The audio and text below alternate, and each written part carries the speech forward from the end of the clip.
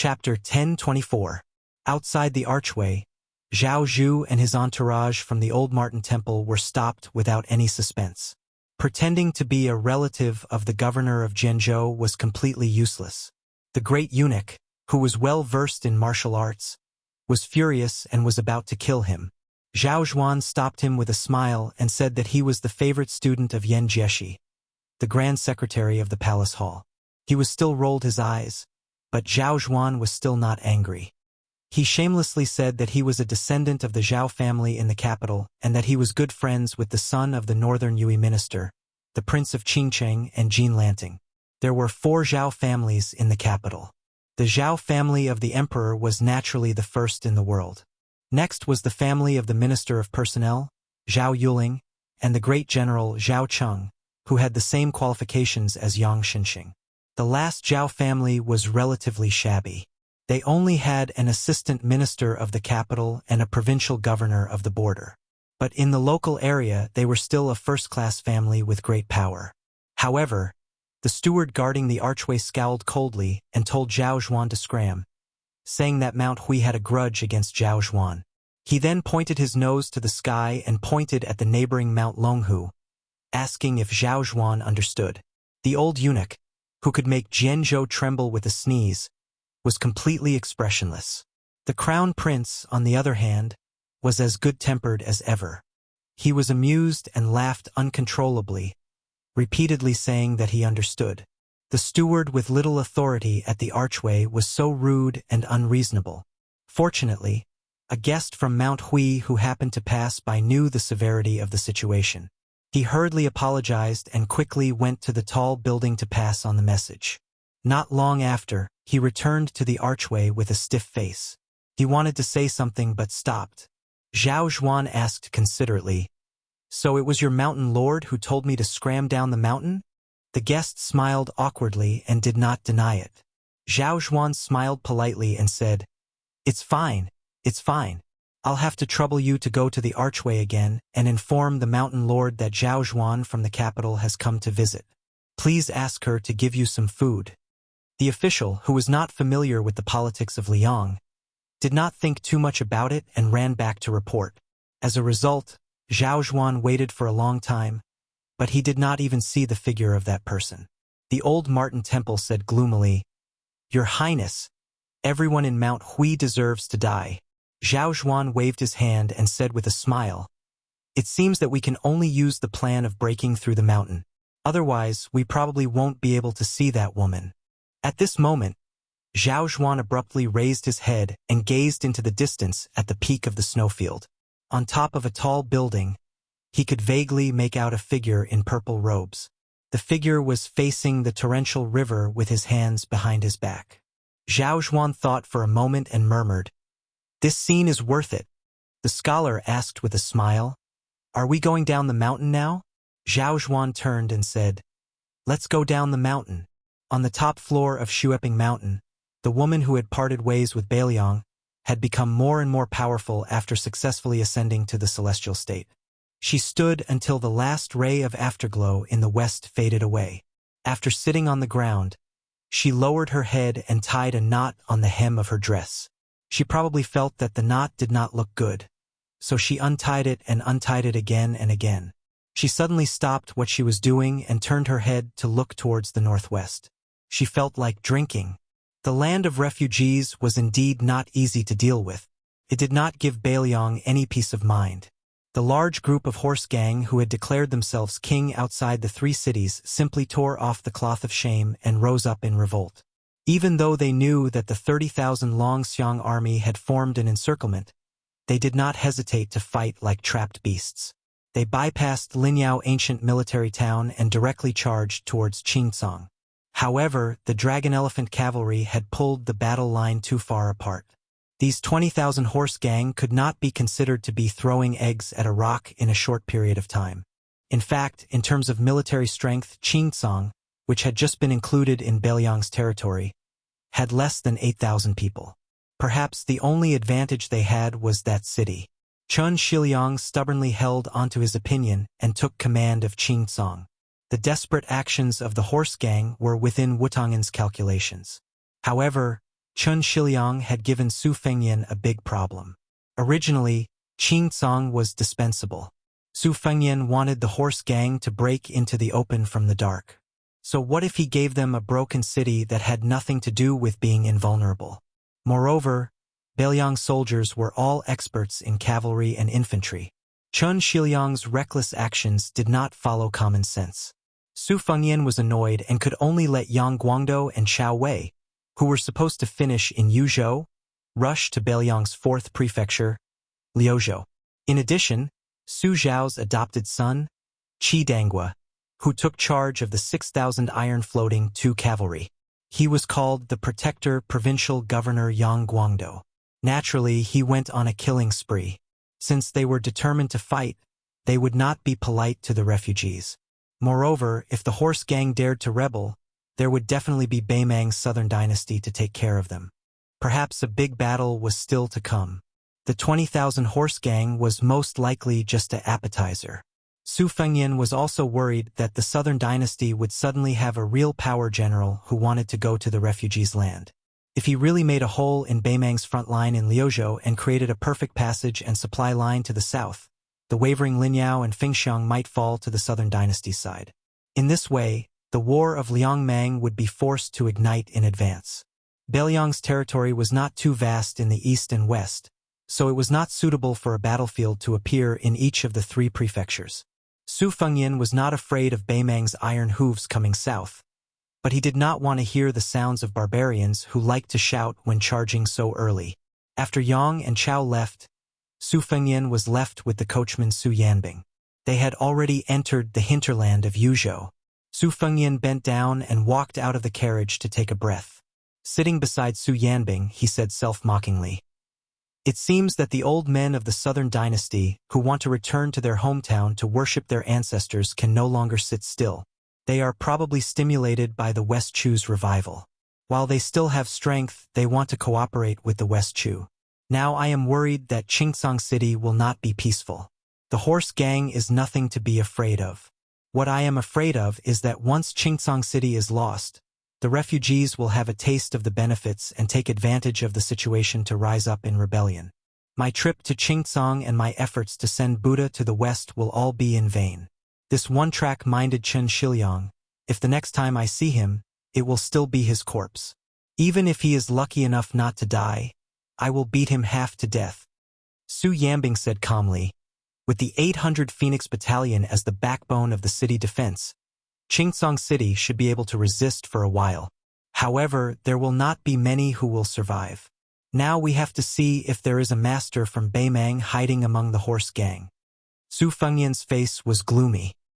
He leaned against the wall of the carriage and said calmly, "Now I will still feel sorry for the losses of the Phoenix Battalion. When the battle really starts in the future, I will probably not even feel sorry for them. In the end, I will be completely numb. The number of people who died will only be a general number reported by the military intelligence." Su Yanbing said calmly, "Isn't it all like this in war? The old soldiers who followed the general to Beiliang have all seen the people around them die one by one. Don't feel sorry for them. I have raised them for 20 years. To put it bluntly, they are like dogs. When it is time to bite, they have to bite with all their strength." Su Fengyan shook his head and said, "After all, they are not dogs." Chapter 10:25. Su Yanbing laughed and said, "Since you're a human, then there's a saying that you should die because you deserve to die, and you should die a worthy death. Right now, the Su family only has you 2 brothers.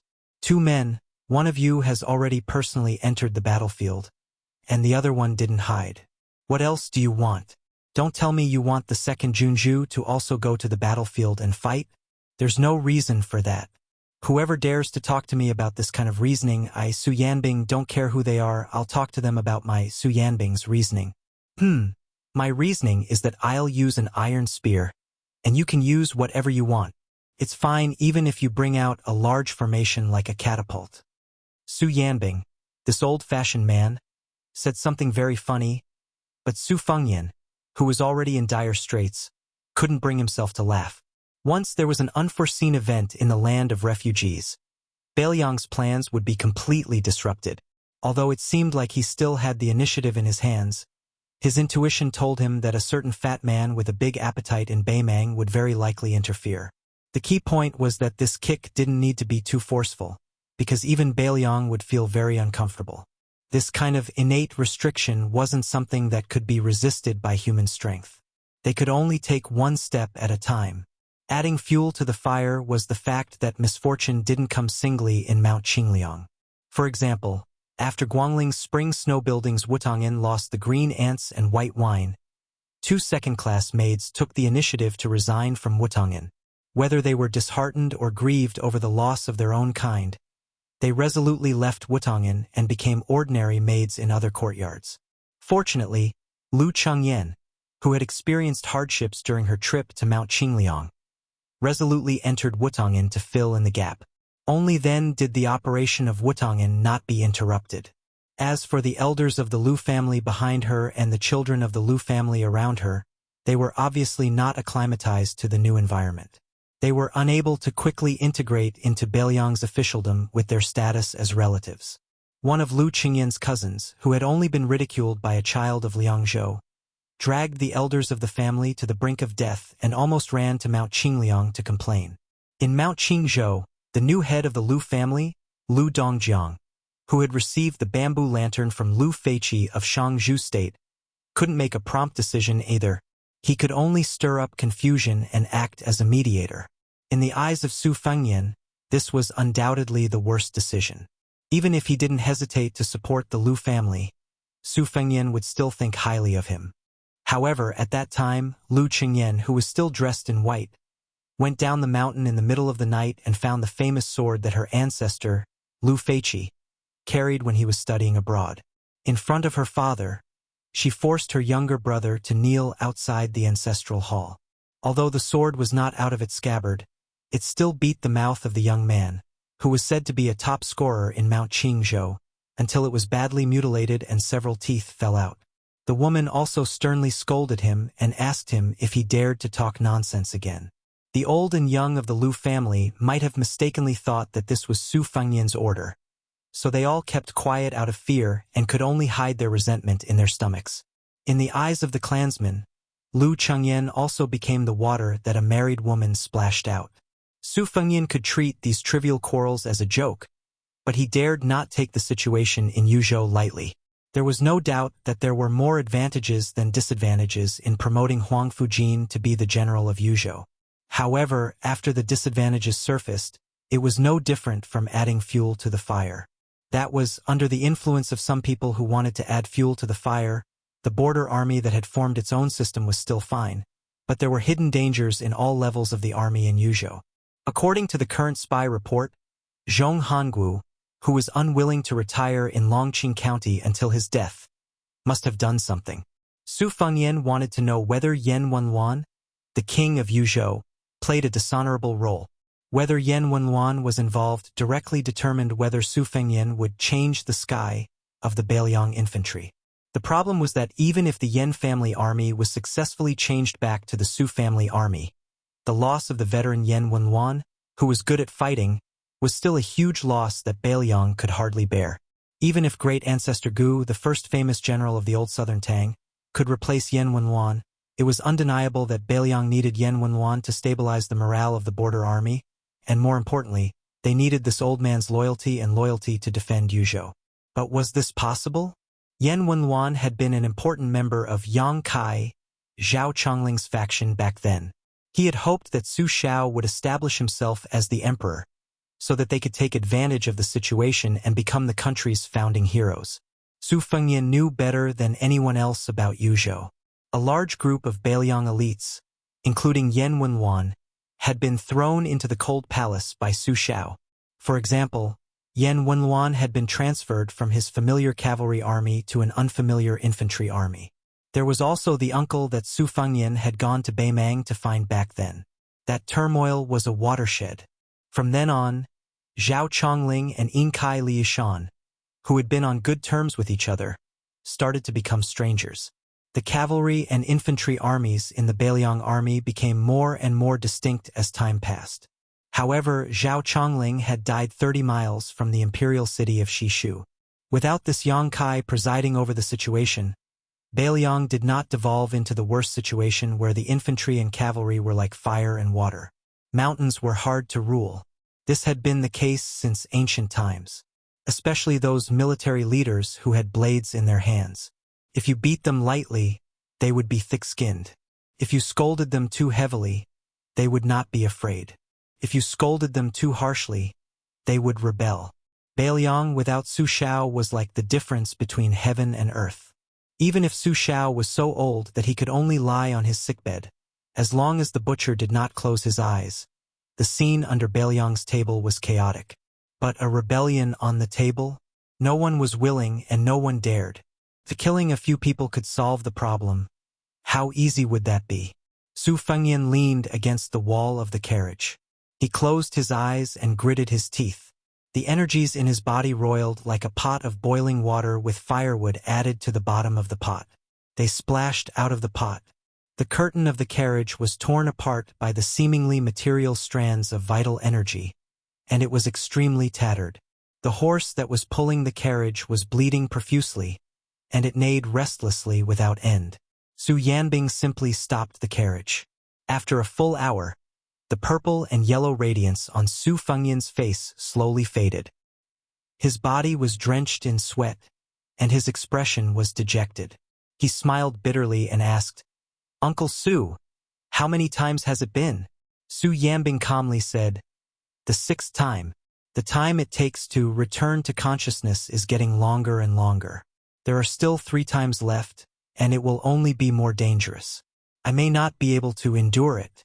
Originally, the hidden problems brought about by this false realm could be ignored. Even if I entered the Shenfinger realm, it wouldn't matter. But after I received Master Lu Hao's Purple Thunder and Yuan Qingshan's steamed buns, it became a great blessing and a curse." Su Fengyan smiled. "I hope I can drag it out until the 9th return to consciousness. At that time, the last pouch that Chun Shiliang accidentally found in the pavilion will have meaning." Su Yanbing nodded and sighed. "This may be the last time Li Yishan and Zhao Chongling will work together to set up a trap." Su Fengyan exhaled a mouthful of turbid air with difficulty. His Qigong deviation was probably unprecedented. It originated from 3 consecutive false realms. Twice, with the help of the nascent soul, he successively entered the mysterious finger celestial phenomenon. After that, he fought with Wang Xianji, and the free and unfettered wandering of heaven and earth happened. Only then did he realize that he had once stepped into the threshold of the astral projection of the land immortal. The pond created by the great yellow court would boil every once in a while. In Su Fengyan's own words, it was soul returning. What he needed to do was to return to consciousness and settle the many strands of energy. Since the great yellow court had 9 tall buildings, Su Fengyan guessed that there would be soul returning and consciousness returning 9 times. Only then would his merit be complete.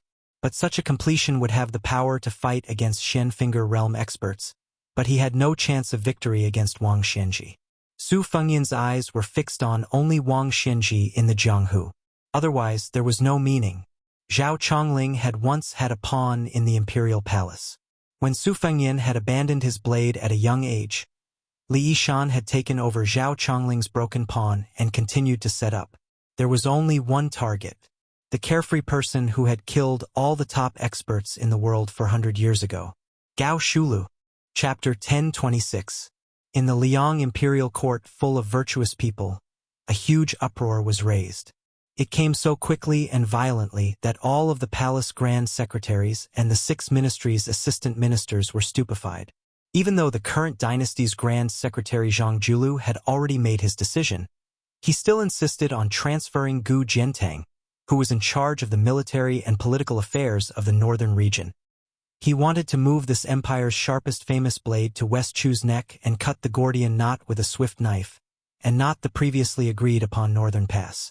If it was only this, no one in the imperial court would dare to raise their voice to question it. These past few years, although Zhang Julu had slackened her control over the 5 ministries outside of the Ministry of War, she had always firmly grasped the channels of remonstrance and opinion in her hands. Therefore, even without the Grand Secretary personally making a move, These imperial censors who followed Zhang Julu's lead would be able to bite anyone to death. Fortunately, Grand Secretary Zhang Julu had never deliberately targeted anyone, but as long as Zhang Julu held this chess piece, even if he never made a move, no one in the imperial court would dare to act unbridled and unbridled. Unfortunately, at the end of the spring of the first year of Xiangfu, even though the channels of remonstrance were in Zhang Julu's hands, even though he had been unmatched in the imperial court for more than 10 years, the Grand Secretary finally welcomed his first defeat. There was no other reason because this time his opponent was Tantanon, as well as the ministers behind Old Master Huan.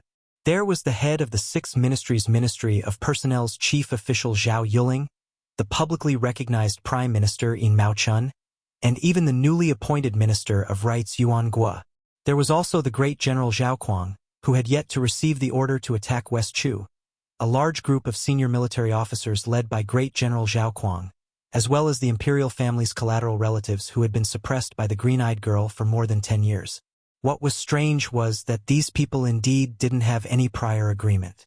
After Huan clearly pointed the spearhead at the Grand Secretary, they sent out memorials one after another, all of them believing that the Northern Gu, Southern Yu strategy was too rash, that a dying West Chu was far from enough to be mentioned on equal terms with Beimang's millions of soldiers. That day's court assembly, the undercurrents surged violently. Other than the Minister of Revenue Wang Xiongui who stood by his teacher's side without any suspense, almost everyone else chose to remain timid and silent, not daring to get involved in this most treacherous battle between immortals since the first year of Eternal Hui. The reason it was almost everyone was because other than Wang Xiongui, there was also Jean Lanting, who had recently been flushed with success, who unexpectedly followed Wang Xiongui and spoke out on Grand Secretary Zhang's behalf. Those who were observant all saw that after the court assembly was withdrawn, Tantanon's gaze didn't stray, directly brushing past the Grand Secretary. Wang Xiongui, who was in a daze, followed behind the Eternal Hui seat master with an indifferent expression. On the contrary, it was Jean Right Chancellor, who had never taken the initiative to get close to the Grand Secretary, who walked with firm footsteps at Zhang Julu's side. Today's fluctuating court situation left the onlookers unable to take in all of it, yet they were also baffled. When the court assembly was withdrawn, they unexpectedly only heard the sound of pearls and jade being struck, not a single word of loud discussion or whispering. This was a strange scene rarely seen in the past 20 years of Liang's court assembly. Zhang Julu slowly walked down the white jade steps. He didn't look at the young Right Chancellor at his side whose brows were tightly furrowed, quietly saying with a laugh, "Jean, third young master, this time I'm afraid you've made the wrong bet." The bearded and ambitious Jean Lanting shook his head and said, "Junior didn't make a risky bet, purposely becoming the enemy of the entire court's civil and military officials, borrowing this opportunity to curry favor with Grand Secretary Sir. It's just that a real man has to do something, that's all." Zhang Julu smiled, slowed down his footsteps, and went straight to the point. "At first, I had the intention of pulling you into Zhonglu, and then you could help me control the flow of that flowery speech. But later on, since His Majesty had a whole new level of respect for you as a subject, I also didn't want to seize the monarch's beauty. Unwilling but not impossible. Even the walls have ears, not to mention that they hadn't left the palace city yet. Not far from the two of them, there was no lack of civil and military officials who were walking slowly." Zhang Julu said indifferently, "Looking at the history of the struggle between gentlemen and villains, most of the courtiers who had the reputation of being gentlemen lost miserably when they were alive. At most, after they died, they would be conferred a posthumous title by the next monarch. To the country and the people, they didn't benefit at all.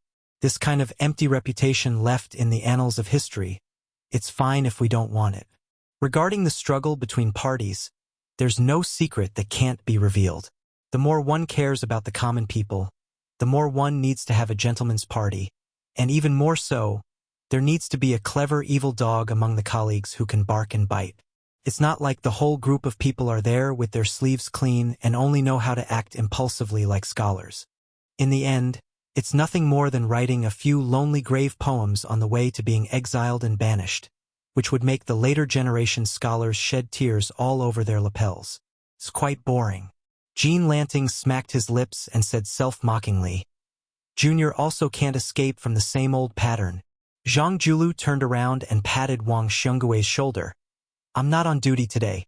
You go sit at Zhang Lu's place. If a colleague asks, just say you don't know.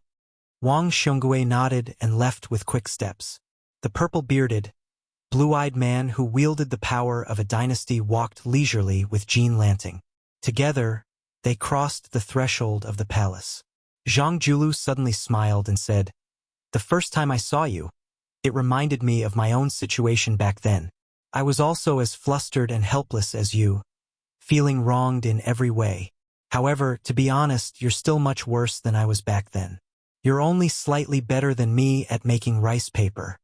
Jean Lanting smiled knowingly. To be able to make the Grand Secretary willingly admit defeat and pay with his mouth, that's enough. Jean Lanting wanted to say something but hesitated. Zhang Julu said indifferently, "Are you wondering why that old fellow fought with his own family?" Even though Jean Lanting was a favored official of the Son of Heaven and a favorite by the Crown Prince's side, his future was destined to be bright. This Right Chancellor didn't dare to say half a word. He didn't even dare to make wild guesses. Zhang Julu said, "Huan Wen and I both have a scale in our hearts. Neither of us has ever looked down on the restoration of West Chu. It's just that the weight of both ends of the scale has always been different these past few years. I value West Chu more than Beimang, while he values Beimang more than West Chu. He has his own plans and foresight. He insists on using Beiliang to exhaust Beimang's national strength. He's afraid that once Gu Jiantang goes south, Beimang, who has already decided to first swallow Beiliang and then attack Liang, will change course and mistakenly believe that there's an opportunity to exploit. When the time comes, from Northern Pass all the way to this great peace city beneath our feet, smoke will be everywhere." Zhang Julu pointed to the south. "Not only does the old fellow see the north, other than the stubborn Beiliang, Tantanon also sees the seemingly indecisive Yen Imperial Dao, as well as those fallen spring and autumn kingdoms that can't withstand the spring wind. His apprehensions are naturally understandable. I'm afraid that West Chu will become a quagmire and lead to the revival of the fallen spring and autumn kingdoms. He's afraid that Beimang will go south from the east and cause the entire world to become a quagmire. Between him and I, it was a real gamble. Even if you stand at the center of the dynasty, you won't be able to see these things. This is because in the imperial court, everyone has their own plans. Martial artists want to be conferred the title of Marquis and General, while scholars want to be worshipped at St. Zhang's temple after death. The reason I'm telling you these complaints is because you, Jean Lanting, are rarely muddle-headed and interesting. After all, it's not strange to be scolded by Old Man Huan, but it's rare to be beaten." Jean Lanting subconsciously touched the cheek that Tantanon had slapped. As if it was scalding, he quickly withdrew his hand.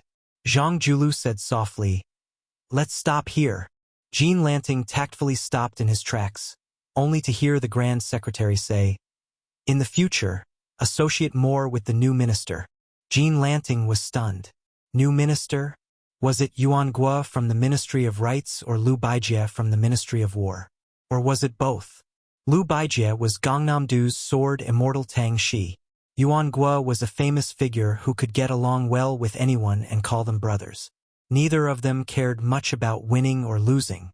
They looked down on many things that others considered precious. In the imperial court, both of them had excellent reputations. They didn't make any enemies and didn't belong to any obvious factions. They were both once honored guests of Tantanon and had also been scolded by Tantanon. They'd met the emperor, entered the two huts, and endured Huan when scolding.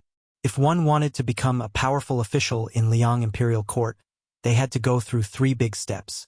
These two ministers had obviously gone through them. The two returned to the Zhao family's hero's urn, outside the palace. Lu Baijie didn't immediately return to the unusually busy Ministry of War. Instead, she followed Yuan Guo to the Ministry of Rights, which had a very different atmosphere from the Ministry of War. In the yamen of the Ministry of Rights, where scholars and celebrities gathered, she even dared to tease her superior, the minister. This was because when Yuan Guo, this old wine bug, took the initiative to bring a large chest, not containing books, but more than 20 bottles of Jianan spring wine that the emperor had bestowed upon him. As a result, the emperor, who had graced the Ministry of Right's official residence with his presence, bumped into him. Afterwards, the emperor took the initiative and began to share the wine with the officials. The emperor and the officials sat casually, slightly drunk and enjoying themselves. They didn't forget to rub salt into the wounds of the grief-stricken minister Yuan. The emperor laughed and said, "I took the initiative to help you build a relationship with the officials, so don't thank me. Remember to go back and get your salary, buy a few bottles of good wine and send it to the palace." Now, everyone in the Ministry of Rights began to count on their fingers when they would receive their salary. They even jokingly asked the minister if he needed them to help gather some money. Today, when they saw the Minister of War, if it was General Gu Jiantang, they would naturally feel their scalps go numb. If it was Chun Jibao, they would retreat. However, since it was the elegant Tang Shi Sword Immortal, they all smiled and invited Minister Yuan to sit for a while. In any case, as long as the Ministry of Rights didn't have important festivals or ceremonies, it was the Yamen that passed the most leisurely and carefree of the 6 ministries. Besides, to have a minister like Yuan Gua, who treated himself and others with generosity, it was truly everyone's blessing. It was precisely because Yuan Gua had entered the Ministry of Rights that in the past, many officials of the 5 ministries who looked askance at the Ministry of Rights, whether they came to visit or went to the Ministry of Rights to ask for help, were more polite to the other party. In any case, for the famous people of the Ministry of Rights, this small amount of face was enough. Chapter 1027. The Ministry of Rights Yamen that cared so much about face took up a lot of space, so Yuan Gua naturally had his own private room. When he got close to the door, Minister Yuan chuckled and rushed into the room. He bent down to pick up a book, and only then did he clear a path. He placed it on a chair that was already on the verge of falling over. It swayed but didn't fall over. It was clear that practice made perfect. The study in Yuan Gua's mansion was probably as messy as this. Yuan Gua moved the books on the chair with great difficulty. Lu Baijie waved his hand and smiled. "I'm not sitting. There's only one chair. If I sit here, wouldn't it be like a dove taking over a magpie's nest? Minister Yuan, you're not afraid of being laughed at, but I'm afraid people will say that the Ministry of War is suppressing the Ministry of Rights." Yuan Gua laughed. "It's not like the Ministry of War has been suppressing the Ministry of Rights for just a day or two. Sir Lu, don't take advantage of it." Lu Baijie said straightforwardly, "Don't give me that. In the past, the Ministry of War treated the other 5 ministries equally and bullied them all. In any case, they didn't worry about scarcity but about inequality. So we still don't know who's the one taking advantage." Yuan Gua touched his slightly red nose. "I didn't care in the past, but in the future, if the Ministry of War dares to come to the Ministry of Rights to scare people, I'll go to the Ministry of War and curse people in the streets."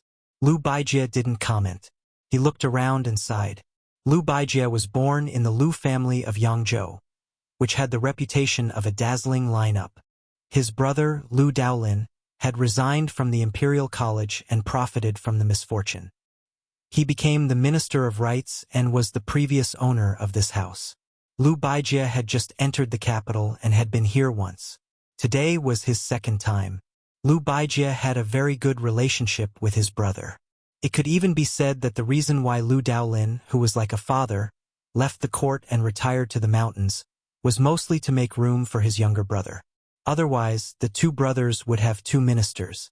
Not only would the aristocratic families in Yangzhou be anxious, but there would also be criticism in the capital. When Lu Baijie was still in the wilderness, he lived in the Garden of Retreat for a long time. Lu Daolin had retreated twice in succession, so he had a lot of feelings for his younger brother that could only be understood, but could not be described in words. This was the knowledge that the sages rarely imparted. Yuan Gua slapped his head and pretended to be angry. "Well done, Sword Immortal Tongxi. So the reason why you took over my place was because you were scolding me for stealing Mr. Lu's house?" Lu Baijie didn't refute. She smiled and asked, "Where did you hide the wine?" Yuan Gua glared at him. "It's long gone." Lu Baijie said with a playful smile, "Do you think my reputation as Sword Immortal Tongxi is just a bluff? Even if I don't practice the sword anymore, how can I not smell the aroma of this wine?" Yuan Gua spread his hands. "There's really nothing left. Lu Baijie walked to the corner of the room, opened a pile of books, picked up a pot of wine, and shook it. Yuan Gua let out a dry laugh and hurriedly took out 2 wine cups hidden under the desk. He wiped them with his sleeve and gave each of them a cup, afraid that sword immortal Tongshi would steal the wine. "I'm not worried that the wine will cause trouble," he muttered. "If Lord Lu's important military affairs are delayed, I won't be able to bear the consequences.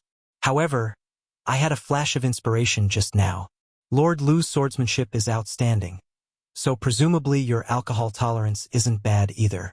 Drinking a cup or 2 shouldn't be a problem. Come, let's drink a little, just drink a little." Lu Baijie straightforwardly sat down on the floor. Yuan Gua placed a stack of books under his butt. The former drained the wine in her cup in one gulp, while the latter narrowed his eyes and drank slowly. Lu Baijie smiled and said, "Let's have a little drunken chat?" Yuan Gua glanced at the door. Perhaps he remembered that Minister Lu was an outstanding martial arts expert, so he withdrew his gaze and nodded. "What's going on? On my way here I understood some things, but there are still some things I don't understand. You and I got up and forgot, and didn't spread drunken chatter?"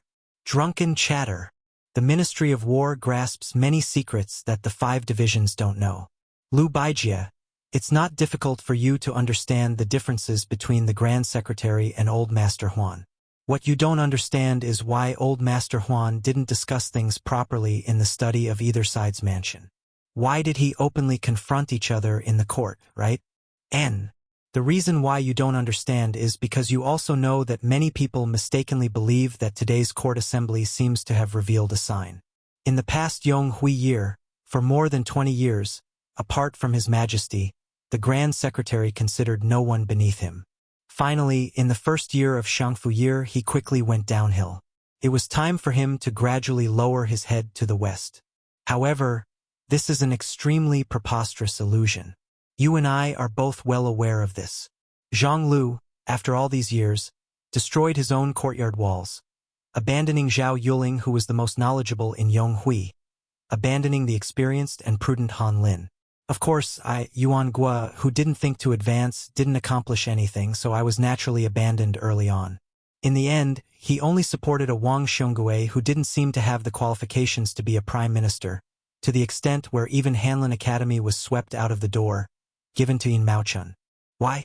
What was the Grand Secretary thinking? It was extremely simple. In Liang Imperial Court, Grand Secretary Zhang never felt that there was anyone who was his political enemy. As long as he stood in the court, there was a saying that went, "When spring comes, if I don't open my mouth first, which bug dares to make a sound?" In the past 20 years, there has only been one person who could make a sound. In the future, if this person dies first and then Grand Secretary Zhang dies later, then there won't be a single person left. I understand. The room entered a state of silence. Yuan Gua's eyes were hazy with tears. He directly picked up the wine pot and poured a mouthful of wine, asking, "Do you truly understand?" Yuan Gua answered his own question. "You don't understand." Lu Baijie released a sigh. Without saying anything, she got up and left, helping close the door. Sitting alone in the room, Yuan Gua cried and laughed. The Minister of Justice, who didn't drink much, actually seemed to have forgotten himself after getting drunk. What you don't understand is that Yuan Gua's benevolent teacher, our Grand Secretary, once West Chu's war is defeated, the Grand Secretary whose vision is like a torch will win face, but completely lose the court. Even His Majesty the Emperor, who is known for his magnanimity, will no longer tolerate him.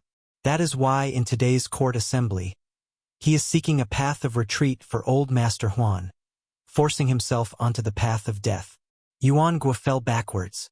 The Minister of Rights, who cherished wine like his own life, threw away the wine pot, sobbing uncontrollably. Us scholars don't fear death, but benevolent teacher, why do you have to die in such a miserable manner?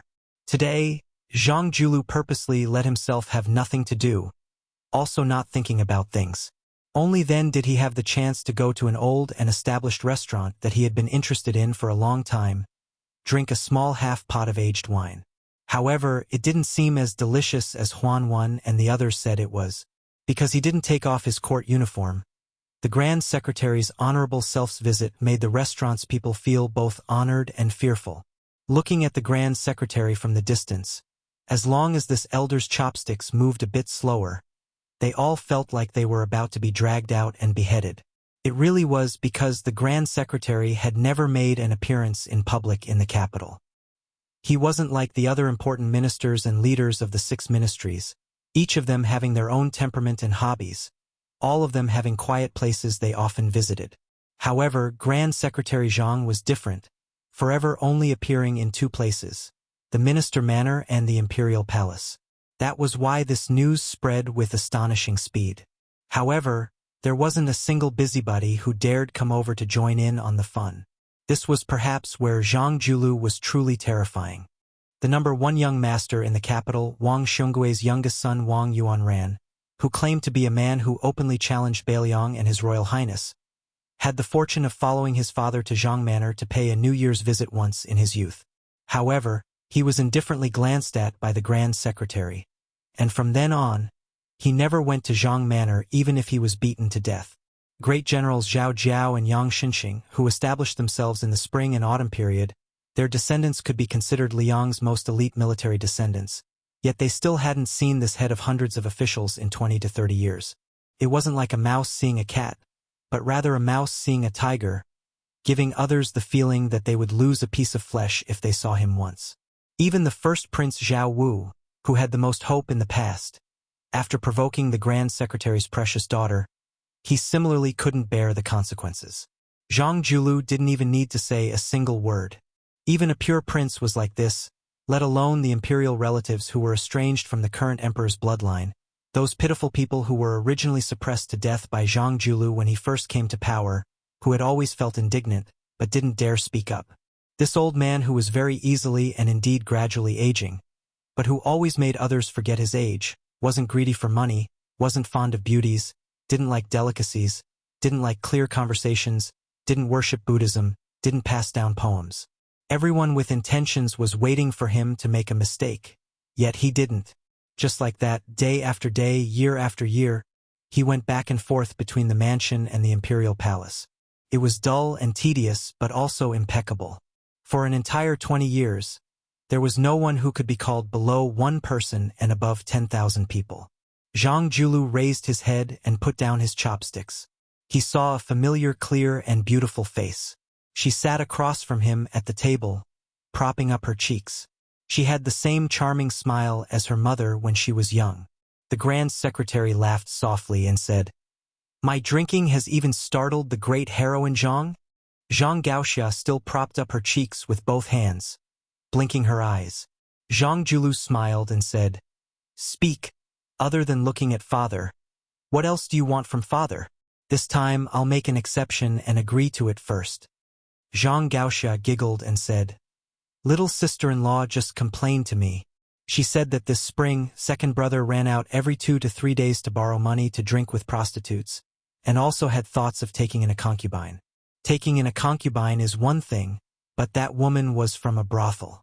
Little sister-in-law couldn't persuade the stubborn third brother, so she could only pull me into her camp. I secretly went to see that woman. It didn't matter if she was from a brothel or not, but she was really fickle. Father, aren't you afraid of bringing shame to the family?" Zhang Julu frowned. Zhang Gaoxia raised her voice and said, "Father, you promised your daughter." Zhang Julu's brows relaxed and he nodded. Zhang Gaoxia, who originally didn't have any expectations, widened her eyes. However, something even more inconceivable was yet to come. Outside, it was the Grand Secretary, and at home, it was the Grand Secretary's father. He actually said, "Go take a look at your third brother's mansion." Chapter 10:28. Zhang Gaoxia was overjoyed. It had to be known that the father of the 4 siblings was not like a father at all. Other than her, the daughter, the other 3 brothers had all established their own families. When they married and had children, Zhang Julu never showed up.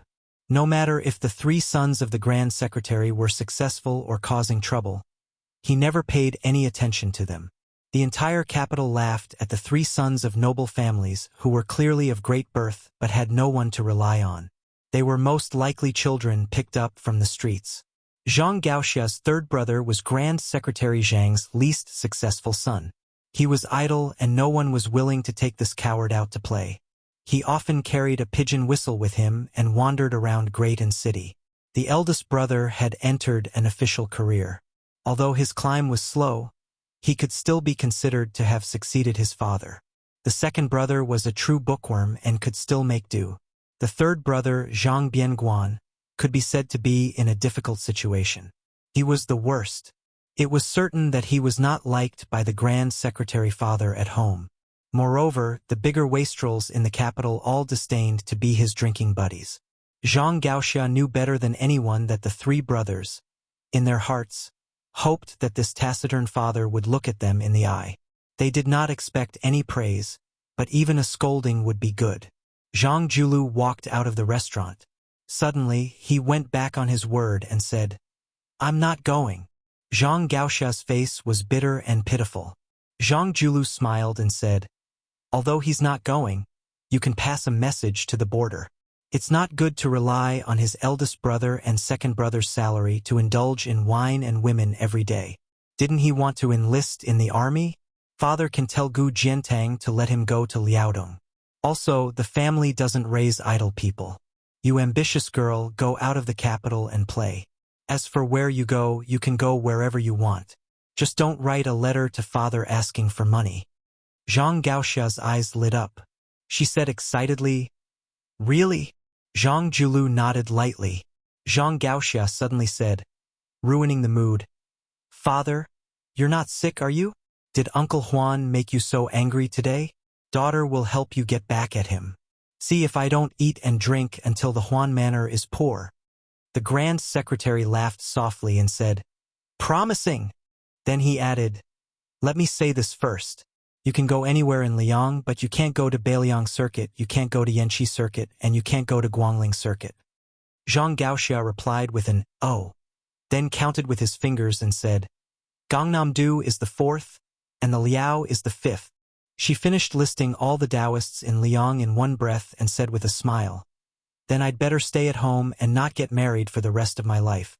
I can't go anywhere anyway." Zhang Julu angrily took the reins from the restaurant's manager, who was treading on thin ice, and handed it to his daughter. He smiled and said, "Don't be so glib with your father. Quickly go and tell your sister-in-law the good news." Zhang Gaoxia made a face and mounted his horse, galloping away in a cloud of dust. Zhang Julu stood in the same place. How could the manager dare to argue with the Grand Secretary for forgetting to pay the bill? Besides, when the Grand Secretary was here, no one dared to court death.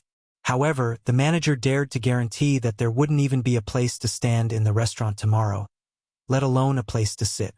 The manager had already quietly turned around but was stopped by the Grand Secretary. The manager's face stiffened as he turned around, not knowing what to do. Zhang Julu smiled and said, "Manager, I ate and drank your wine for free. Please don't mind." The manager shook his head vigorously and refused to say a word even if he was beaten to death.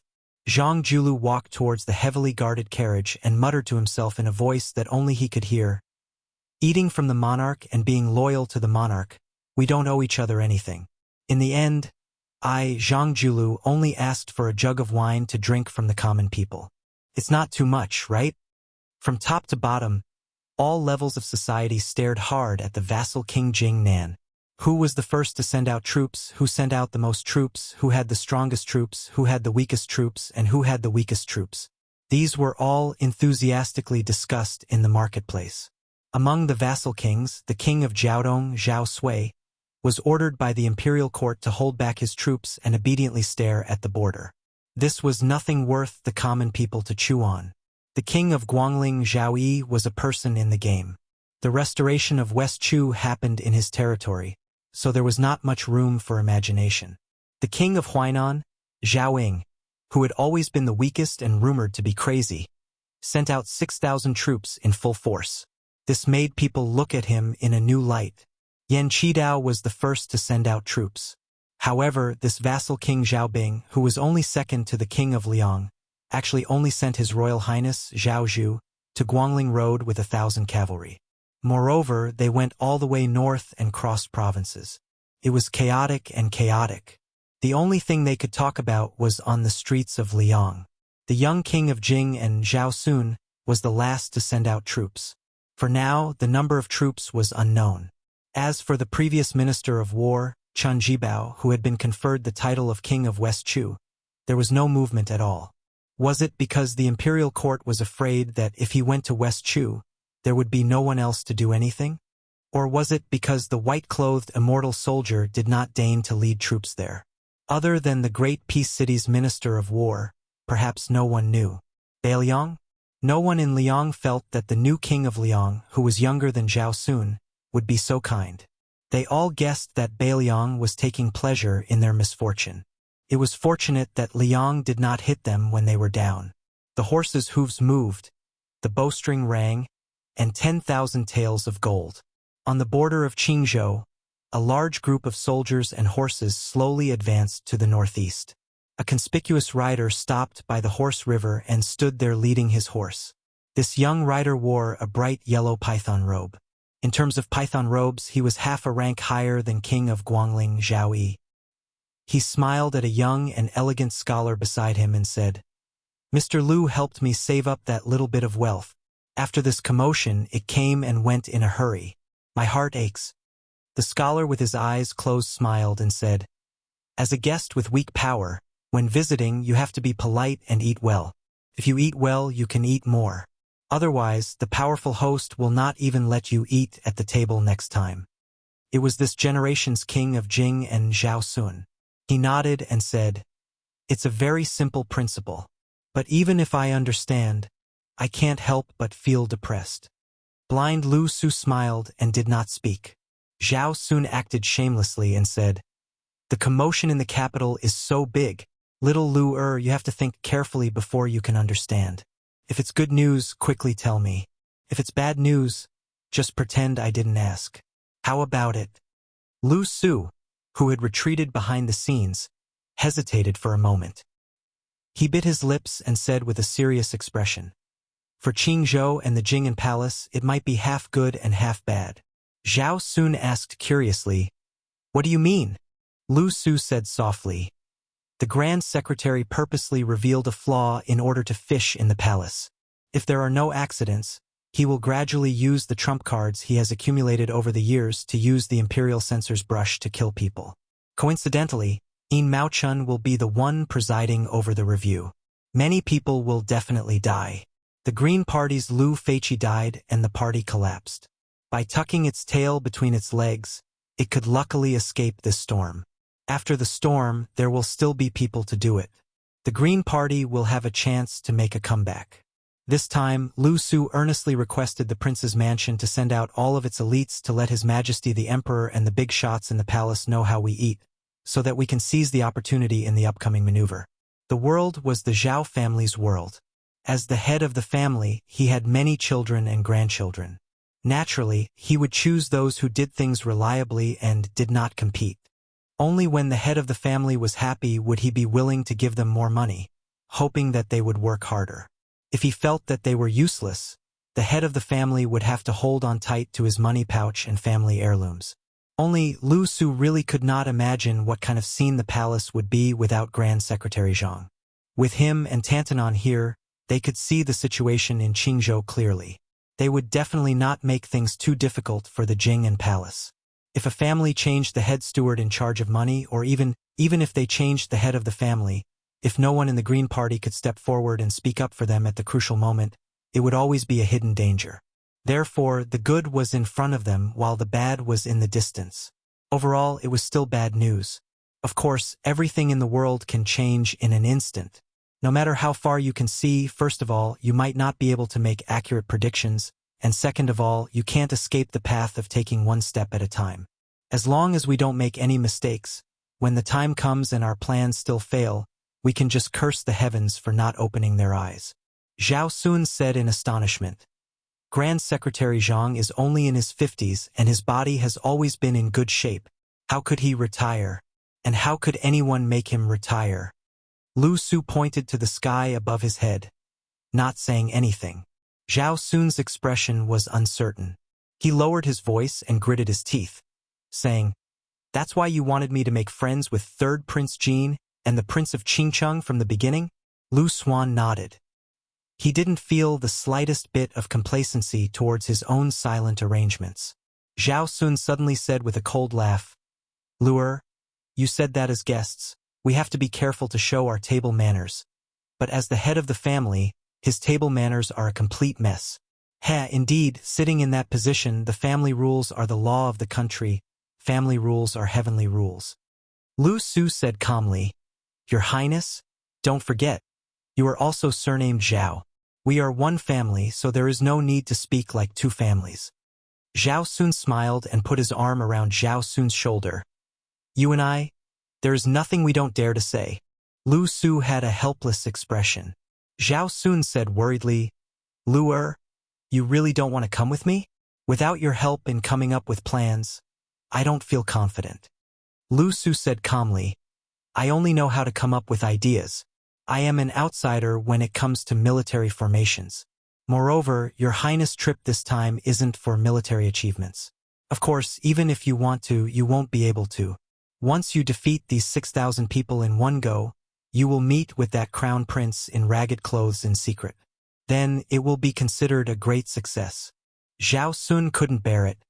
Can't you just leave 2,000 or 3,000 soldiers behind? Can't you just leave 1,000 behind secretly? Lu Xuan's face was expressionless. He turned his head and looked at this king of Jing, and who he had always called his highness. Zhao Sun hurriedly raised his hands. I will listen to you, okay? Seeing that this Mr. Lu didn't move, Zhao Sun reluctantly whispered, I am really leaving? Lu Su stretched out a hand and signaled him to get on the horse. Zhao Sun got on the horse. Lu Su hesitated for a moment, then looked up and said, Remember, there are only 2 things for this trip. First, try to win more trust from Zhao Zhuan. Second, use the 6,000 lives to win the hearts of the people. Zhao Sun lowered his head to look at this blind strategist who was doing his best for the Prince of Jing'an's estate. He gave a heavy N and urged his horse to leave. The young king had a heroic spirit in his heart that said, I also have Yuan Bunshi by my side. Chapter 1029. A large and imposing caravan slowly headed south. The size of the caravan far exceeded that of the newly appointed Ding Great General Lu Shengxiang. Among the 200 or so people, 80 of them wore fine golden sabers. The remaining 100 or so cavalrymen wore black robes and carried different weapons. However, without exception, each of them had an eye-catching copper-embroidered fish pouch hanging from their waists. The number of carp tails embroidered on the copper pouch also varied. Some had 7 tails while some had 4 or 5 tails. This meant that they were Jianghu warriors who had performed meritorious deeds for the imperial court of Liang. They were no longer considered to be in the wilderness, but had the official status of an official. With this bag, they could enter the passes and cities without the need for an identity card. The Jianghu martial artists of Liang were all proud to have a copper-embroidered fish pouch. Lu Hao's pouch was embroidered with 8 golden fish. It was just that the celestial state master didn't carry it with him. In this trip, there were 3 people with 7 carp pouches that symbolized level 1 masters. There were 14 people with 6 carp pouches that symbolized level 2 masters. Dragon Tiger Mountain, Wu Family's Sword Tomb, Dongyue Sword Pool, and all the top sects had sent their trusted subordinates. Most of them were Jianghu martial artists who had been working hard for the Ministry of Justice. They helped the imperial court to gather information and hunt down bandits. The imperial court gave them a talisman to help them in Jianghu. 200 cavalrymen escorted only 1 carriage. This luxurious carriage, which showed the grandeur of the imperial family, was pulled by 4 Fergana horses. Around the carriage there were more than 20 eunuchs. First-class experts with 6 or 7 tails embroidered on their copper-yellow fish bags were mixed in. Each of them performed their own duties in an orderly manner. They went all the way south and didn't stop after passing through the city. They only camped in the wild. Along the way, they had to send 1,000 to 3,000 light cavalry to escort them for hundreds of miles. The distance between them was always 1 mile. During this period, there were some soldiers who broke the rules and came closer half a mile. They probably wanted to curry favor, but they made a fool of themselves and the commanding officer was stripped of his armor on the same day. For more than half a year, even the Jin Wu elite cavalry and those copper and yellow fishbag experts had not seen the curtain of the carriage completely pulled up even once. There was a special eunuch in charge of the delivery of food and drink. Every time, he would kneel in front of the curtain and speak in a low voice. Afterwards, a hand would lift up a corner of the curtain and take the food box. Next time, the new box would be replaced with the old box, and so on. At first, some people guessed that the person sitting inside was Lu Hao, who was said to be separated from the immortals on Earth. But later, they found out that there were eunuchs who needed to clean the toilet. Most of them were told that they had to go to the capital at the last minute. They didn't know what to do, and after meeting with Zhao's spy, they had to leave immediately. They didn't even have time to inform their elders, parents, their families, and their children. And so they took of it. Of course, of the crown of the imperial court. Of Wang. Otherwise, what kind of person or object in the world would be worth the trouble of these top-class masters who were equal to half of the forces in Jianghu? The reality of the carriage was unexpected. There were only two people. An old eunuch leaned against the wall of the carriage and dozed off. His bright red robe showed that his identity was not ordinary. His real name had long been lost in the passage of time. He was a remnant of Dongyue. When he entered the Dongyue palace, he was like most eunuchs. He took a senior eunuch as his adoptive father and was given a name by his master, who had a higher status than his biological father. Only then did he truly enter the door. It must be known that in the chaotic times of the spring and autumn period, there were countless pitiful people who cut off their descendants' roots. They never thought that they wouldn't be able to become eunuchs. This old eunuch, who was now worthy of the title of Diao Temple, was called Zhao Saiku. He was already in his 40s when he arrived in Graydon City. His second master worked in the Imperial Horse Directorate in Graydon City's Imperial Palace, but he also didn't become a eunuch. Zhao Saiku, on the other hand, was the most inconspicuous of his disciples. He slowly climbed up the ranks. He had been in charge of the Treasures Directorate and the Directorate of Ribbon Insignia, and served 2 emperors of Liang. He was watertight. After so many years, he didn't make a single mistake. Even Han Shengxian was not stingy with his smile when he saw this colleague. Zhao Saiku was indeed one of the few eunuchs who didn't need to avoid the Diao Temple.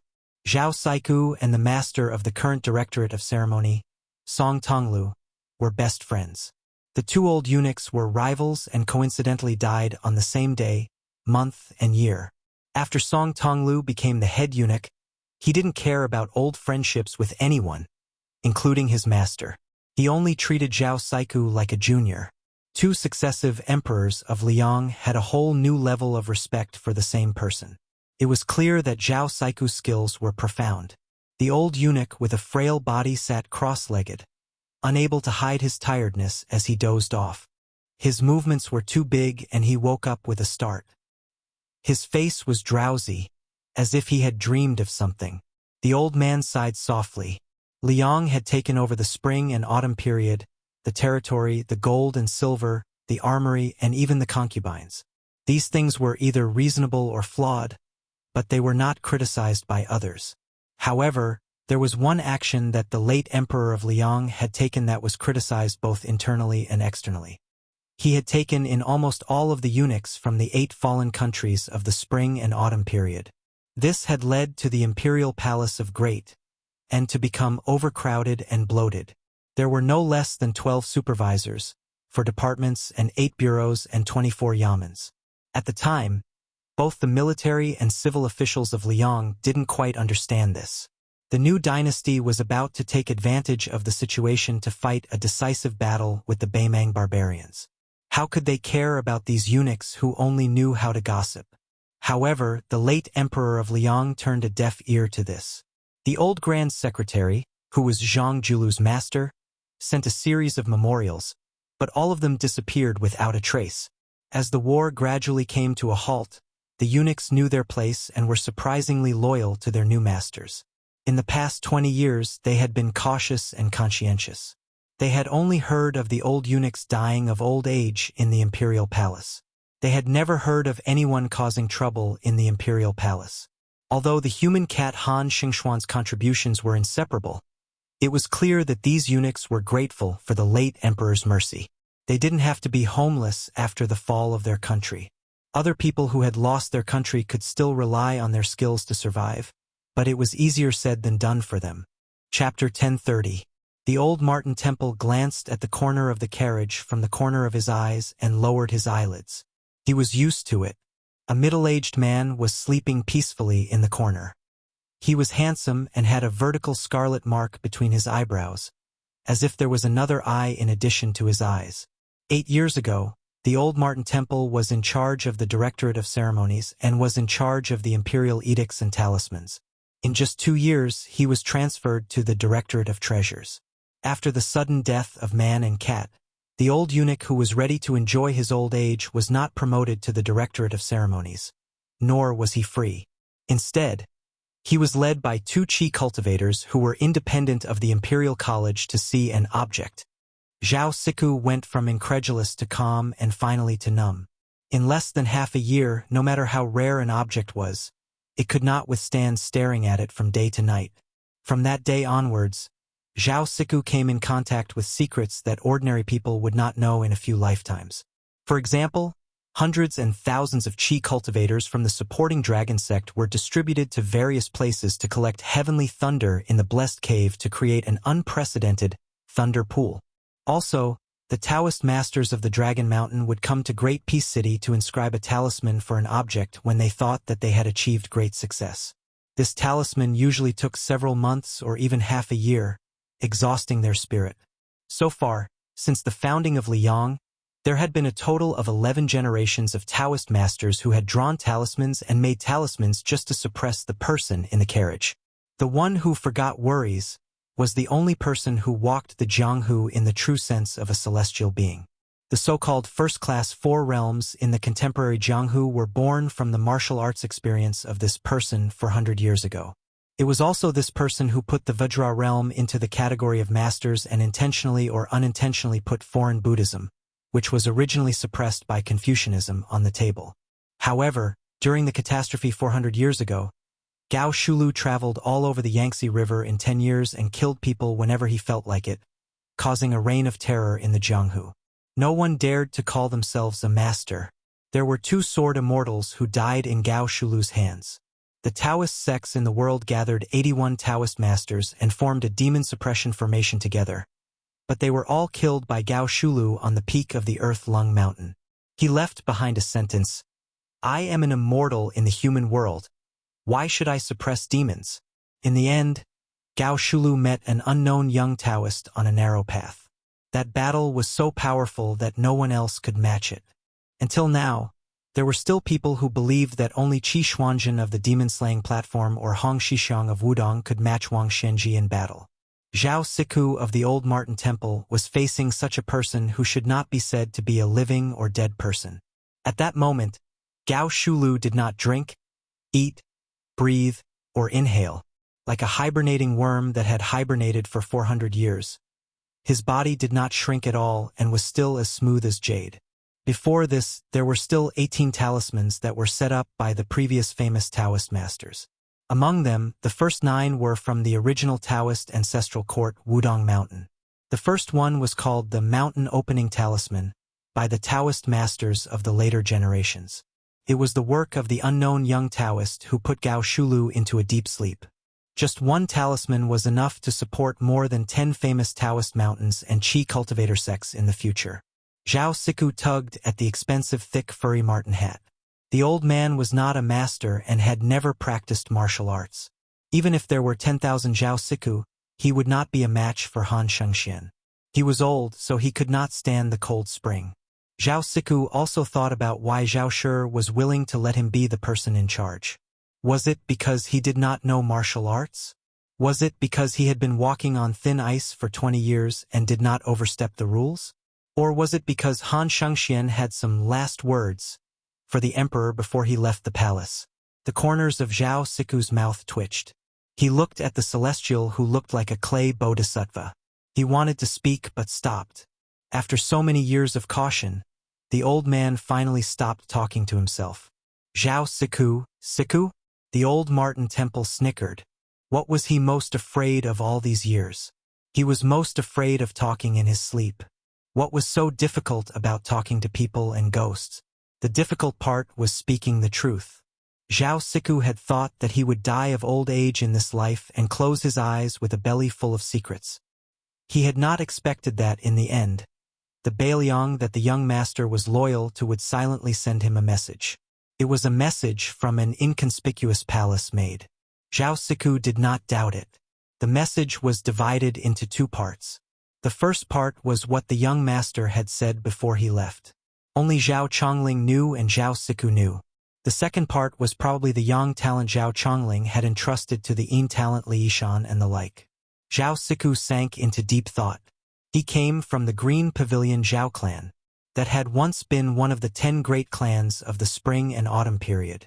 But he did not know why Zhao Chongling, as the eldest grandson of the first wife, did not inherit the family business and instead joined the Su family.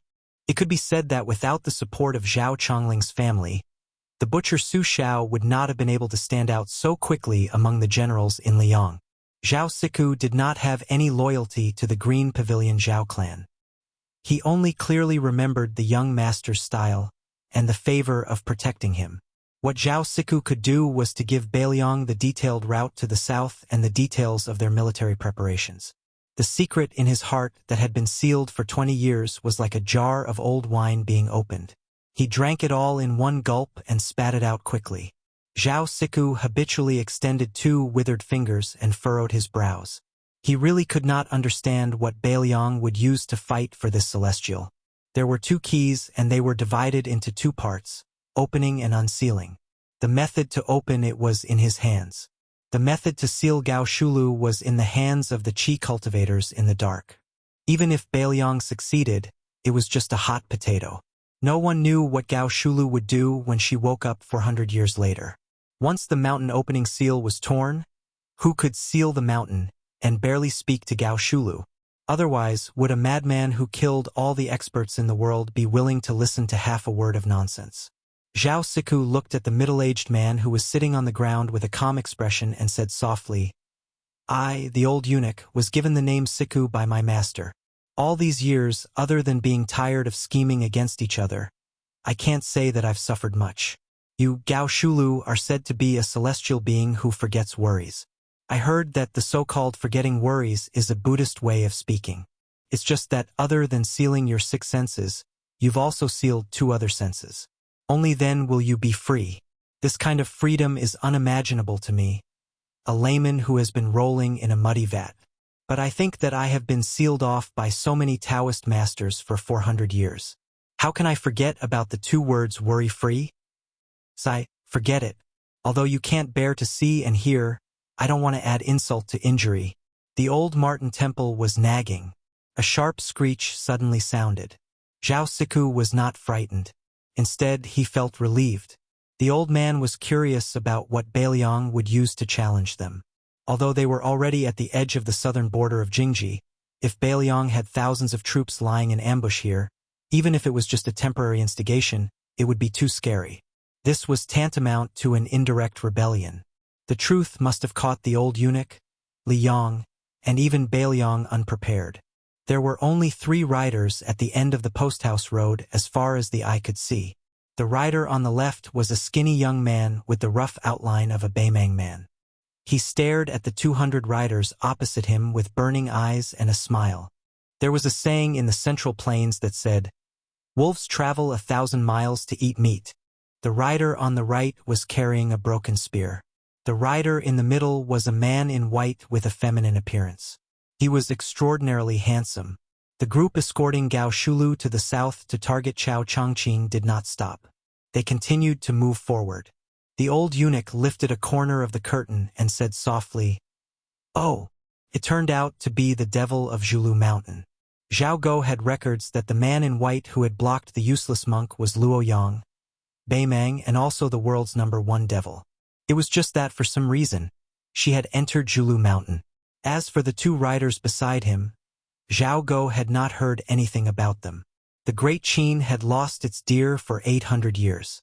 The old eunuch with his back to Gao Shulu naturally did not notice that the man behind him who had sealed off the mountain seemed to open his eyes slightly. Chapter 1031. 3 riders against 200 riders. Moreover, behind the 200 riders were 2,000 elite riders from the military town of Defenku, as well as a group of Qi cultivators from the northern lands who were hiding in the dark. Therefore, in the eyes of Zhong Guqing, who was near the carriage, this was called courting death. To put it bluntly, this was throwing an egg at a rock. Zhong Guqing had always been a nameless Jianghu expert. Even though he was a first-grade finger xian expert, he did not have much reputation in the Jianghu world. He did not even have a thunderous nickname. When his acquaintances saw him, they would only call him Old Zhong, and the officials would only respectfully call him Lord Zhong.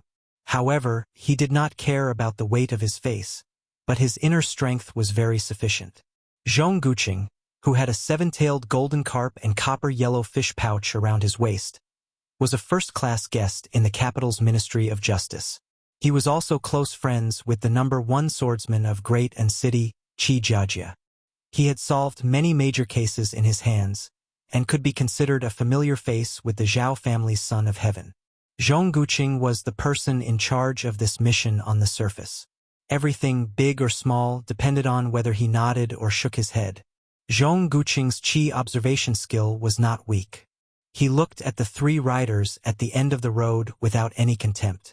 However, he was wary, but this did not mean that Zhong Guqing had a guilty conscience. In his view, in the entire Liang Jianghu, as long as it was not Old Monster Wang of Martial Emperor City, Dong Tai of the Peach Blossom Sword God, or Chao Chongqing in front of him, other than these 3 people, if it was anyone else, even if it was one of the top 10 people in the new martial arts evaluation, they would not be able to stop his horse's hooves heading south. This was not arrogance, but great confidence. It was the confidence that Great Peace City and Zhao Shi had given Zhong Guqing. However, Zhong Guqing never imagined that the 3 riders he was about to confront at this moment would have such a shocking background. Because these 3 people were indeed not any of the Liang masters in the top 10 of the Wushu evaluation, not Old Monster Wang who was in charge of the East Sea, not Dong Tai who was searching for immortals, not Chao Chongqing who was busy reviving West Chu, not General Gu Jiantang who was the #1 saber user in the world, and definitely not the dead cat Han Diaosi. But last year, 3 Beimang guests came to Mount Zhulu, which was close to Shangyin Academy.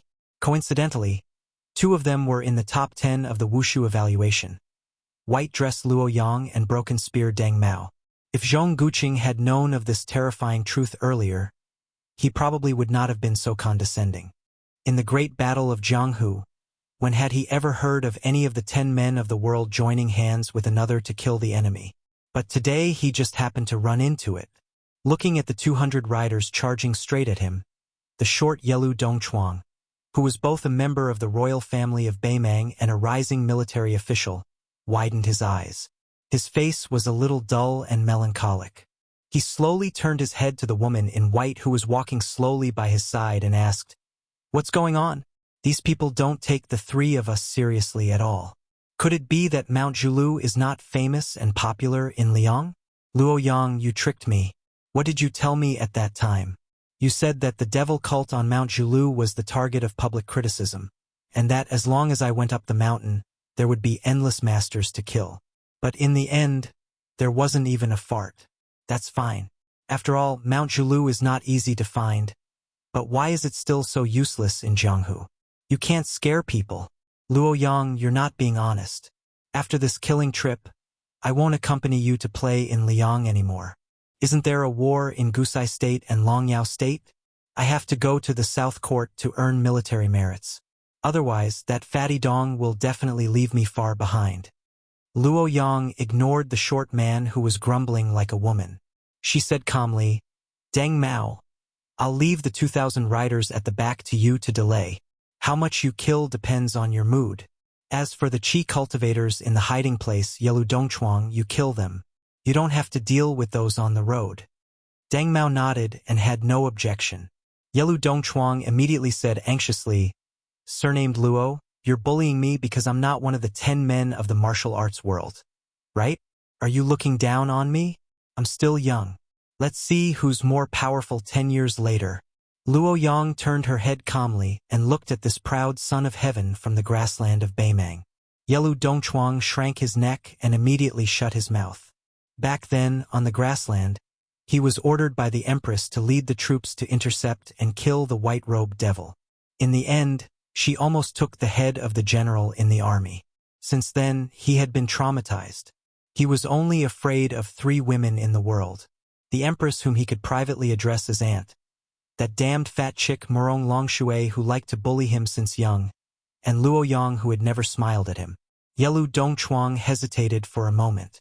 In the end, he still did not have the guts to challenge Luo Yang.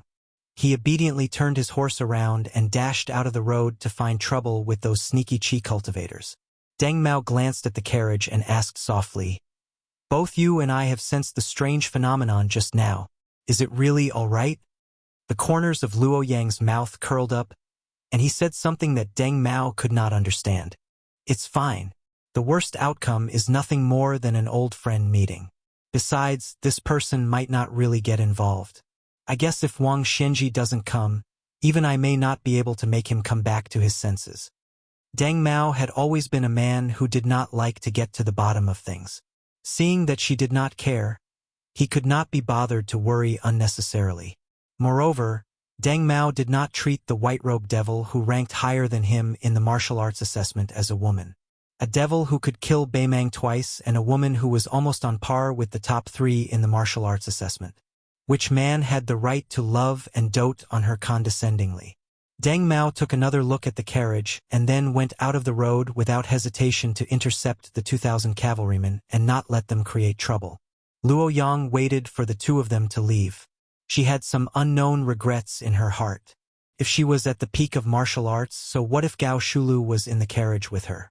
At that time, she had returned the cultivation that she had painstakingly accumulated for 800 years to that person. Although he had returned it to her after the battle with Wang Xianji, in the process, he had lost 20% of his cultivation.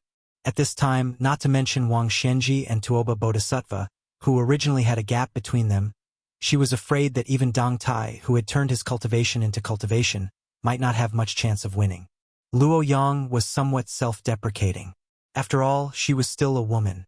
In the world 800 years later, even if a woman could become an emperor, the pugilistic world still did not allow a woman to be the most powerful person in the world. 800 years ago and 800 years later, it was still the same in the pugilistic world. Chapter 1032. When Zhong Guqing saw the 2 riders leave the post house, he did not lower his guard. Instead, for the first time, he felt suffocated as if he was facing a great enemy. The 200 riders moved forward steadily. The distance between the 2 sides was less than 100 paces. Even the master with the worst eyesight, who had 3 or 4 copper-yellow fish pouches, recognized that the white rider was actually a woman with a feminine silhouette but a vigorous, heroic spirit. Wasn't there only the purple dress of Mount Huishan in the limelight in Liangjianghu? Who was this divine being? The 6 riders at the front rode fast, ready to take the first prize for the imperial court. Among the 6 riders, there was a famous swordsman, a machete man, and a renowned boxing master. The 6 riders were outstanding. At the same time, they covered each other and cooperated skillfully. This was the realm that masters who had reached a certain level should have. The machete man was the first to attack. He used his family's unique skill, the knife-throwing technique, which could be considered an unpopular martial art evolved from the flying sword technique. The knife split the air and went straight for the white-clothed woman's head. Luo Yang did not look at the curved knife that spun into a circle and fell from the sky. With a glance, she took in all the 6 or 7 gold carp pouches, including Zhong Guqing. 1 person and 1 horse continued to move forward slowly. She only stretched out a finger and gently tapped 6 times in the air.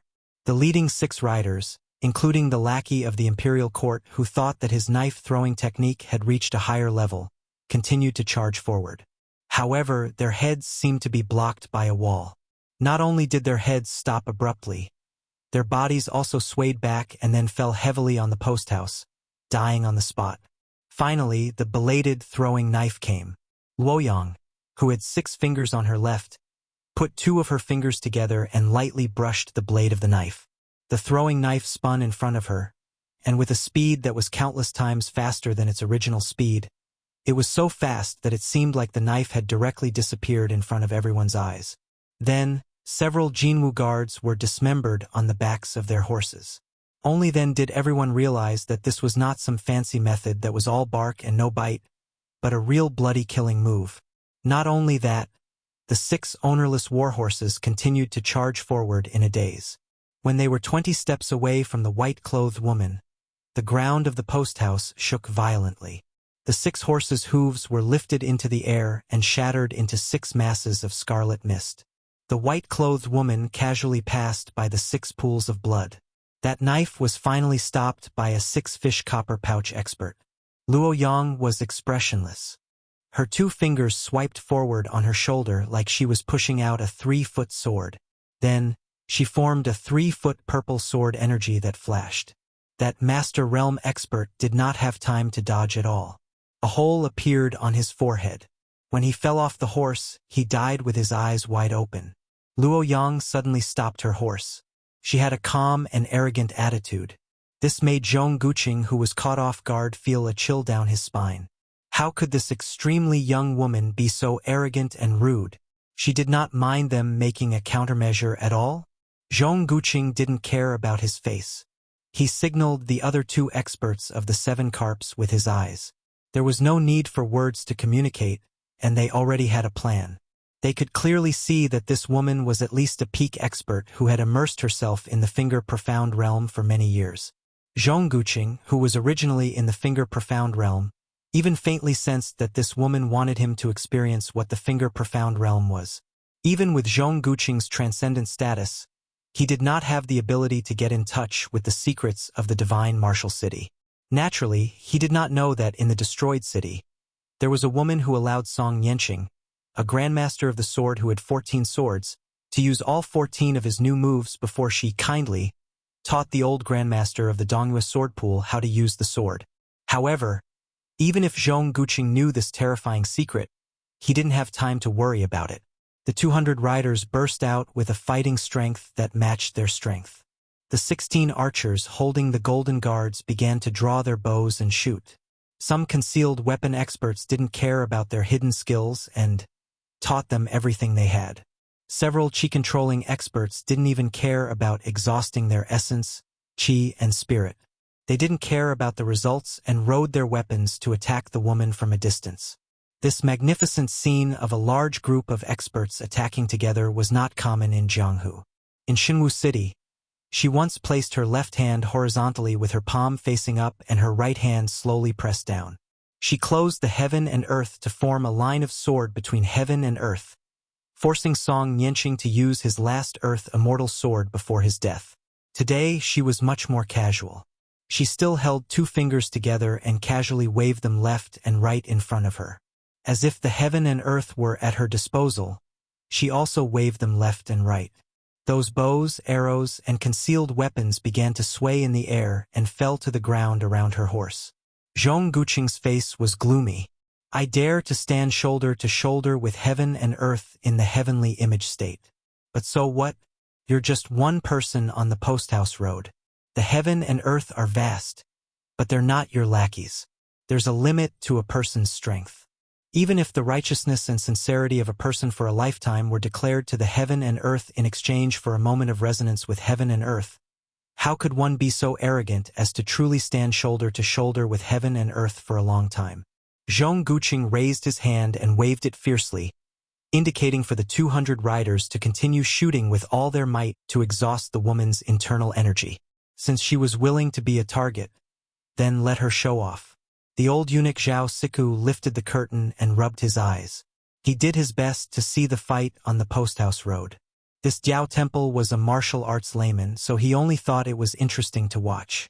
The old man with 2 secret talismans on his withered arms felt his heart tighten for no reason. He quickly turned his head and stared at the half-dead person. He didn't notice anything strange. Curling his lips, the old eunuch continued to stare at the post-house road. The woman seemed to be getting impatient and was ready to fight. Zhao Siku smiled bitterly. The more chaotic it was, the better. Only with chaos would the Bailiang have a chance.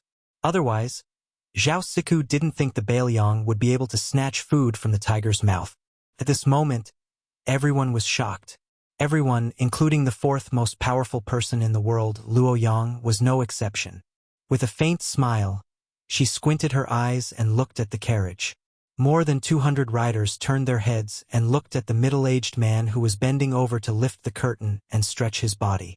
From his body, glittering golden talismans slowly fell and disappeared. There were about 16 or 17 enchantments. The man looked at Luo Yang and said in a hoarse voice, "We meet again after 400 years. Luo Yang was a little dazed. That year, Gao Shulu fought to her heart's content with a young Taoist priest. Afterwards, Gao Shulu didn't hibernate in the mountains like the rumors said. Instead, the two of them had a conversation on the shore of the East Sea. She happened to be watching the sea, so the two of them didn't deliberately avoid her from listening. The young Taoist priest who had never used his sword and wandered the world made a bet with Gao Shulu. He bet that Gao Shulu wouldn't be able to solve that talisman. At that time, Gao Shulu was so conceited that her eyes were as high as the sky. In all things under the heavens, there was always something to subdue. Even if one thing seemed to be invincible, there would always be something that subdued it. Wherever poisonous snakes were rampant, there would always be herbs nearby for people to pick to cure their poison. This was the principle. If Wang Xianji was Li Chuangong's subdued person, then that young Taoist was Gao Shulu's subdued person. After the talisman, the Taoist priest came back to his senses. He smiled apologetically at Luo Yang and quickly disappeared between heaven and earth. It had only been 18 years since he came to this world. He had only seen her once and never met her again. Only Luo Yang knew that the Taoist priest wasn't the reincarnation of Ancestor Lu, but that person. Gao Shulu sat cross-legged and looked up at the distant northwest. "If you don't come, I'll really start a massacre." Everyone felt like a spring breeze was blowing on their faces. A wavering purple and gold figure appeared in the blink of an eye. It was like the legendary immortal who had gone out of his body. Then the 200 riders were frightened and retreated one after another. That blurry figure and that face, if it wasn't Su Fengyan of Bailiang, who else could it be? This Su Fengyan pretended to lead the horse for the woman in white and looked at Gao Shulu with a smile. "The 9th time I was in a trance. I was originally sitting on the top of Kunlun and watching the East Sea." Chapter 1033. Su Fengyan and Gao Shulu, one in a trance and the other back to reality, were talking about the heavenly secrets that no one knew except for Luo Yang. Zhong Guqing and the other masters were so helpless that they didn't have the courage to fight to the death.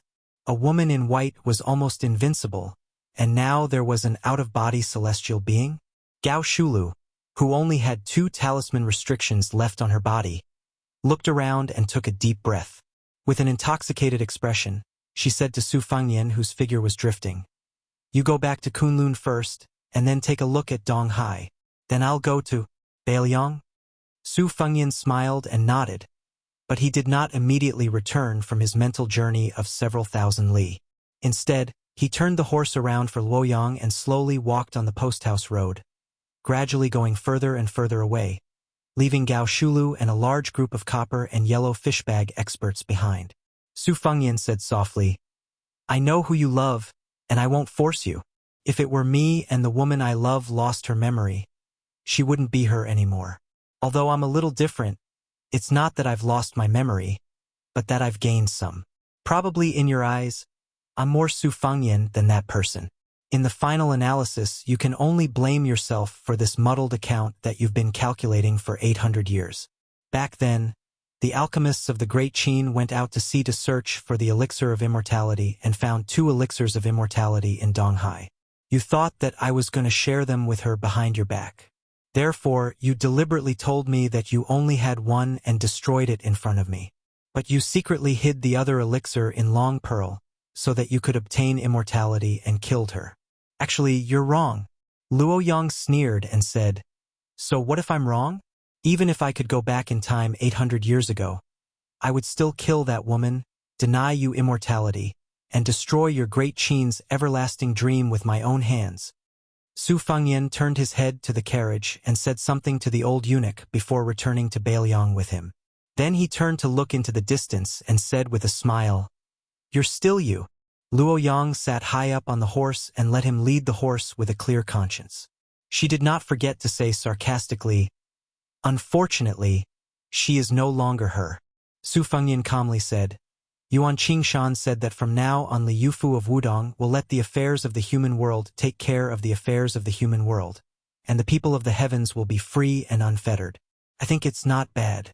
After my battle with Wang Xianji, there should be an end between us." Luo Yang sneered, "You want to sever the heaven and earth? Then become an ordinary person? 800 years ago, didn't you hate those mediocre mortals the most?" Su Fengyan raised his head to look at the white-clothed woman and dismissed her with a smile. Su Fengyan and Luo Yang turned a deaf ear to the heart-wrenching howls that came from behind. After walking for a while, Su Fengyan released the reins of the horse and said, "Don't forget the 3-year agreement." Luo Yang coldly snorted, "You have to defeat Gao Shulu first." Yelu Dongchuang, who was holding 2 bloody heads under his armpits, trotted over and asked curiously, "Luo Yang, that guy looks very domineering. Who is he? He looks so young, but he can enter the astral state? Could he be a Taoist master with a youthful face, an old man of the same generation as our Qilin state preceptor?" Luo Yang indifferently said, "Younger than you." Yelu Dongchuang was stunned. "Bullshit. There is no one in the world who is more talented than me in martial arts." Luo Yang, "Who are you trying to fool?" Luo Yang laughed. "His name is Su Fengyan. How old do you think he is?" Yelu Dongchuang let out a strange cry and thought seriously for a moment. He smiled obsequiously. "If that's the case, then I won't go back to Beimang. I'll let Fatty Dong experience bad luck first.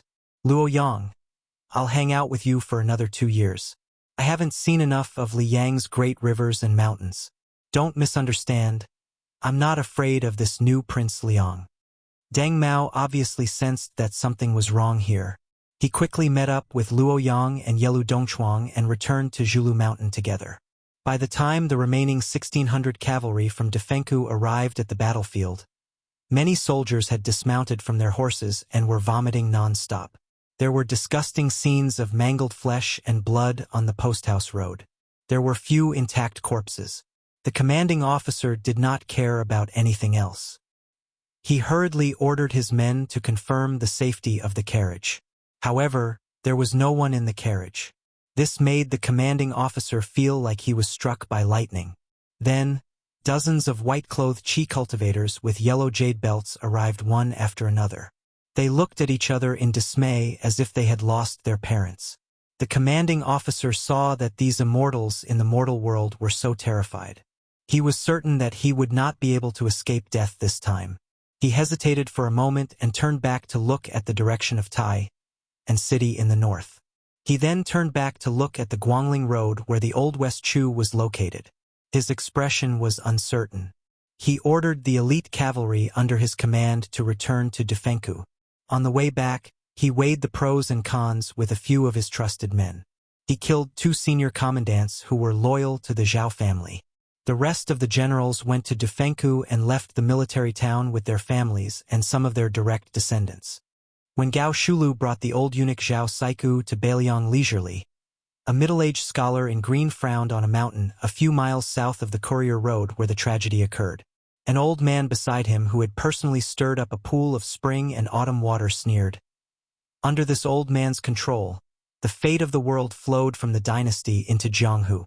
However, it could not support the number of immortals in the mortal world. Therefore, 8 to 9 latrines were already the limit. Whoever wants to poop would have to leave one. When Li Chungang left, it was because Dong Tai had ascended to the realm of Sword Immortal. When the Dragon Tree monk of the 2 Zen temples left, it was because Chun Jibao took advantage of the loophole. Hong Shixiang was entrusted to the current chief of Wudong, Li Yufu. He would pass it on to that child in the future. This is also the most admirable aspect of Wudong. They had truly succeeded in passing down the incense from generation to generation. As for Zhao Xuansu, who exchanged one seal for another with Zhao Huangchao in the past at Mount Longhu, He could not ascend and his soul was scattered. This allowed the little girl you were protecting to have the aura of a master of all the famous swords in the world. Now that Gao Shulu has brazenly appeared, it should have been Chao Chongqing, the Confucian sage, to get lost. Chao Chongqing shook his head and said, I have my own way to compete with Gao Shulu. Chapter 1034. The old man who had the qualifications to speak arrogantly beside Chao Zhongqing's ear was naturally Huang Sanjia. The old man thought for a moment and said, This old man can roughly guess your plan. However, this old man can't understand why you smart people can't see through the word love. The word love doesn't have many strokes and isn't difficult to write.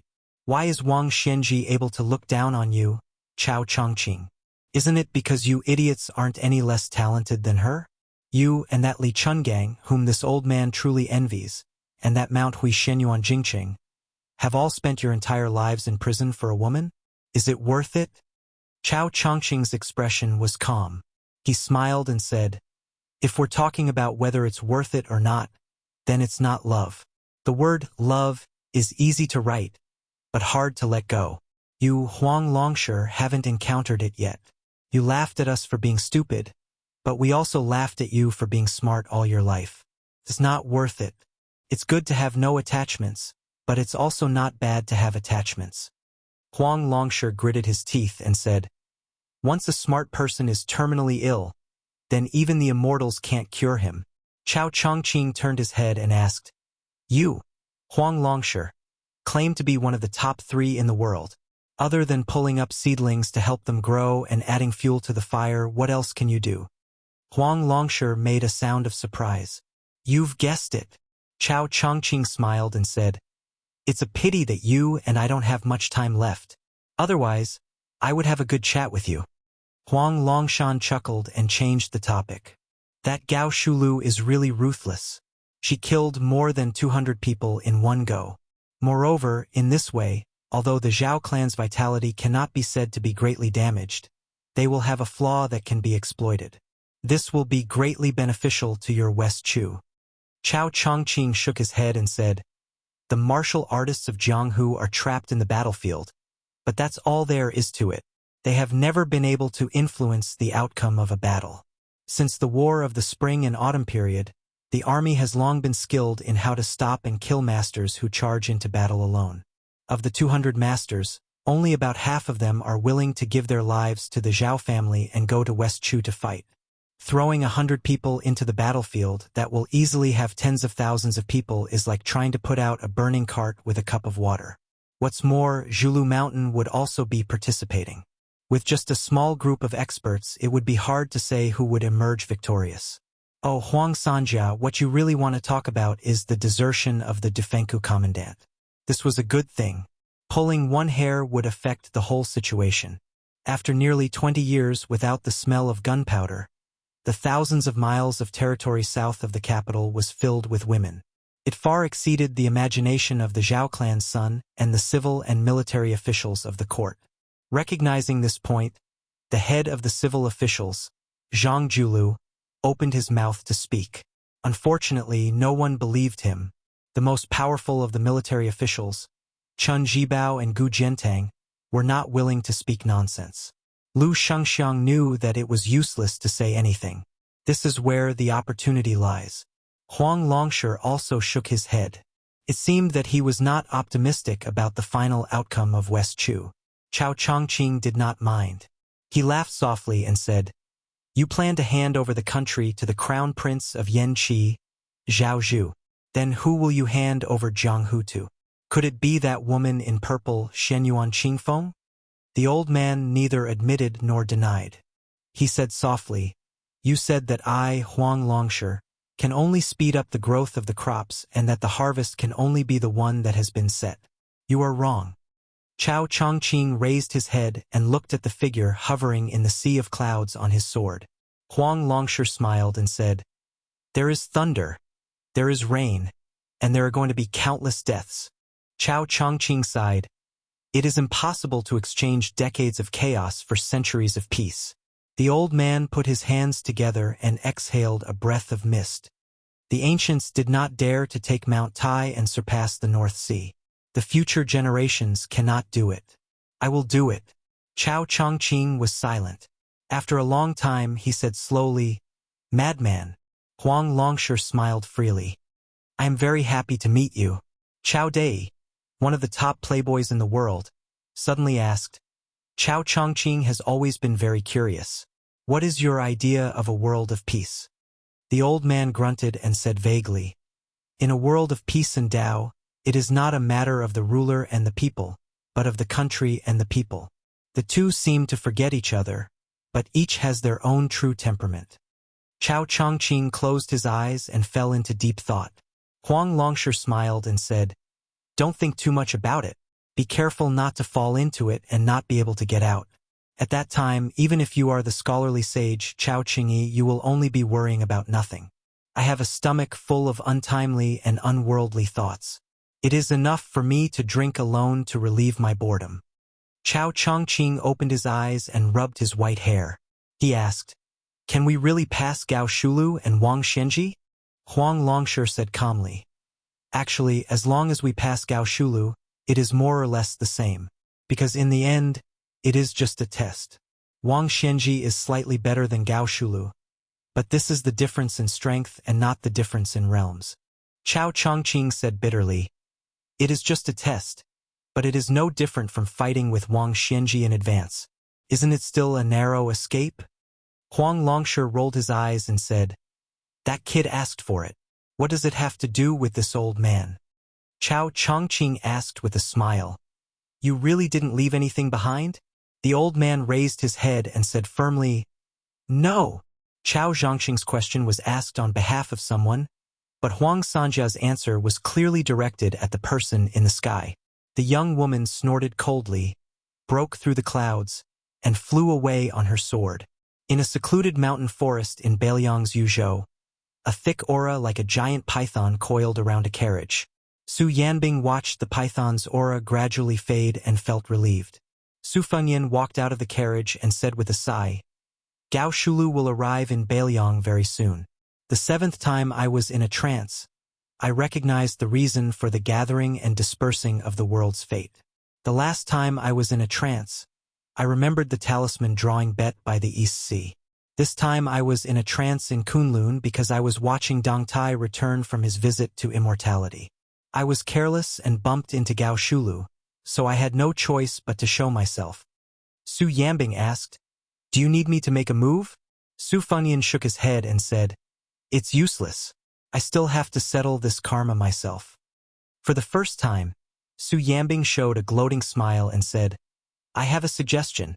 Since the female bodhisattva on Mount Lantua has tied her hair, why don't we untie it one by one? This method isn't smart, but it's still a method." Su Fengyan hurriedly said, "Don't. If Luoyang knows about this, she'll come straight from Mount Zhulu to Beiliang to make trouble with me. That woman will really kill." A laugh, a sneer. It came from the mouths of the two women at the same time, obviously with a hint of disdain. There was no need to say much about the girl who had been wandering around in the distance while carrying a withered pole.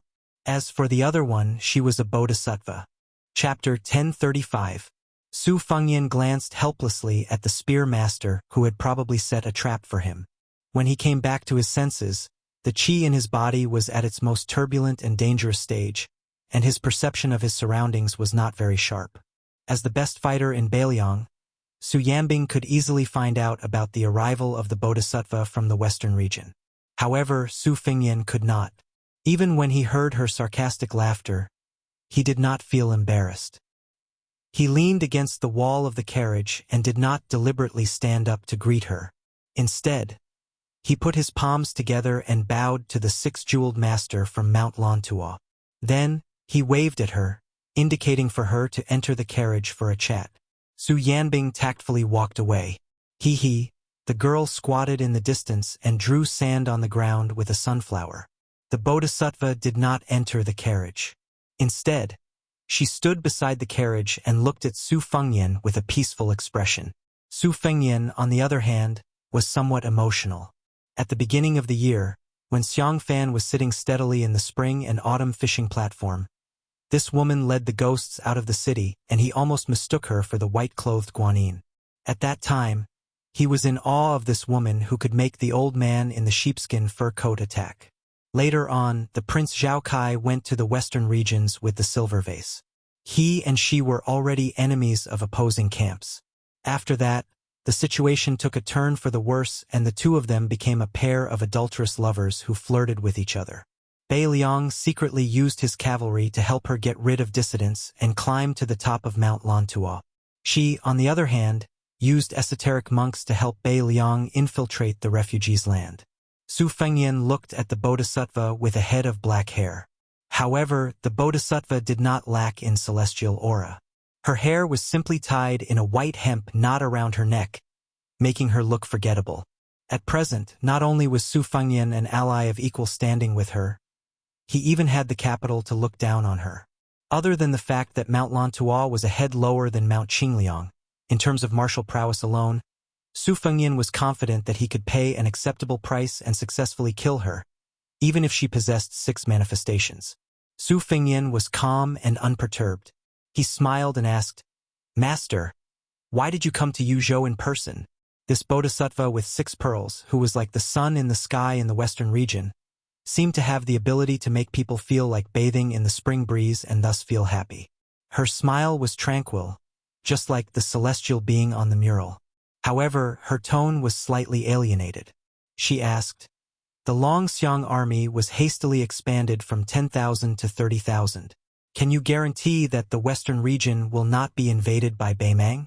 Su Fengyan twitched the corner of his mouth. It was said that there were 20,000 horse gangs besieging Qingsong City for more than 10 days. They could not break through the city and only left 2,000 corpses. In the end, 6,000 horse gangs slaughtered 12,000 horse gangs in 3 days. They chopped off heads until everyone changed to cold knives. In the end, only a few hundred people escaped. Finally, we know what 20,000 people are. They are just 14,000 horse gangs. Master, you may say that these horse gangs are not worth mentioning compared to the regular army.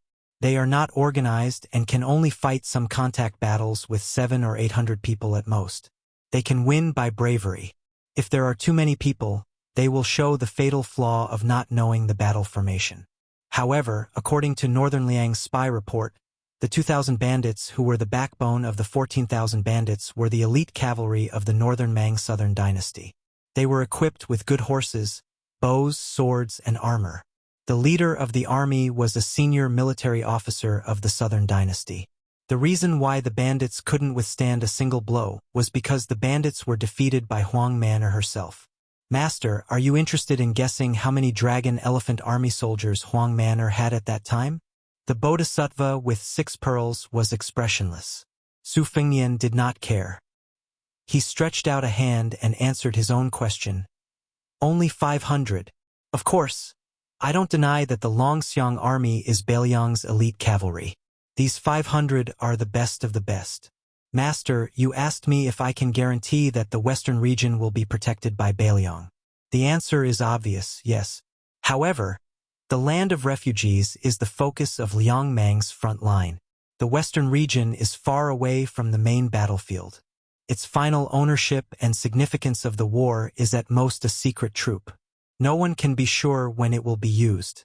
It may not even be able to determine the outcome of the war from the beginning to the end. Instead, it may become a burden to the overall situation.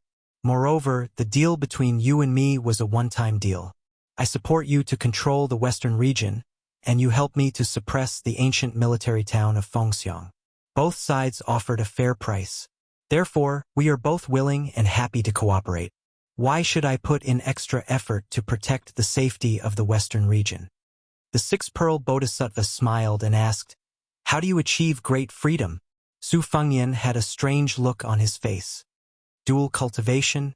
Ordinary women would have long been shy, but this esoteric master still had a calm expression and nodded as if he had said a Buddhist principle. Su Fengyan waved his hand without hesitation. "I wasn't joking just now. I dare to provoke anyone, but I can't provoke that woman." The 6-pearl bodhisattva smiled. "I can wait." Su Fengyan smiled. "Up to you." The six-pearl bodhisattva walked up the carriage and sat on the other side. He said softly, "The art of war emphasizes the combination of the strange and the right. When the Battle of Liangmang started, Liangzhou was the right place, the land of refugees was the strange place, and the western region was the strange place after the strange place. It is not as simple as the king of Beiliang said. If it were any other king of Liang who said that the western region was useless, I would believe it. Beiliang? Since when did Beiliang have the habit of thinking about defeat before the battle?" Chapter 1036. Indeed, Su Fengyan secretly promised Chao Wei 10,000 light cavalrymen to rush to the western region. Now that his secret was exposed, no matter how thick-skinned he could not help but feel a little embarrassed. After the embarrassment, he felt a little heavy. She could see that there were many masters in Beimang's southern dynasty. Would they have taken countermeasures early? Su Fengyan looked up at the sky. Although it was said that a man without foresight would have immediate worries, a man with foresight would have even more immediate worries. Now, the general trend of the world, from the height of the imperial court to the distance of Jianghu, was surging with undercurrents everywhere. Su Fengyan and Beiliang were undoubtedly the ones at the forefront when the real storm surged in the future. The girl jumped onto the carriage and sat between Su Fengyan and the bodhisattva of 6 pearls. She had unknowingly caught a yellow four-legged snake in her hand. People in Beiliang called it the stone dragon. The girl held the poor little tail and kept spinning it, not tired at all. The girl suddenly stopped and hung the stone dragon in front of the bodhisattva of 6 pearls. She laughed and asked, "Auntie, do you want to play?" Murderous intent was everywhere. Su Yanbing, who was driving the horse, coughed softly. Su Fengyan looked down, hoping to be indifferent. The group slowly entered the hinterland of Yuzhou. Because Su Fengyan's 9 absent-mindedness came without any warning, he could only concentrate on it. As a result, he could not pay too much attention to the military and political affairs of Yuzhou, which delayed a lot of serious business. The carriage entered the city of 100 Springs, where the Yuzhou general's official residence was located. The city was famous in Beiliang for having more than 100 springs. It was said that ancestor Lu's sword Qi had reached the 9 springs. Of course, Su Fengyan also had an identity certificate, but no one would associate the name on the certificate with the king of Beiliang. After entering the city, they randomly picked a restaurant in the downtown area that was prosperous even when they were not eating. Su Fengyan caught a glimpse of the eye-catching sign on the restaurant's wall. Since he became the king of Beiliang, many related stories surfaced.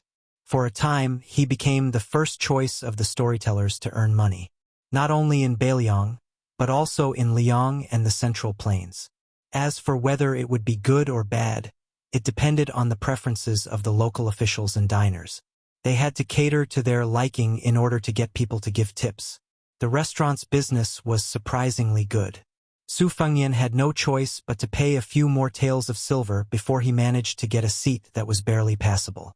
Other than listening to the stories and enjoying the atmosphere, it was more to let Miss Hee fill her stomach. There was still some time before the storyteller went on stage. Miss Hee had always been wolfing down her food. Su Fengyan had been thinking about how to deal with the tyrannical forces in the territory with the Yuzhou general Huang Fujin. He did not pay much attention to the whispers around him and the covetous gazes of the 6-jewel bodhisattva. Since Miss Hee was full, he paid the bill and left. Soon, several groups of people were fighting over the table he vacated. Su Fengyan passed through the crowd and was already near the door. Suddenly, he heard a familiar sound of a pipa. He turned around and looked carefully. He was stunned on the spot. One lantern festival in the city of Liangzhou, there was a pair of grandfather and granddaughter. The blind old man was drinking wine and telling stories. He was talking about His Royal Highness's first trip to Jianghu. The emaciated young girl was holding a poor-quality pipa made of white wood. Later, in Beimang, he saw the young girl handing out thin notes. At that time, she was playing the pipa to accompany her grandfather's storytelling. The first string was about to break. At that time, Su Fengyan was accompanied by Tao Manwu, who was a burden. In the end, he invited the old man and his granddaughter to drink wine. He even taught the young girl Chao Jiawu's pipa skills. which had almost become a peerless skill in the world. They parted ways happily. Su Fengnian also heard the blind old man talk about many things in Beiliang. He saw the knife wound on the back of the old soldier's hand. He also saw the young girl, whom the old man called Ariu, and her sincerity in treating the cheap pipa as her life. The young girl entered the stage with the pipa in her arms. However, this time, the blind old man was not with her. When she sat down, she picked up the pot of wine on the small stool in front of her and drank it all in one gulp. Su Fengnian could only hear the crazy jeers and boos from all around. They were all cursing and mocking the young girl, saying that she was a broken shoe used by a Beimang barbarian and that she had lost face for Beiliang. They said that she should have died outside the pass. What was she doing back in Yuzhou? She was a woman who only cared about money. The young girl was indifferent. She gently stroked the almost broken string of the withered pipa. A few armored soldiers who deliberately occupied the closest seats sat with their legs crossed. Every time the girl told a story or played the pipa, they would throw a string of copper coins at her. Obviously, they were already familiar with this and treated this matter as a form of entertainment. Then, everyone saw a young man walk onto the stage and squat in front of the young girl. For a moment, the copper coins fell like rain. Su Fengnian asked softly, "Ariu?" The young girl with indifferent eyes ignored him and continued to play the pipa. Su Fengnian squeezed out a smile. Word by word, he gritted his teeth and repeated what he had said in the past. As far as the whitewood pipa is concerned, the sound quality can be considered good. If the money allows, you can add a little glue. The old man said that the content of the book was especially critical of the pipa's brittleness and explosiveness. Also, the first string is not far from breaking. However, in my opinion, since you are playing the pipa for the spectators to enjoy, breaking the string is also something that everyone would be happy to see. There is no need to rush to change the first string. I'll also tell you some of the Chow family's pipa techniques. You can remember as much as you can. The young girl still did not raise her head. The sound of the pipa continued. It seemed that she did not dare to look at this man who she had met by chance in Beimang and who had once kindly taught her the pipa. Su Fengnian squatted by her feet and said with red eyes, "I'm sorry. I forgot to tell your grandfather last time. Not only am I from Beiliang, but I am also the person your grandfather always talked about. My name is Su Fengnian. I am now the king of Beiliang." The young girl who was sitting on the small bamboo chair and only as tall as the man in front of her suddenly raised her head. Su Fengnian reached out and gently pulled her head to his shoulder. He had never said the word sorry to anyone before. Once again, he choked and repeated, "I'm sorry." The first time it was Su Fengnian who said sorry. The second time it was Beiliang who said sorry. The young girl suppressed her sobs and said in a low voice, "It's okay." Su Fengnian stood up slowly with his back to the crowd. Su Yanbing and the six-pearl bodhisattva took a step forward at the same time. Their eyes were unusually solemn. It was as if that figure had turned into Wang Xianji or the newcomer Gao Shulu. There was a tall building above the 9th floor. Only then could one call himself a worry-free celestial being. Su Yanbing shouted angrily, "Su Fengnian, do not force yourself to enter a trance for the 10th time. Go far away to Beimang." The six-pearl bodhisattva put his palms together.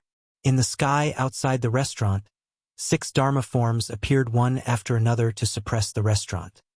He said in a low voice, "All are happy." Chapter 1037.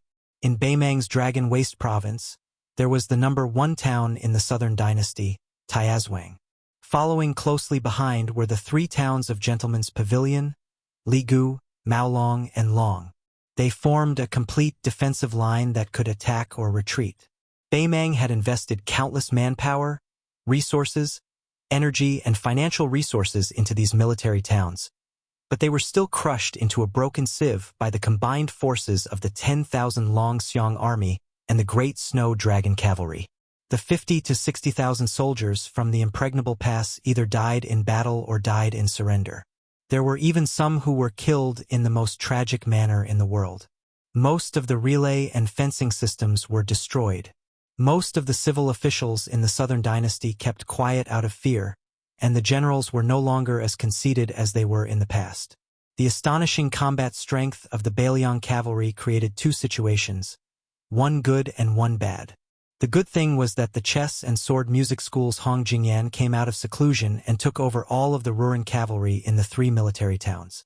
This gave the southern dynasty, who was in a state of panic, a huge reassurance. The bad thing was that the fatty surnamed Dong could vaguely stand shoulder to shoulder with the great generals and the regional magistrate in Beimang's southern border army. His authority was equivalent. In the words of the Empress, she said, "Dong fatty, you've been King promoted again." It was rumored that the fatty surnamed Dong pretended to be obedient after receiving the benefits. In the southern dynasty's main hall, he smiled and said to the Empress, "Sister Empress, that's right, I've finally been promoted. Actually, it would be more appropriate if all of the southern dynasty's military power was given to me." Her Majesty did not reprimand this fatty for his absurd rudeness, nor did she care about his terrible table manners.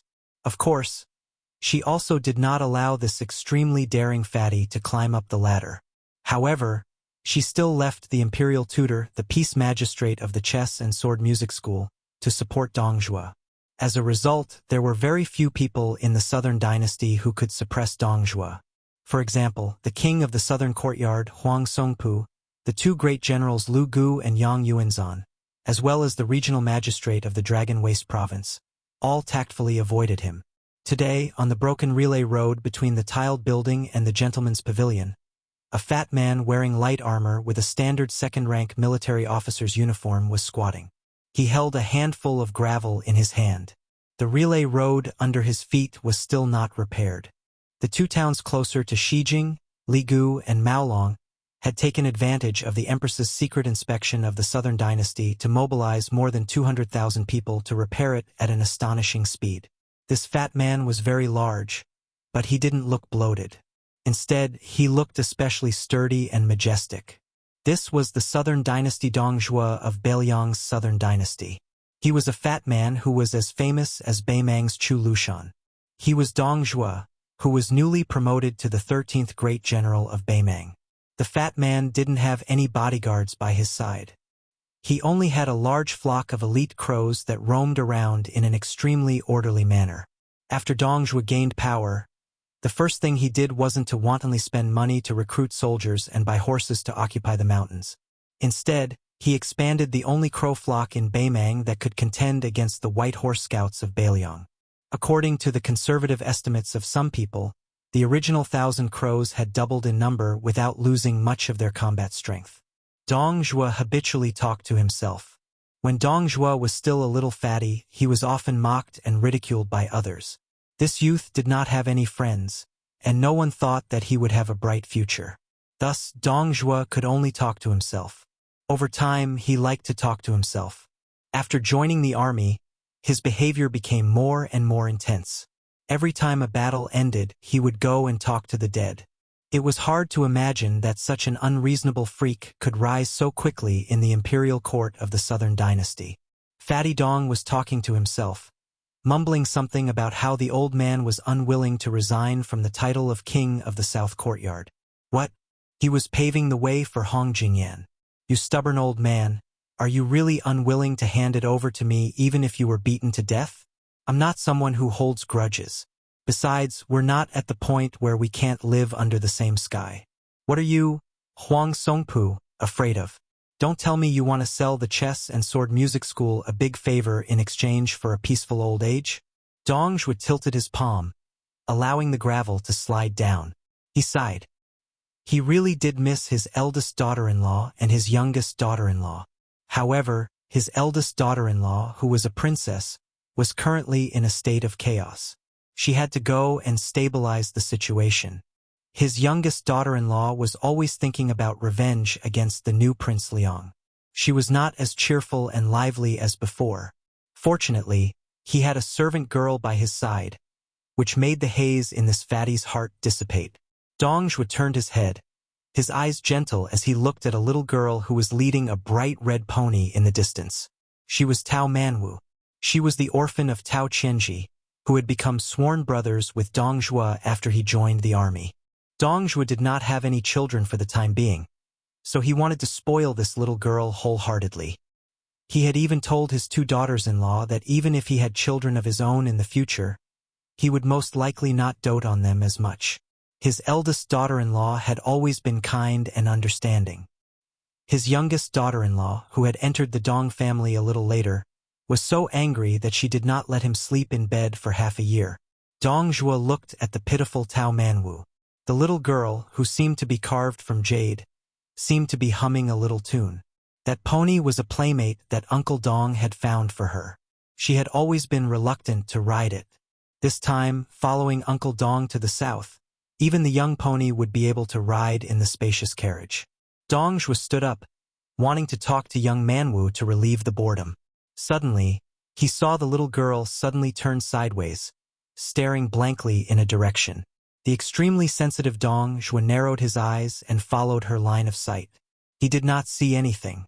This fatty was confused and could not figure out what was going on. He did not think too much about it and hurriedly ran over to the little girl.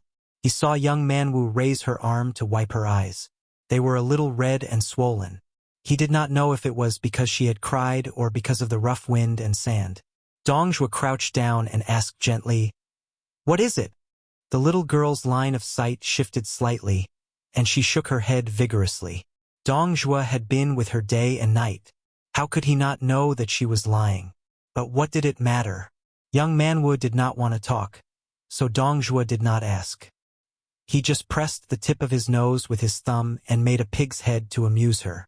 The little girl reached out to take Dong Zhuo's finger and helped him rub his face.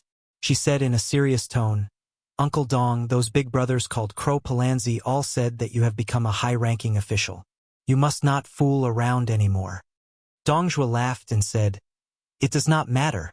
Even if one day Uncle Dong is too old to ride a horse and can't lift a spear, you will still make a face at young Manwu."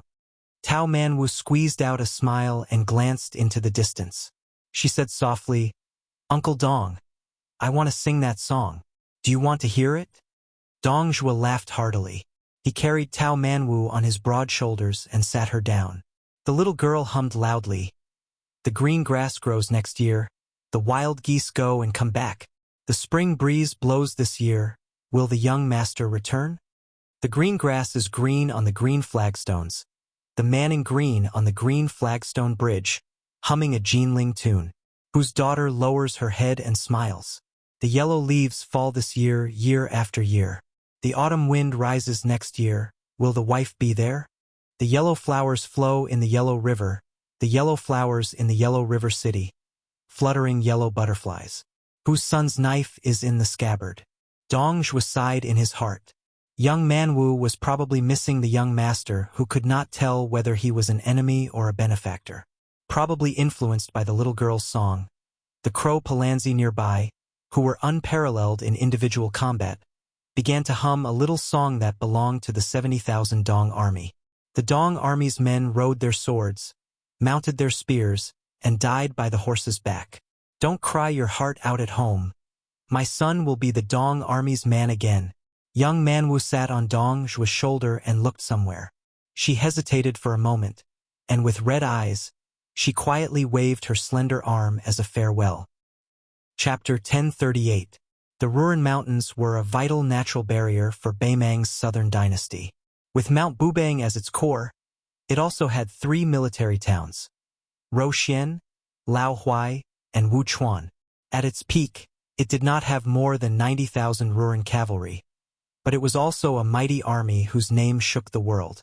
Last year, in the Battle of Liangmang, the Ruren cavalry did not participate because of the sudden death of Mount Bubang's fifth raccoon. The Southern Dynasty officials firmly believed that even if this powerful force faced off against Beiliang's Longxiang army, they had a 50-50 chance of victory. Mount Bubang was still Mount Bubang with the strange surname of Diwu. However, the Ruren cavalry followed the master of Gongluzi, surnamed Hong. Beimang did not place as much emphasis on birth as the Central Plains, but they revered martial prowess more. Hong Jingyan, who was originally the fourth most powerful person in the world, became the master of the Ruren Mountains without any disturbances. Gongluzi, who had suppressed Mount Bubang by himself, had never climbed the mountain to visit the surname of Diwu. He rarely even appeared near Mount Bubang. This was especially so when Diwu's daughter, the wife of Beimang's 13th general, Dong Zhuo, assumed command of the heavily weakened Mount Bubang. There were people who said that Hong Jingyan would never climb the mountain again in order to avoid suspicion. The endless Ruren Mountains were filled with wheat at the foot of the mountains. When they arrived, there was still some time before the summer wheat harvest, so the scenery was still the same. A strong wind suddenly rose, and the wheat swayed in the wind. A slender, stalwart man appeared at the edge of the wheat field without any warning. His pair of intimidating silver eyes stared fixedly at a person who was traveling far away. His hair was still grayish-white, but compared to what he had seen in Qingsong City, the grayish-black had grown longer and the white had lessened. The man who was regarded as the man who had the potential to become Beimang's martial prowess after Tuoba Bodhisattva stood in the north, blocking that fellow who had inexplicably traveled north. This was beyond Gong Luzi's expectations. In the eyes of the blind Hong Jingyan, no matter how powerful the Beiliang cavalry was, they were still limited by Beiliang's innate lack of geographical advantage. Only Beimang could go south, but there was absolutely no chance for Beiliang to go north. Therefore, Hong Jingyan had never thought that there would be a day when that person could lead troops to invade the Ruren Mountains. Whether or not they could defend the northwest gate of the Central Plains depended on Beimang's patience. When Hong Jingyan saw him, he thought of the man who used a spear and was bestowed with the surname Tu. Not long ago, when he was escorting Zhong Liang back to Beimang, the proud and arrogant Hong Jingyan had actually allowed the other party to gain the upper hand. This made Gong Luzi, who had always only cared about Wang Shenji and the Beimang god of war, Gong Luzi, whose state of mind was inevitably subtly damaged. It was so subtle that Hong Jingyan had to defeat the few masters of martial arts like Dong Tai and Deng Mao before he could recover to the peak of his former state. If it were in the past, Hong Jingyan would have tried to intercept and kill this person on the spot when he saw that this person was mentally wandering. But now, Hong Jingyan had to worry that this person was just an extremely tempting bait, and that Wang Xiu, whose real name was Lu Yanbing, was waiting for the fatal blow in the dark. The young, celestial being, who was mentally wandering, shuttled through the green wheat field. Wherever his mind and body went, he was not arrogant enough to get close to the murderous Gong Luzi. Standing in the wheat field 1,000 feet away, he reached out to stroke the wheat that had not yet formed ears and added fuel to the fire. He laughed and asked, "After being defeated by Luo Yang and Su Yanbing, have you, Hong Jingyan, fallen to such a miserable state? You don't even dare to make a move? With your state of mind, not to mention the invincible Wang Shenji, I'm afraid that in less than a year even I won't be a match for you." Hong Jingyan said flatly, "What's the point of arguing?" Their voices were not loud, but they were clear to each other's ears. The young man who was mentally wandering nodded and said with a smile, "Your talent is too high. You always feel that it's only right for you to be number one in the world. Therefore, you have long set your sights on the imperial court. Can be said that you have been led astray from the beginning. In the future, there will probably be no place for you in the pugilistic world." Hong Jingyan sneered, "Su Fengyan, even if you can mentally wander and attempt to integrate the three sects, taking the opportunity to touch the threshold of being a land immortal, do you really have the right to judge me?" Su Fengyan shook his head. His eyes leaped past Hong Jingyan and looked towards the north of the Ruren Mountains. "I'll wait for you to lead the Ruren cavalry to their deaths. Now let me lead the way." Hong Jingyan's lips curled up. "You also know that you have been targeted by me. If I don't move, you won't be able to head north?" "Su Fengyan, since when did you have such self-awareness?" The young man who had one foot in the realm of heavenly phenomenon and the other in the realm of land immortals spread his hands. Two sabers, a crossing the river pawn and a springtime thunder, were unsheathed from Su Fengyan's waist thousands of miles away. They were instantly grasped in his hands. It looked like Hong Jingyan's refusal to give way meant that it was just a battle. It was up to Hong Jingyan, who had already tasted defeat twice in his life, to see if he believed that he would not lose a third time. Hong Jingyan frowned before his brows relaxed. He turned his body and gestured for the young man in his line of sight to continue heading north. Beiliang was nothing in his eyes. The great king of the northern courtyard that Murong Baoding had promised was nothing in his eyes. What was a mere Su Fengnian? Su Fengnian disappeared in a flash, leaving behind a laugh. The sarcasm hammered heavily on Hong Jingyan's heart. Hong Jingyan, whose heart was as firm as a rock, was not affected by Su Fengnian's laughter. He just stood there in a daze and asked himself, I can't take care of the world's number one and the ruler of the world at the same time? On the square of the palace where the Taiping Order of Beimang had arranged for the empress, a fleeting figure appeared out of thin air. The imperial city was shaken. The figure ascended to the sky step by step and walked to the top of the palace. He stood with his hands behind his back, as if he was looking at Tai and city from afar. A moment later he disappeared. The empress, who had rushed over after hearing the news, raised her head and looked at the place where the person had been standing. She was not angry, but had a slightly sympathetic expression. She laughed softly and said, Silly child, the general trend is irresistible. Even if Beimang can't take over the entire Central Plains, a small Bailiang is not a problem. So what if you are unrivaled in the world by luck? At most, you will become the second Chao Chongqing. The border of Yuzhou was barren and desolate. However, the more barren and desolate it was, the harder it was to work. There was no room for slacking. Otherwise, how could they dig out food from the gaps between God's teeth to survive? There was a family of 5 to 6 men of 3 generations working in the oasis. Regardless of age, they were all sweating profusely. Right now, almost all of northern Liang knew that the northern Mang army was about to invade the south. The wealthy families had already begun to move quietly, moving their valuables to either the east or the south. However, the number of wealthy people who had the ability to avoid disaster was always in the minority. Poor people like this family were still in the majority.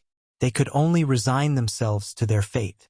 Wherever the fields were, they could only stay there, guarding their crops, guarding their harvest. They could only hope that the young vassal king could really help them withstand the tide of attacks from the northern Mang cavalry. In fact, the old man didn't have too many regrets. After all, he had lived a peaceful life for more than 20 years. However, he was still worried about his children.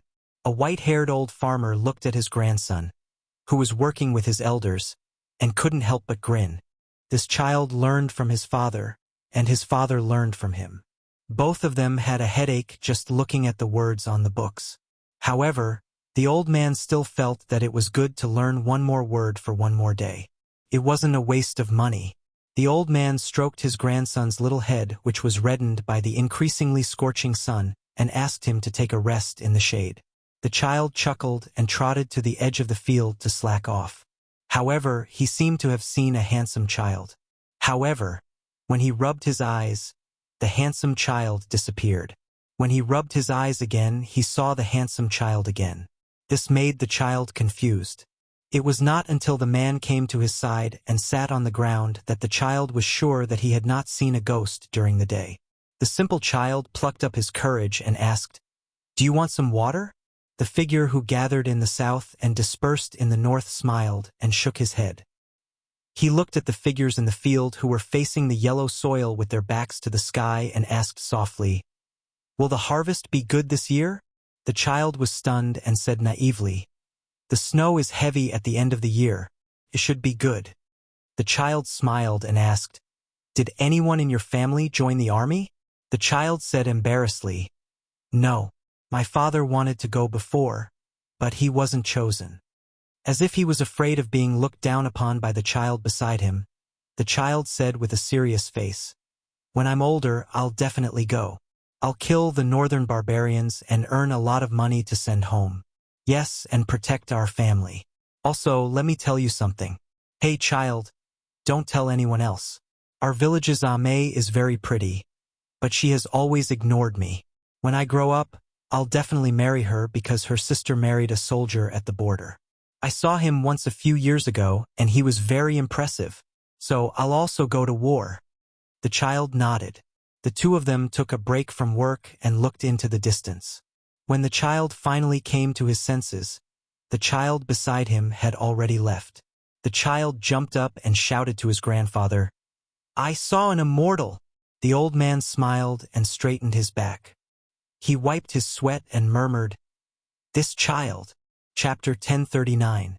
At first, the people in the restaurant were a little afraid of the young man with the saber. However, when he got up, he did not seem to be angry. He just foolishly held the pipa and stood beside the storyteller. Naturally, they thought of him as an embroidered pillow who wanted to save the beauty but did not have the strength to pull out his saber. Such a timid young man from a rich family was rare in Bailiang. Most of the soldiers who threw money at him had some family background. Otherwise, they would not have dared to come to the restaurant to drink, eat, and listen to storytellers while they were on duty. Moreover, they were the soldiers in charge of monitoring whether the young man broke the law. It could be said that if the young man dared to pull out his saber, they could capture him, whip him dozens of times, and throw him into prison.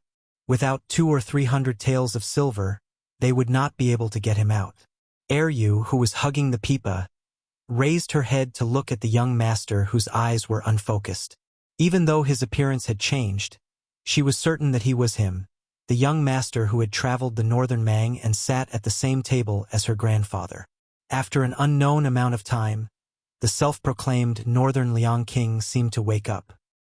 His lifeless eyes regained their luster, and he turned his back to her. Su Fengyan said calmly to Su Yanbing, who looked relieved, "Guard the door. Huang Fu Shi will be here soon." The woman with her hair tied up called out 6 Dharma forms but still could not stop the celestial being from traveling. Her expression was strange, as if she had met this man for the first time. Su Yanbing wanted to say something but stopped. In the end, he did not say anything. He walked to the door of the restaurant and closed his eyes to concentrate. Some customers sensed that the situation was not good and wanted to escape. However, they were knocked out before they could get close to the door. Su Fengyan slowly walked to the tables of soldiers who had stood up. His fingers pressed on a Bailiang saber that he had untied from his waist and placed on the table. The Yuzhou cavalryman who was supposed to be in charge of the young men in the city could not take the saber away. The dozen soldiers were led by a burly captain. He had good eyesight and knew that he had encountered a difficult person.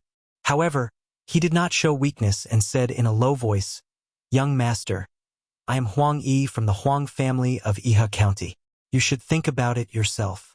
If you and I each take a step back today, I can still treat you as a brother. You can walk out of this restaurant and drink in Iha County. I guarantee that you won't have to spend a single copper coin." Su Fengyan said expressionlessly, "You can say this to Huang Fu Shi later." The head military officer from Iha County was greatly shocked. Just as he was about to speak, he heard a rush of horse hooves coming from outside the restaurant. Listening to the horses, this was the ability that all old soldiers should have. Although this head military officer was domineering, he was not careless in his battle formation and martial arts.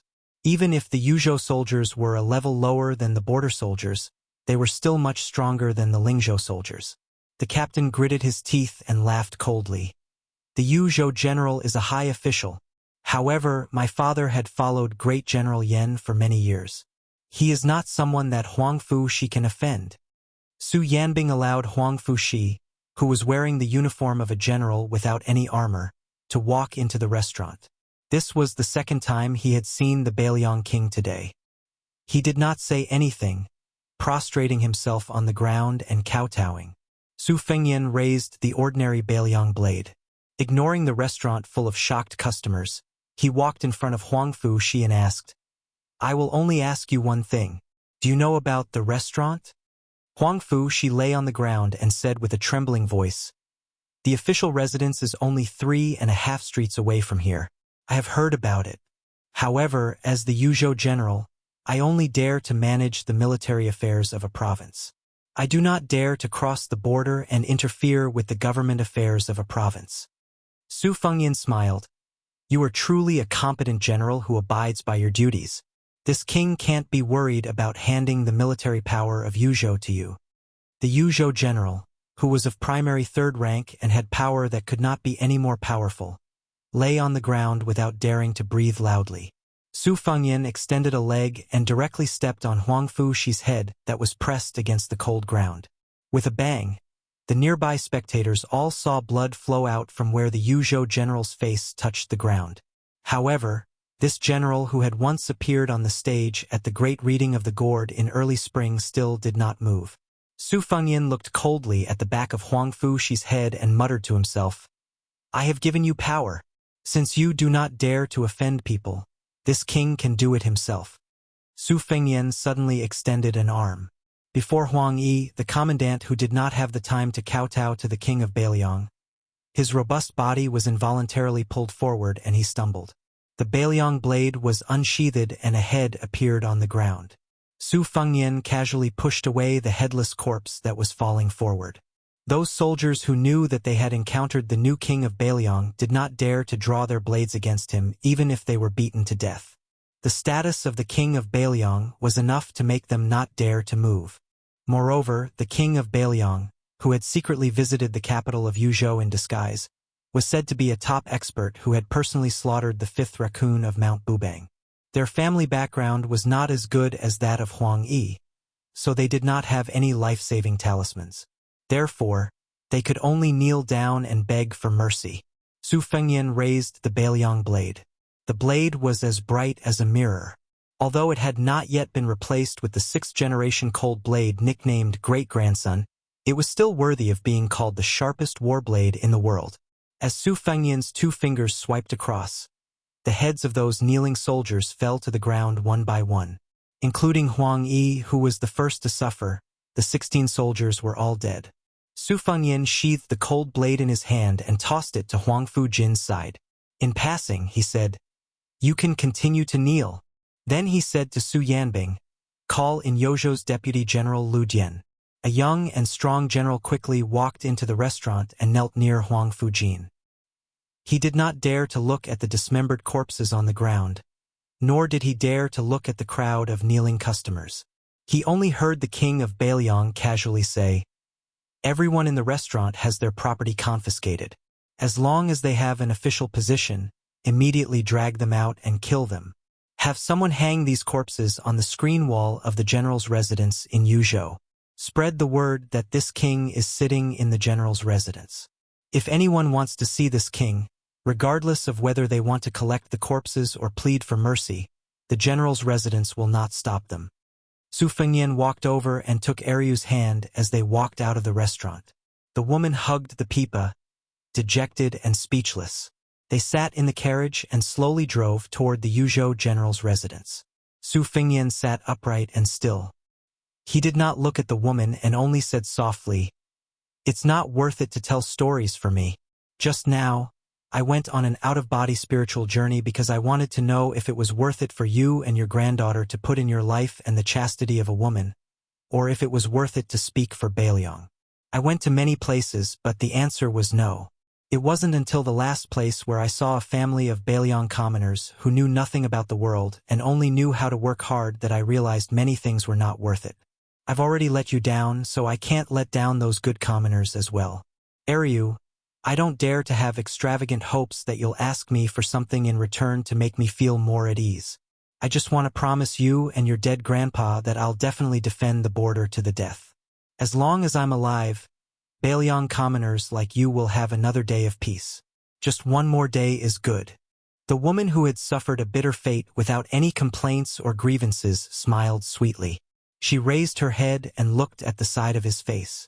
She was about to respectfully call him the king of Beiliang, but she immediately stopped. She shook her head and said softly, "Young Master Su, you don't owe us anything. My grandpa said that you're a good person, and I think so too. Eryu believes that my grandpa will not feel any regrets in the afterlife. I won't go to the general's residence. Let me get off the carriage." Su Fengyan turned to look at the young woman. Her smile was very clean, and her eyes were clear. She covered her mouth and laughed softly. "Young Master Su, have you forgotten? Eryu only knows how to tell stories for people." The carriage stopped, and the young woman jumped off. After walking for some distance, she turned around and hugged her pipa. She bent her knees slightly in the direction of the carriage and gave a salute. Hehe girl, who had been jumping from roof to roof nearby, squatted down on the roof tiles. She carried the dried sunflower that was unwilling to leave her side and remained silent. The six-pearl bodhisattva waited for the young woman to leave before entering the carriage. He sat opposite the king of Bailiang. The latter clenched his fists and placed them on his knees. He said in a low voice, "Get out!" The female immortal master from Mount Lantua did not get angry. Instead, she said calmly, "Freedom is a small thing, but there's still greater freedom to seek." Su Fengyan raised his head and sneered, "F***ck your greater freedom." Chapter 1040. Soon after, a series of mutiny occurred outside of Iha City. Deputy General Lu Dian led 1,000 elite soldiers to kill until his hands were limp. In the end, he could not even bear to raise his blade. It was a spear-wielding man who was extremely unfamiliar to Yuzhou who took his place. Soon after, the two captains of Yuzhou were on the verge of rebelling and had to leave their camp to demonstrate in the capital of Yuzhou. Huang Fujin's personal soldiers had no choice but to increase from 1,000 to 3,000. They continued to fight amongst themselves, and there was no suspense in the outcome. The heads of the two captains were hung on the city walls of Iha City. More than half of the Iha River nobles either knelt on the streets outside of the general's residence to force the emperor to abdicate, or fled out of the city and allied with their in-laws and nobles outside the city, using various methods to forcefully pressure that person. Without exception, all of the nobles within the city were stripped of their official positions, all of their belongings confiscated and sent to the army. It was to the point that there were even people from the personal camp of Huang Fujin and Lu Dian that had defected. At the end of the spring of the first year of Xiangfu, this great upheaval from top to bottom of Yuzhou showed no signs of subsiding. Because of the self-righteous and violent retaliation of Yuzhou's military and government, it actually attracted the 8,000 Great Snow Dragon Cavalry of Liangzhou. They penetrated deep into the heart of Yuzhou. In addition, the 3,000 personal soldiers that Wang Ji of Lingzhou had recently added were all mobilized, heading straight for the border of Yuzhou. Not to mention the Tongmen Pass Captain Xian Yinma, who had never left his seclusion, also led 6,000 elite cavalry out. Apart from this, Bailiang Protector General Chu Lushan personally mobilized troops, ordering Ningame to lead half of the Iron Stupa Heavy Cavalry and 2,000 White Feather Crossbow Cavalry to set up camp on the west side of Yuzhou, eyeing covetously like a tiger watching its prey. If one said that Huaihua Great General Zhong Hangu was once the shadow master of more than half of Lingzhou, then Yuzhou, from the border army to the army within its borders, could be considered the personal bodyguards of Great General Yan Wenwan. Yuzhou, which was said to have 800 general families, the vast majority could be considered the disciples and grand disciples of this old general. Their increasingly fierce resistance finally made an old man overseeing the border unable to sit still. However, he did not muster a large force to lead troops south. Instead, he traveled lightly and noiselessly to Iha City of Yuzhou. The carriage stopped outside the city. The old man, who was blind in one eye, walked alone into the city. Walking on the streets brimming with killing intent, the old man walked all the way to the residence of the general reeking of blood. The old man originally thought that the young madman would arrogantly refuse to meet him, or even cleanly capture him, the commander of the Bailiang infantry army, or at the very least, hang him out in the cold for several days and nights before letting him in. However, the old man guessed wrong. The young man was sitting alone on the steps outside the residence, as if he had been waiting for him all this time. After Rintu's death, the old general, whose prestige in the Bailiang army was unparalleled, questioned, "Su Fengyan, why?" Su Fengyan folded his hands in his sleeves, not looking at Yan Wenwan, who had wanted Su Shao to ascend to the throne. Gazing at the end of the street, he calmly said, "In the past, I heard a saying that Lingzhou's surname is Zhong, Yozhou's surname is Yan, and only Liangzhou's surname is Su. Su Shao never took it to heart. I know this. You, Yan Wenluan, know this, but Zhong Hangu might not know this. This is because when Zhong Hangu heard that the court not only intended to cultivate his son, Zhong Qingxin, but also made him a great general, and that as long as West Chu rose up in rebellion, Zhao Shi promised him that he could lead troops for the Duke of Huainan, Zhao Ying, to take a share of the spoils, so he began to fan the flames in Yuzhou, wanting to drag you down with him, so that he could take advantage of the chaos to escape from Bailiang. These days, I had the falcons keep an eye on you, but you never made a move. In the end, you only entered Iha City alone. The old general angrily said, "Even the great general can live his life without rebelling against Liang. So naturally, I will live my life without rebelling against Beiliang. What kind of dog is that Zhong Hanguo? How can he be mentioned in the same breath as me?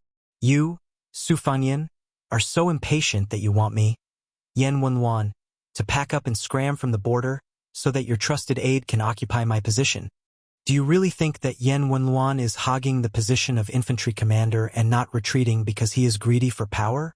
Do you, Su Fengyan, really think that this position is something that anyone can sit on? That anyone can sit on it steadily? If not for the fact that I respect you, Su Fengyan, for having the guts to not accept that bullshit imperial edict and finally doing something that did not disgrace the great general, I would have already led 100,000 troops to the south. At that time, the cavalry and infantry would be divided. What kind of king of Beiliang are you? What will you use to resist the restless Beimang iron cavalry? Su Fengyan smiled. I know that the old general will not do that. The old general was so angry he almost wanted to act and slap this cunning brat to death. Su Fengyan patted the steps beside him and indicated for the old general to sit down and chat. Yan Wenluan snorted coldly. Su Fengyan did not insist and continued. My master and Bai Yan have fought for the latter half of their lives. Does the old general know what my master admires the most about Zhang Julu? When Li Yishan was mentioned, Yan Wenluan's emotions calmed slightly. In the entire world, Li Yishan was the most worthy of Beiliang. While Yan Wenluan was the backbone of Yang Kai Zhao Chongling's faction, she did not show any disrespect to Li Yishan, who did not work together due to their different paths. Su Fengyan said softly, "It is not that Zhang Julu made the Zhao family prosper as old general imagined. It is not that he held the power of the court alone, but before he rose to power, he moved his parents and family to Great Peace City. He did not give anyone a chance to criticize Zhang Julu, because this Grand Secretary knew back then that as long as he became the head of the officials in the world, no matter how clean he was, he still had his family, relatives, and children. Once the two sides were thousands of miles apart, there would be people who would use his name to do whatever they wanted. Even if everyone in the court could only criticize silently and not accuse him, the spirit that supported Zhang Julu's rule of the world would weaken. So this is what my master admires the most about Zhang Julu. Looking back at our Beiliang, Su Shao, my master did not expect all of you to have the breadth of mind and vision of Zhang Julu. Before Su Shao died, he was still worried and told me to have a tolerant heart, to tolerate other people making mistakes. In the past, I did this. In the Lingzhou officialdom, I endured and did not kill anyone, not one." Yan Wenluan's expression was still gloomy, but it was a bit better than before. Su Fengyan continued, minding his own business. But I realized that Su Shao was not wrong, but he was not completely right. The Beiliang under our feet belongs to the Su family in name, but in the end, it belongs to the people of Beiliang. I, Su Fengyan, actually do not mind how you disregard the law and discipline. As long as you fight for my Su family on the battlefield, it is enough. I can be the king of Beiliang with a clear conscience. Who knows, I might even be able to leave my name in the annals of history. Not to mention the official history, perhaps there will be a few good words in unofficial history. Everyone says that since I put my head on my belt to conquer the world, then I deserve to rule the world. I, Su Fengyan, did not say that you should not enjoy life. But enjoying life is not wrong, right?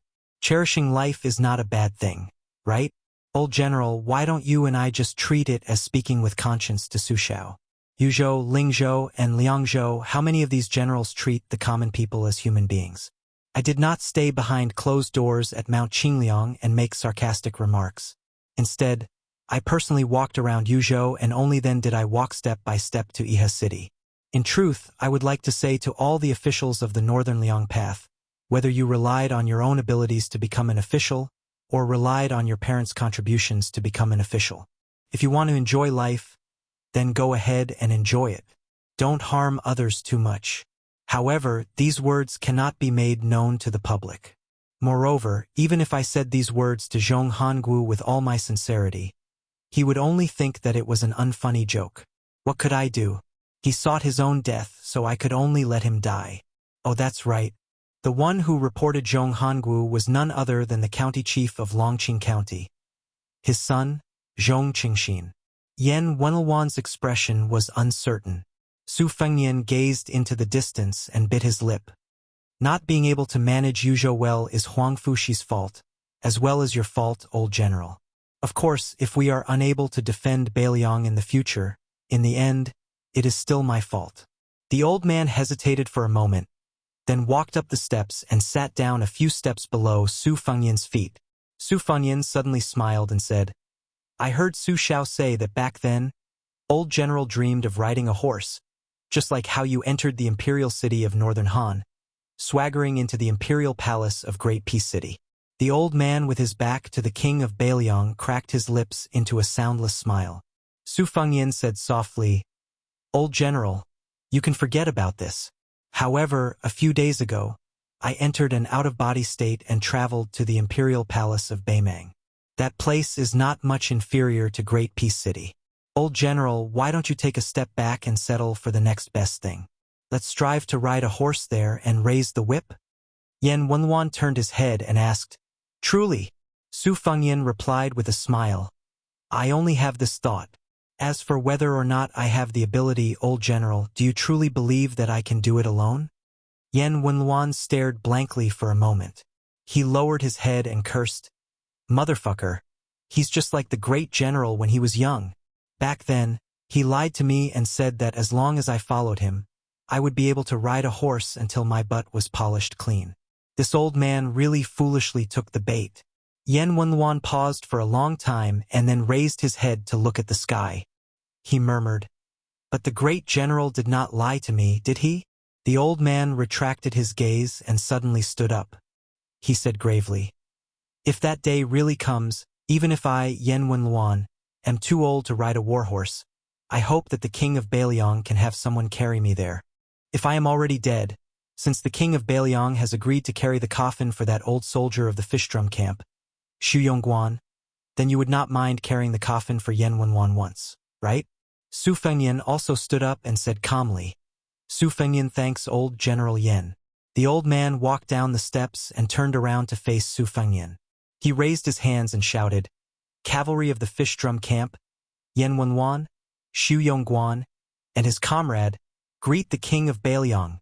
The old man then turned and left. He left the Yi River, Yuzhou, and headed for the border.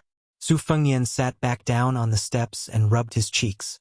Su Yanbing, who was beside him, said emotionally, At the Battle of the Western Wall, the fish drum camp only had 16 men left.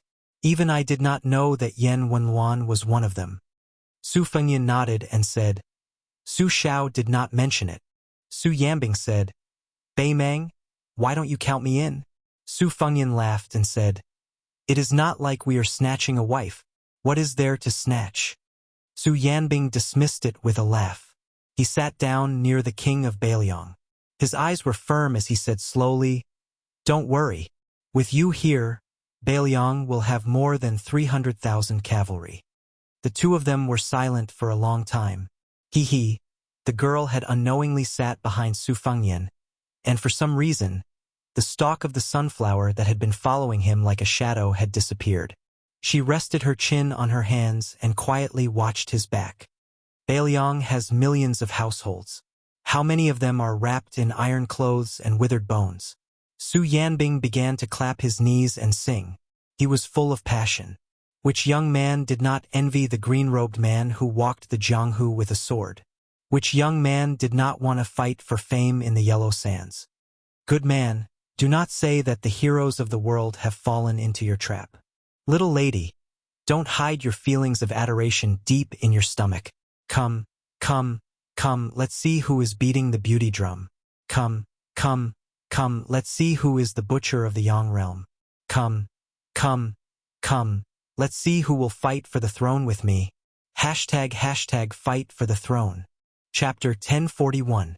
3 chapters, 17,000 words. The next chapter will be around noon. The spring rain in Great Peace City had just stopped, and the entire capital seemed to have become much cleaner. No matter how noisy the court was, that was the business of the officials. The common people had to eat and sleep, and most of them had to obediently live their days of waking up early and sleeping late. However, there were some who had nothing to do.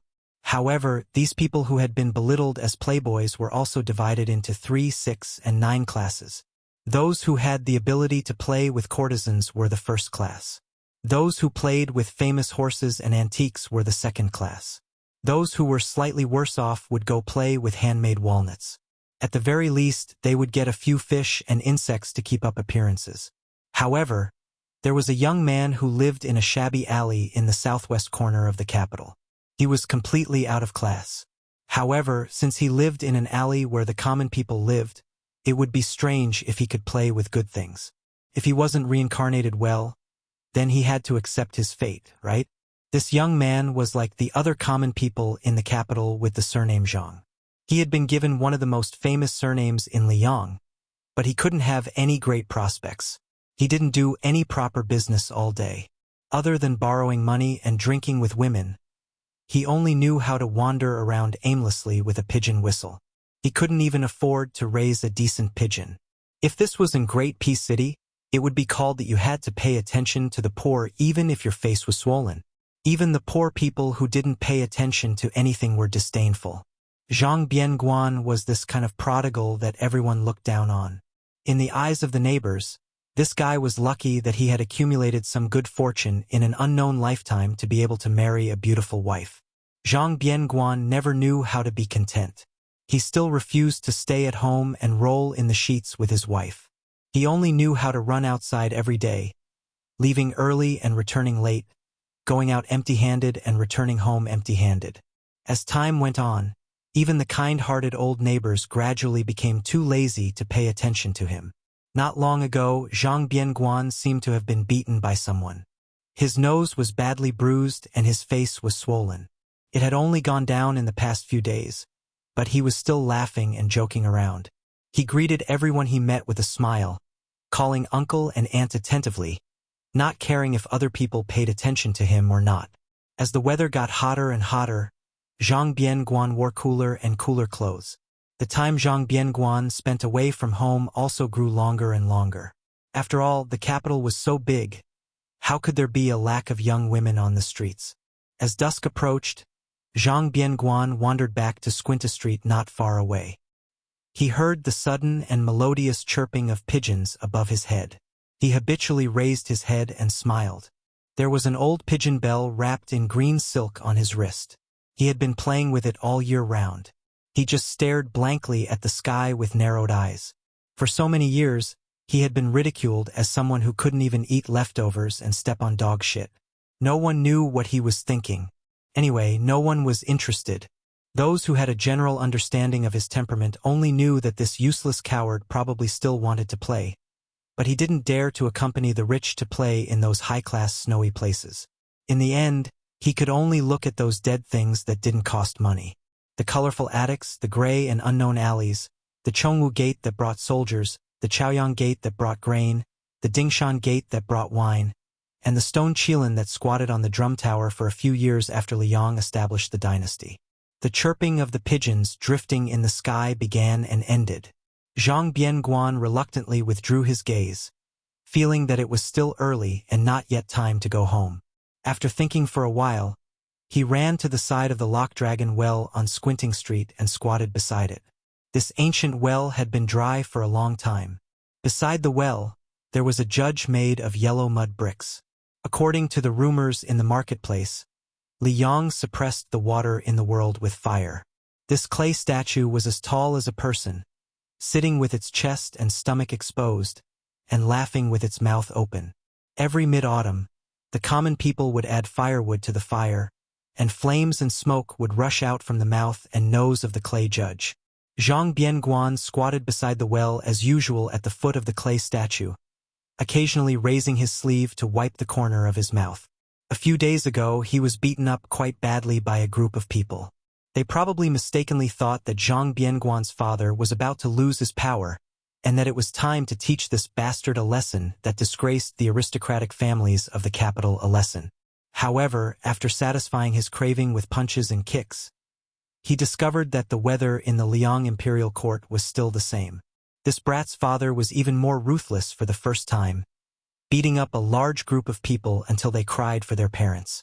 As a result, the people who relied on these groups of people to eat and drink immediately hid. They didn't even have the guts to apologize to Zhang Bianguan. Later, they trembled in fear for a good half of the day and didn't even wait for the slightest bit of revenge. Only then did they all let out a collective sigh of relief. They gathered together and increasingly mocked this person surnamed Zhang for being a big piece of trash. He had a father that they couldn't even pray for even if they burned incense and prayed to Buddha. He didn't know how to use the tiger's skin to enjoy his life. He deserved to be treated like a pile of rotten dog shit that even stepping on would dirty his shoes. Zhang Bianguan's only strong point was that his mind wandered thousands of miles away. When he suddenly discovered that there was an elegant young man beside him, he glanced at him and didn't say anything. After waiting for a long time, he finally smiled and asked, "You really didn't come to beat me to vent your anger?" The scholar-like scholar smiled and shook his head. "How would I dare to beat up the son of the Grand Secretary? Besides, if we really fought, I wouldn't be your match. Why would I bring shame to myself? Even if you didn't fight back and let me beat and scold you, I would still be treated as an amusing fool by you." Zhang Bianguan made a sound of surprise. "So you're actually a sensible person? You're not from the capital, are you? With your eyesight, if you're from the capital, you wouldn't even come to see me." The scholar asked, "You admit that you're a smart person?" Zhang Bianguan sneered and said self-deprecatingly, "I'm considered a smart person? Then what would my father be?" The scholar nodded and said, "That's right." Zhang Bianguan lay on the mouth of the well and gazed at the dark and bottomless mouth of the well. He no longer paid attention to this unknown scholar who was boring once he understood things. The scholar leaned against the mouth of the well and said faintly, "I know you like to see the scheming in the palaces and pavilions because they only complement each other. Compared to the harm between people, they are much more amiable and lovable. I also know that when you left the Zhangfu to set up your own household, you planted a peach tree at home. The people of Great Peace City all like to have trees in their yards. Pomegranates that give birth to many children, jujube trees that give birth early, persimmon trees are also common, but there are no peach trees because the character for peach sounds like escape and is inauspicious. Great Peace City is the root of Liang. If the tree is moved, it will die. Where can the people of Liang escape to without Great Peace City? You, Zhang Bianguan, are not stupid. You planted it for your father, but your father, the Grand Secretary of Liang, ignored it. He did not escape, so you, as his son, can only continue to stay in Great Peace City and wait for death. Hopefully, in the future, you can at least send him off. It would be even better if you could drink at the Qingming festival." Zhang Bianguan calmly made an O sound and continued to look at the mouth of the well. The scholar smiled slightly and said, "You must have guessed that I am that Sun Yin who came from Beiliang to ask Tantanon for an official position." Zhang Bianguan turned his head. "Sun Yin, is it? Then tell me, what exactly is that stone Qilin on the drum tower silently watching the world for hundreds of years waiting for?" Sun Yin had already quietly entered the secretariat and successfully attached himself to the towering tree that was Tantanon. Although he was just a small official, since he had entered Master Huan's discerning eye, wasn't his meteoric rise just around the corner? The few people who understood this point long ago, but the vast majority of muddle-headed people would not remain muddle-headed. Sun Yin met the blue-eyed young son's gaze and shook his head. "How would I know what a stone Qilin is waiting for? In any case, it's not waiting for the wind to blow and the smoke of war. In the end, the people are in a terrible situation. If it's only exchanged for people wearing dragon robes, is it fun?" Zhang Bianguan laughed and stroked his stubbled chin. "It's not fun." Zhang Bianguan sat shoulder to shoulder with Sun Yin. He stretched his neck, exhaled, and then inhaled again. Only then did he chuckle and raise his wrist to show Sun Yin the simple and unadorned pigeon bell. He said, "In the past, I received a pigeon as a gift from someone. It's a first-class item, black with a hint of purple. Compared to the king of Beiliang, Su Fengyan's falcon, the price is not much different. At the time, my father had not yet become the Grand Secretary, only a third-rank official. My father came to find me, but he didn't scold me. You should know what kind of person my father is. Scolding others would be flattering you. Other than Master Huan, he has almost never scolded anyone in his life. He asked me, "This pigeon is my father's current net worth. What kind of thing are you, Zhang Bianguan, to be worth this price? Are you stupid? Or are you really stupid?" That year I was 14 years old. In a fit of anger, I returned the pigeon to someone. That person, in front of me, said with a smile that he didn't have the habit of taking back gifts. Afterwards, he used his hand to strangle the pigeon to death. And he was the current crown prince, His Highness Zhao Zhuan. From that day onwards, I swore that I would never mix with these people again. I would rather listen to the creaking sounds of small doors opening than listen to them flattering each other. I would rather look at those dead objects that no one cares about than look at those children of influential families whose farts can be sold as gold and silver. Over time, no one liked to take me out to play. I was also happy to be alone in peace. When his father, Zhang Julu, was mentioned, Zhang Bianguan couldn't help but sink into contemplation. Chapter 1042. He still remembered that after his father had distinguished himself in the Hanlin Academy, his grandparents had moved from their old home to the city. During the hot summer months, the two elders especially liked to lie on the rattan chairs under the shade of the trees and help their grandchildren fan themselves. Fan after fan, fan after fan, summer after summer. As they fanned, only his grandmother was left. After that, they were all gone. Their father also did not observe filial piety. The court was even more impatient than the civil official who was his son. They directly issued an edict to revive him. Their group of children did not find anything strange from their father's face. Zhang Bianguan clearly remembered that at that time, in Taiyan City, the streets were filled with rumors. Everyone said that their father did not care about being a person in order to become an official. However, as their father's official hat grew bigger and bigger, the voices became quieter and quieter until no one mentioned it anymore. He, Zhang Bianguan, had not done anything for many years. Compared to his eldest brother and second brother, he had left home later. However, he saw the family matters more clearly than his two brothers. Since when did the Zhang family's family matters become the same as the matters of Jing and the world? Zhang Bianguan's expression was lonely. The back of his head rested on the mouth of the well as he looked up at the dusky sky. When he was young, there was a lion bridge not far from the Fu. Once, when the family went out to play, their father had them count how many stone lions there were on the bridge. Eldest brother was the most like their father.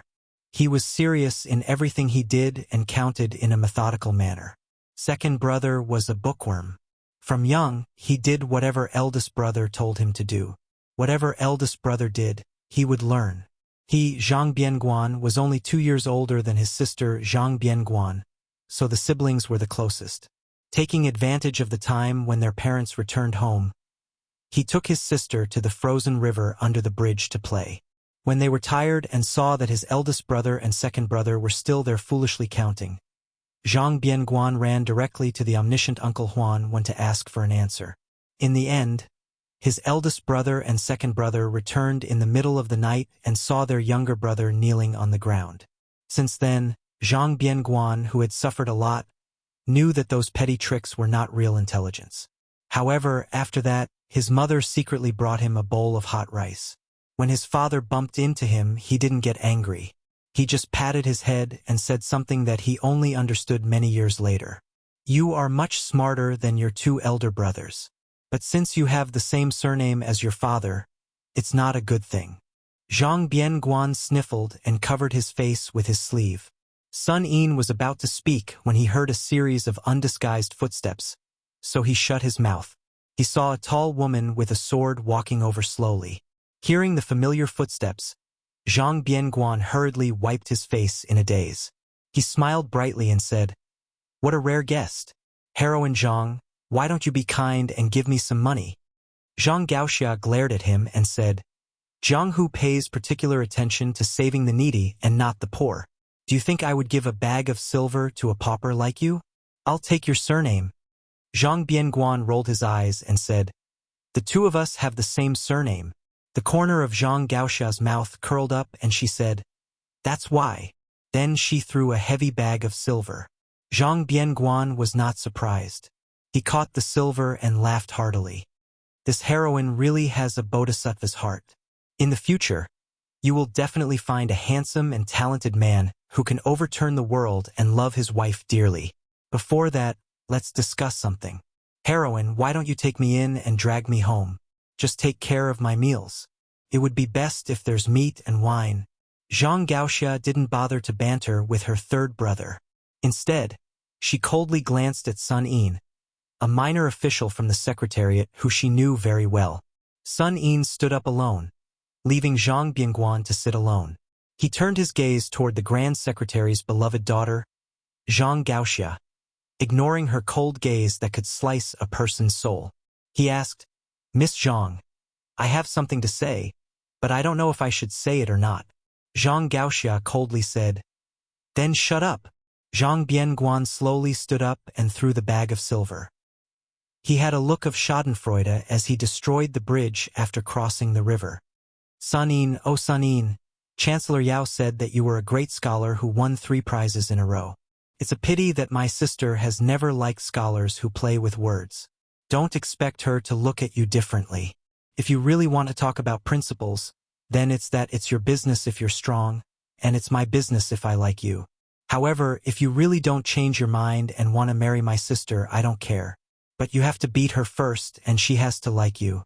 Then, you have to be the son-in-law that my father personally approves of. Where can you find such a rare and handsome young man? You're the one who delivered yourself to my door, so you definitely don't count." Sun Yin said helplessly, "Why would I like a girl who already has someone in her heart?" Zhang Gaoxia laughed coldly and said, "Sun Yin, you know quite a lot."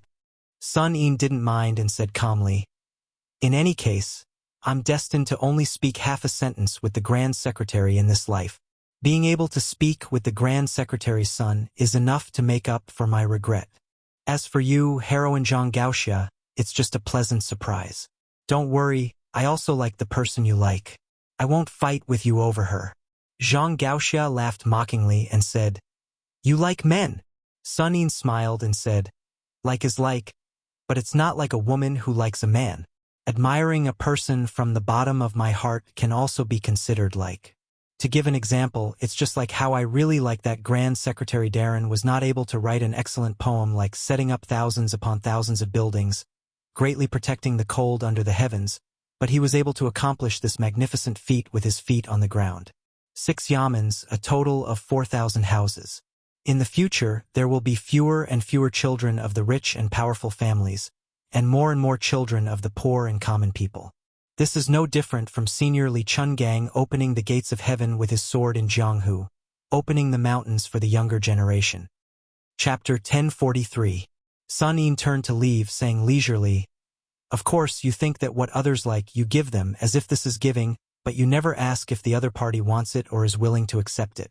This kind of person, no matter how sincere he is just a kind of self-righteousness. He thinks that he is magnanimous and has a clear conscience, but in reality he is still selfish. Whether you are talking about love between a man and a woman, or about the relationship between brothers, all can be tricked.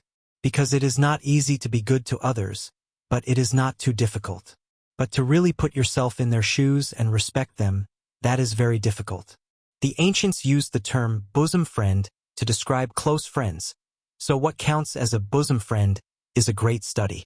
Sun Yin is a stupid person. He does not know what kind of world the next 1,000 years will be, but the world we live in can be considered to have seen through. There are many muddle-headed people, but there are still some who do not care about benefits, reputation, good swords, posthumous titles, the good intentions of friends, the worthy deaths, the legacy of a family, or even the country of one person. Zhang Gaoxia frowned, asking, "What nonsense is this guy spouting? Is he cursing our father for fulfilling the 2 words loyalty and righteousness, but only letting down Uncle Huan? But he seems to be praising him at the end. Isn't this self-contradictory?" Zhang Bianguan said carelessly, "I'm afraid he is also confused. People are too smart, they like to go against themselves, tossing and turning empty-handed." Zhang Gaoxia glared. Sun Yin, what nonsense are you talking about? I don't know, but you are cursing our father. I can still hear it. Zhang Bianguan took off the pigeon bell and casually tossed it into the dragon ceiling well. He made a cynical face and laughed. Father is too lazy to scold me, so I will secretly scold him. You won't tell on me, so what am I afraid of? Zhang Gaoxia's tone became heavy. He asked, You are really not going to follow your father's wishes and go to Liaodong to join the army? Zhang Bianguan shook his head gently. As a son, since I can't help much, I have to send my father off. Giving birth to a child is nothing more than taking care of him when he dies. As a son, I have to do my best to do one of them. Zhang Gaoxia sat on the mouth of the well. Zhang Bianguan said with a look of surprise, I'm telling you this kind of thing. Why don't you cry? Zhang Gaoxia said calmly, I'm not that kind of woman. Zhang Bianguan nodded. Actually, we're not as much like our father as you are. Zhang Bianguan seemed to remember something and said, You are about to leave the capital and travel the Jianghu. Listen to me. Although Dad says he doesn't want you to go anywhere, he actually wants you to go to the place in his heart.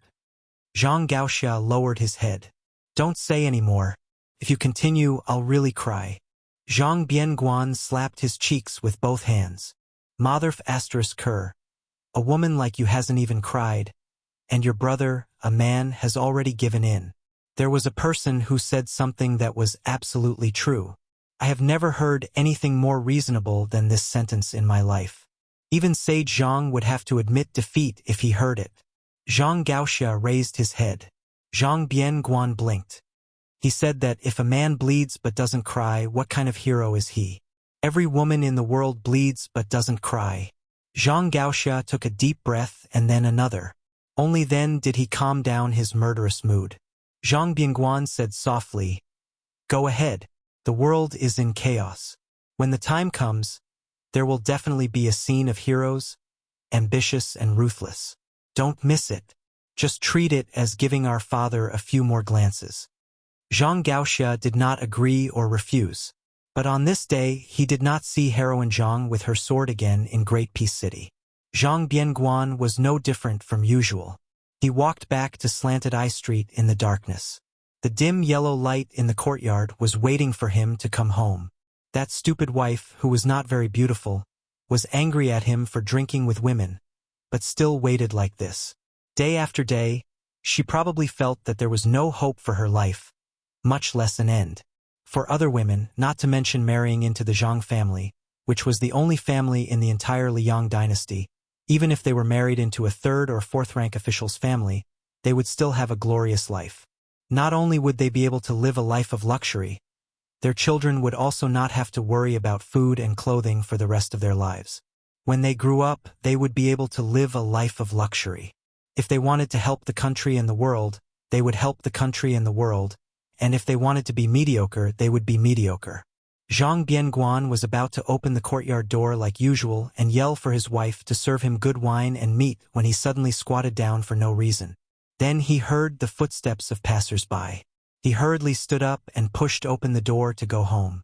The woman, as usual, was silent. She served the warm and suitable food and ate it with her chopsticks. Occasionally, she glanced at the man, who had one leg on the bench and only cared about himself and was never willing to say a word to her. That man was her husband, but he had never seen her show any hidden bitterness or grievance on her delicate face. Zhang Bianguan always liked to say that the reason why she was so good-tempered was that she was afraid of his family background. A starving camel was still bigger than a horse. No matter how useless Zhang Bianguan was, he was still Zhang Julu's son. How could she not serve him carefully? But every time he said this, Zhang Bianguan would slap himself in the mouth and say that only flowers, birds, fish, and insects needed to be served. Then she would secretly laugh until Zhang Bianguan stared at her. Then she would turn her head, but the faint smile on the corner of her mouth didn't fade. That night, after she fell asleep, Zhang Bianguan began to sob quietly. I'm afraid that I like you, but I'm even more afraid that you'll like me. That's why I'm like this. How could I not want an obedient and sensible child? My son and daughter are both very good. But I'm Zhang Julu's son. The more I do, the more mistakes I make. If I tell you the truth, will you run away? But where can you run away to? If you don't run away, can you live more easily than now? No matter how stupid you are, you'll come to realize it when you die with me. But I'd rather you hate me at that time. I just want you to muddle-headedly complain that I'm a failure, a good-for-nothing, and that I'm not in charge of the family. Wife, in this life I owe you. If there's a next life, I'll definitely repay you. Zhang Bianguan's face was full of tears. After wiping them clean, he gradually fell asleep. That gentle woman who slept with her back to him and didn't move at all through the night slowly opened her eyes when she heard her husband snoring. Her gaze was still gentle, just like the day she walked off the sedan and when he lifted the red veil. In the morning of the second day, Zhang Bianguan mindlessly ate breakfast and strode out of the house. After Zhang Bianguan left the house, he walked on Slanted Street and looked towards the northwest. He said softly, "Wuxia, you have to go to Beiliang. Only there will be chaos for a while and not for a lifetime." Today, the youngest son of the Grand Secretary was still that great peace city, or even the world's most mocked noble family. But that woman, the woman quietly did one small household chores after another. When she had nothing to do, she would sit on the threshold of the inner courtyard and look towards the gate, waiting for him to come home. Chapter 1044. Last year, His Royal Highness, who was also the General of Lingzhou, stirred things up in the officialdom of Lingzhou. In the end, it was just a farce without much noise or rain. However, under the bloody iron fist of the new Prince Liang, Yozhou's military and politics was a tragedy that caused everyone to be in danger. Spring rain was as precious as oil, and the rain on Beiliang's springtail was even more so. When the rain fell, the blood would wash away, saving a lot of trouble for the Yamen of Yuzhou. It should be known that this was an unprecedented change in Beiliang. 3 lieutenants had died, and the number of commandants with real power could not be counted with 2 hands. There were no less than 100 high-ranking officials and dignitaries who had been stripped of their official titles and sent to the border. Although the so-called 800 general families in Yuzhou were definitely an exaggerated number, there were at least 300 families. In the end, most of them were affected. The families involved in the tragedy had no power to fight back. As for those who had been patiently waiting for General Yan Wenluan to be furious, they were even more disappointed. Not only did the general stand by and do nothing, he even personally mobilized the elite infantry of the Yan family in the 6 camps to control the passes in the northern part of Yuzhou. This was not only turning his back on them, but also stabbing himself with a knife. The great snow dragon cavalry had infiltrated the hinterland of Yuzhou. In the east of Liangzhou, Qi Dangua, the foster son of the old Prince Liang, had personally taken action. In the north of Lingzhou, Wang Ji and Xian Yinma, 2 cavalry troops that belonged to different orders of Beiliang, trained their soldiers and horses. The deputy commander of the infantry, Ancestor Gu, was a new noble in Beiliang, as well as Lu Yuanji, Wei Taizhan, and the other veteran generals who had retired regardless of whether they were related to Yuzhou or not. They still did not hesitate to publicly support the new Prince Liang at the same time. At this time, even if the Yuzhou generals did not understand why the new Prince Liang was so good-tempered in Lingzhou and did not care about old friendships in Yuzhou, they all painfully understood one thing. Beiliang's surname was Su. In Beiliang, none of the old generals who had the ability and qualifications to compete with the young Prince Liang were willing to speak up for them. In short, it was too late. The old people were gone and the new people were coming. Moreover, several groups of people came. Some were called by Su Fengyan, and some came uninvited. The latter was not polite at all. Huang Shang, who had vaguely become the leader of the scholars in Beiliang, almost jumped up and scolded them. Mr. Wang from Shangyin Academy leisurely persuaded Huang Shang that anger would harm his liver. The 2 elegant old men had just enjoyed the desert scenery from the border and hurried to Yi River in Yuzhou without stopping. However, the closer they got to Yi River, the more calm Mr. Wang became. Normally, the scholar Huang Shang, who should be the most happy to see this scene, became the guy who scolded the king of Beiliang the most fiercely. He scolded Su Fengyan for being too vicious and said that he was the real butcher, who was more ruthless than Su Shao. If he had the ability, he should go to Beimang to kill people. What kind of ability was it to kill one's own people? Su Fengyan did not laugh, get angry, or say anything. He only overstepped his authority and handled military affairs in the general's mansion in Yuzhou.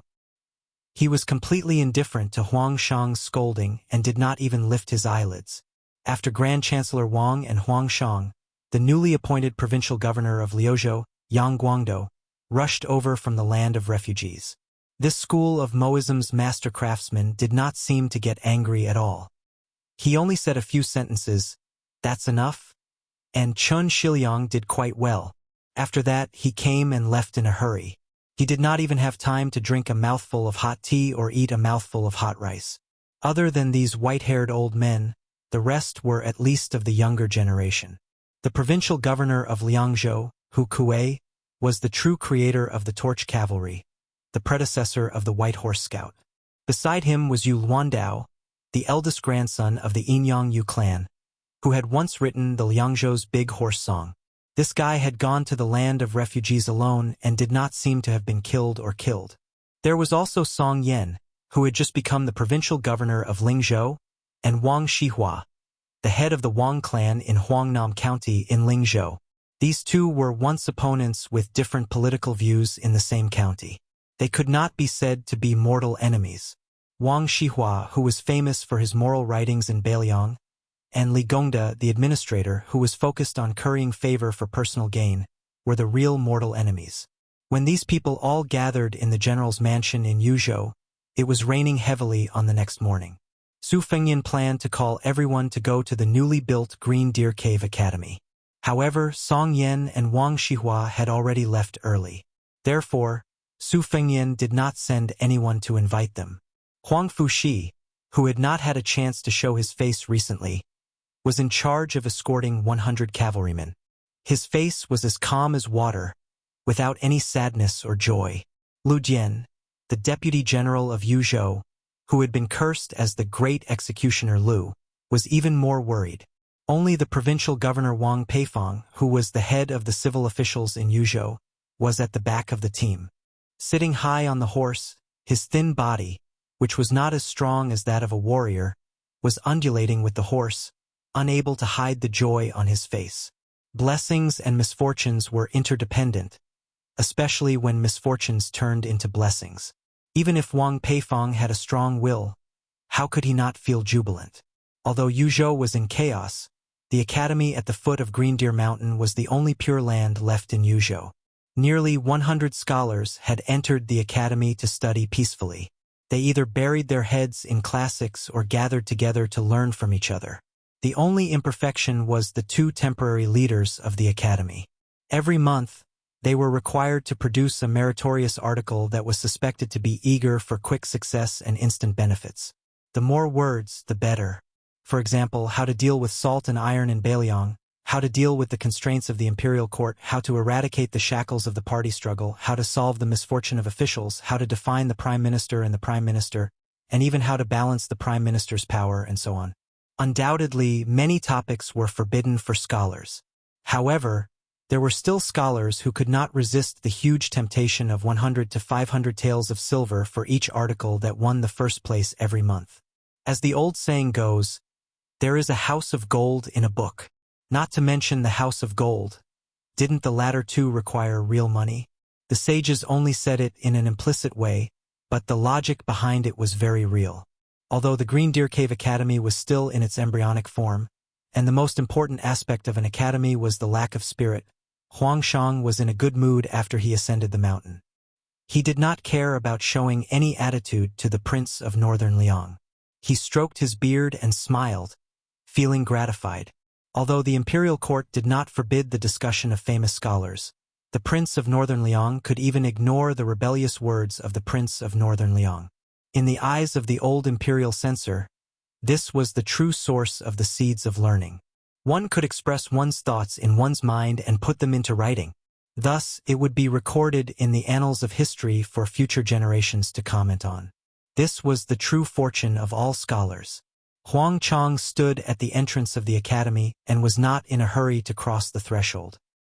He looked up at the inscribed board written by the king of Beiliang, Su Fengyan, and stopped in his tracks. His eyes brimmed with tears and his lips trembled as he asked, Can you really tolerate scholars of my generation to be like Huang Chang yesterday, to happily scold you, Su Fengyan, and Beiliang? Chapter 1045. Su Fengyan nodded and said, "There's no harm in scolding people. It's enough as long as you scholars can maintain your integrity. It's even better if you can still think about sincerely helping the world. If one day, there's a martial artist from Beiliang who dares to kill you with a knife, as long as the reason is in your heart and not in the knife in their hand, I will protect you." Huang Chang said a few good words in succession. His sleeves fluttered as he strode into Green Deer Cave Academy with Grand Chancellor Wang. After walking for a while, he suddenly realized that the young man from Su family didn't follow him. Instead, he stood in the same place. Huang Chang turned his head with a puzzled expression. Su Fengyan said, "From today onwards, as long as the martial artists of Beiliang wear armor and carry a knife, none of them are allowed to take half a step into the academy. You scholars can rest assured and pursue your studies. I don't have extravagant hopes that the scholars and martial artists of Beiliang can treat each other with respect and get along harmoniously tomorrow. However, at the very least, you have to mind your own business and do your own job. However, I'll say the ugly words first. Scholars fish for fame and take advantage of this to gain a good reputation. I, Su Fengyan, can turn a blind eye to this. However, if you dare to use your 3-inch tongue and the pen in your hand to cause chaos and disturb the people, you will definitely lose a few layers of skin. At that time, don't even mention you, Huang Chang, scolding me for going back on my words. Even if you fight with your life on the line, I will still be merciless. Huang Chang won't show any mercy even if I kill you." Huang Chang wanted to say something but stopped. Grand Chancellor Wang, who had long since boarded the pirate ship of Beiliang, laughed softly beside Huang Chang. "Old man Huang, where do you get so pedantic and sour breath from? Scholars aren't afraid of being poor, but when scholars are sour, the things they write will be worthless than pickled vegetables." Huang Chang sighed and didn't insist anymore. Yu Luandao wanted to follow him into the academy, but Hu Kuei, the provincial governor of Liangzhou, quietly stopped him and shook his head. Unexpectedly, Yu Luandao took off his family's famous sword, Big Luan, and handed it to Hu Kuei. Then he smiled and said, "I was just bored and wanted to go in and take a look. I have studied for more than 20 years and have read enough. In the future, I will die on the battlefield. According to the king of Beiliang, I probably won't have a chance to set foot here in my life. So I should take the opportunity to take a look at the academy before I put on my armor and sword. I can hear the sound of wind and rain no matter what I do. I can even hear the sound of horses' hooves and the sound of fighting. But I really won't have the chance to hear the sound of the academy study that I've been familiar with since I was young." Su Fengyan looked at the back of the young man who was about the same age as him. He took the saber from Hu Kuei's hand. He didn't unsheath the saber, only flicking the scabbard with his finger. He asked with a smile, "You're called the Luan Saber?" The young man who was called Yu family is proud again. After Chao Chongqing in Guangling Road turned around and said with a smile, "Yes." The young vassal king who had been giving people a gloomy impression these days chuckled and said, "Even if you are a spy of Liang, Beiliang will be willing to accept you because of your appearance." Yu Luandao looked sad and said, "I'm not a girl who hasn't been married yet. The king of Beiliang judges me by my appearance. I really can't be happy." Su Fengyan returned the big Luan saber to Hu Kuei and then waved his hand with a smile, indicating that Yu Luandao should enter the academy. After Yu Luandao leisurely walked into the Green Deer Cave Academy, Su Fengyan turned around and walked to the fence of the square in front of the academy. He waved at Wang Peifong. This Yuzhou provincial governor was a real literati, but he didn't enter the academy. The people outside were all real generals, so Wang Peifong felt a bit awkward. In the past, Governor Wang was afraid, but he was afraid that Su Fengyan was the eldest son of General Su Shao. He was afraid that this young man would definitely inherit the throne. Even if Su Fengyan succeeded in taking the throne, Wang Peifong believed that he still had some pride as a scholar when facing the new king of Liang as a subject. Unfortunately, he didn't have any spirit left after seeing the new king of Liang kill people in Yuzhou. Wang Peifong carefully stood behind the new king of Liang. Su Fengyan looked into the distance. Switch positions with Hu Kuei. The provincial governor of Liangzhou has always been half a level higher than the provincial governor of Yuzhou. You, Wang Peifong, have been promoted and become rich in the eyes of outsiders. But you and Hu Kuei, who has been demoted in name, you know how important you two are in this king's heart. Sweat appeared on Wang Peifong's forehead.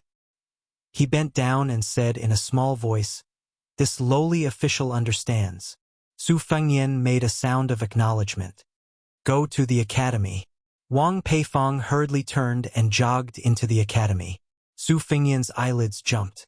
He shifted his gaze slightly and looked at the foot of the mountain. A moment later, he said to Hu Kuei, "Hu Kuei, you are a general and know that a place like Yuzhou is not like Lingzhou where Li Gongda is in charge. This place is pretty much hopeless, and there are generals everywhere. These people are used to using their fists and knives to reason with. It is useless to talk to them until you break your tongue. Now it will depend on your ability." Hu Kuei, who had experienced ups and downs, nodded heavily. He did not say anything heroic. Su Fengyan continued, "Lu Jian, you will go to the border of Liangzhou tomorrow and assist Yuan Zuozong. This king knows that you are the most aggrieved this time." The deputy general of Yuzhou, Lu Jian, lowered his head and cupped his fists. "This lowly general obeys. This lowly general is a rough man. I don't know how to say nice things. I am only willing to die for Beiliang." Su Fengyan turned around and stared at Huang Fushi. "You are still the general of Yuzhou. In fact, what you said in the restaurant that day was not wrong. But there are some things that are not right or wrong. This king is not the same as you and Hu Kuei. There is no need to talk nonsense. I have said everything that needs to be said since you are the general of Yuzhou. But there is one thing that you should understand. This king is no longer the Jianghu man who has to be restrained in everything he does. In Beiliang, if this king does not give you face, who will? Who dares?" Huang Fujin, who had been acting like a dog with his tail between his legs in front of Su Fengyan all this time, chuckled for the first time. With these words, "Even if Huang Fujin were to be fried in a frying pan 100 times, I would have earned back my capital." Su Fengyan did not reveal anything. He went down the mountain alone in the slanting wind and drizzling rain. He went to meet the two people climbing the mountain. The old eunuch, Zhao Siku, who had traveled thousands of li from the south of the capital to Beiliang. Even the mountain opening talisman had peeled off the high tree dew at the beginning of the climb. Su Fengyan knew that this meeting was truly a matter of life and death. But only by passing this hurdle could Su Fengyan face the Beimang Iron Cavalry without any distracting thoughts. Only then would he be able to make another trip to northern Mang alone in a situation that could not be any worse. The girl had unknowingly followed behind him. Su Fengyan stopped and shook his head at her. She also shook her head. Su Fengyan laughed and scolded, "Are you stupid?" The young assassin chuckled. This time she was truly laughing. The wind and rain were still there. There were no more sounds of reading from the academy, but there were still chuckles. Su Fengyan walked close to the young girl and helped her adjust a familiar gold hairpin in her hair. "You are like your mother, and also pretty." The young girl wrinkled her nose. It was unknown whether she was happy or sad. She glanced at him and then crouched on the steps. She did not follow him down the mountain.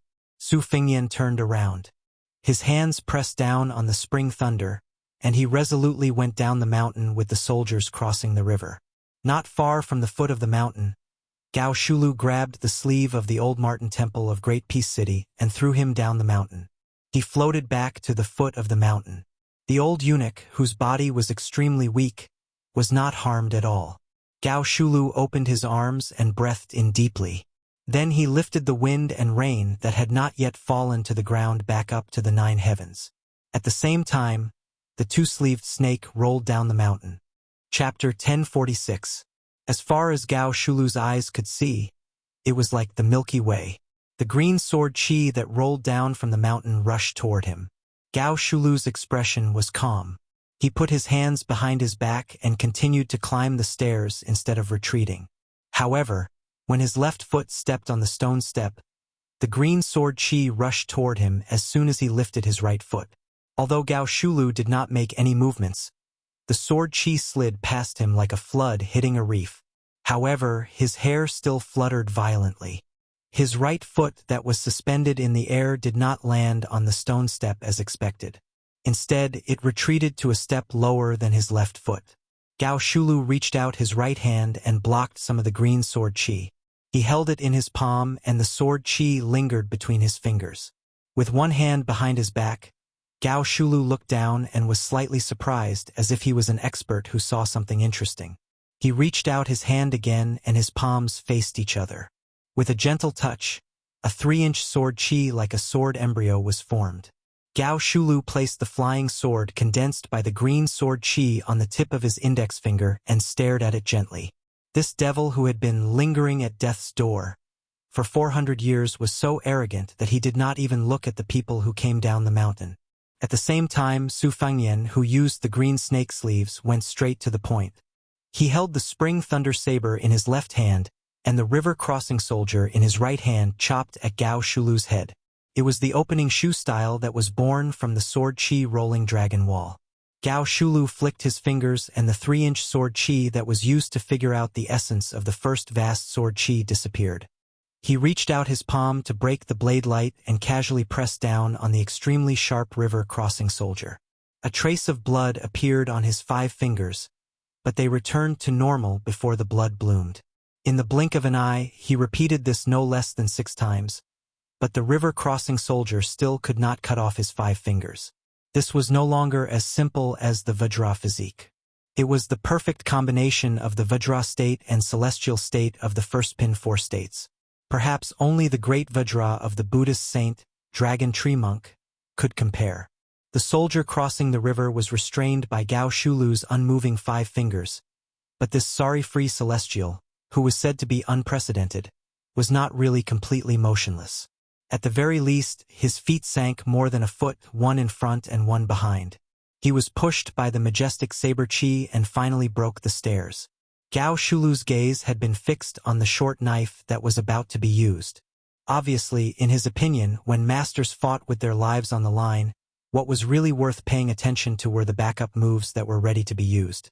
No matter how good the first move was, no matter how wonderful it was, Gao Shulu had seen it and dissected it. 400 years ago, he had killed almost all the top masters in Jianghu, and there were 2 sword immortals on the land. How many mysterious moves and superior moves had he experienced? However, there were only a handful of so-called masters who dared to fight him at close range even though they knew that he was Gao Shulu. In the murky Jianghu 400 years ago, one could count with one's fingers. Unexpectedly, the short knife was raised only a few inches before he suddenly withdrew it. Not only that, the long saber above his head was also pulled out from between his fingers. Gao Shulu frowned. A fellow who dared to enter the astral travel state in front of him had a good start. How could he have run out of skills so quickly? Could it be that he was one of those half-baked martial artists who only knew 3 axes in Jianghu 400 years ago? If that was the case, what was so interesting about the Jianghu 400 years later? Was it worth it for him to strip off the mountain-splitting talisman and hope to fight with all his strength? Was it really better to go to the East Sea Martial Emperor city than to come to Bailiang? However, Gao Shulu, who was too lazy to take advantage of the situation to pursue him, smiled as soon as he frowned. Unknowingly, a few red ropes shaped like red snakes had appeared on the back of his hand. They were like weeds in the wilderness after the early spring rain, growing wildly. Not only that, the 9 smooth flying swords of the sword embryo buzzed and flew around him, forming a seemingly insurmountable thunder pool. Of course, in Gao Shulu's eyes, all of this was just a smokescreen. The real killing move was hidden in the blade that came down the mountain. The young man had been preparing for this blade since the green sword chi rolled down the mountain. Su Fengyan's figure retreated and swayed. He faced Gao Shulu and floated up the mountain in reverse. Step by step, he ascended the stairs in a leisurely and carefree manner. The spring thunder returned to its scabbard. When it returned to its scabbard, thunder rumbled in the distance. For the first time, Gao Shulu waved both of his sleeves at the same time. In an instant, he patted the ground 5 times in a row. He was so relaxed that he didn't look like he was trying to counter every move that came his way. Instead, He looked like a distinguished scholar who was casually giving advice. After a short while, 5 thunderous booms sounded on Green Deer Mountain. After Gao Shulu patted the thunder heart away, the sword formation retracted. Perhaps Gao Shulu was busy stripping off the red ropes on the back of his hand, but he didn't try to block it. Instead, he dodged it. He was no longer arrogant enough to ignore it. Su Fengnian stood on a high ground and held 2 of his fingers together to control the flying swords. Originally, after the sword embryo was fully developed, the flying swords would move according to the will of the spirit. Only when the sword embryo was fully developed would the flying swords move according to the will of the spirit. However, this time, Su Fengnian used his qi to control the flying swords. He was extraordinarily meticulous and careful. Gao Shulu didn't underestimate him either. Compared to how he dispelled the Thunderheart just now, Gao Shulu paid the same amount of attention. Su Fengnian wasn't complacent at all. In terms of moves, the 2 methods were polar opposites. However, the results they pursued were exactly the same.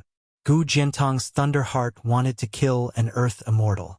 On the other hand, Dong Tai's flying swords in the Eastern Sea was the out-of-body celestial Zhao Xuansu from Mount Longhu. Su Fengnian went down the mountain and Gao Shulu went up the mountain. After the 2 met, Su Fengnian's welcoming ceremony was truly shocking. There was the old man with the sheepskin fur coat's green snake sleeves and the sword chi rolling dragon wall. There was also Gu Jiantong's ultimate move, the Thunder Heart. There was also the invincible Earth Immortal Han Xingxuan's red rope and Dong Tai's flying swords.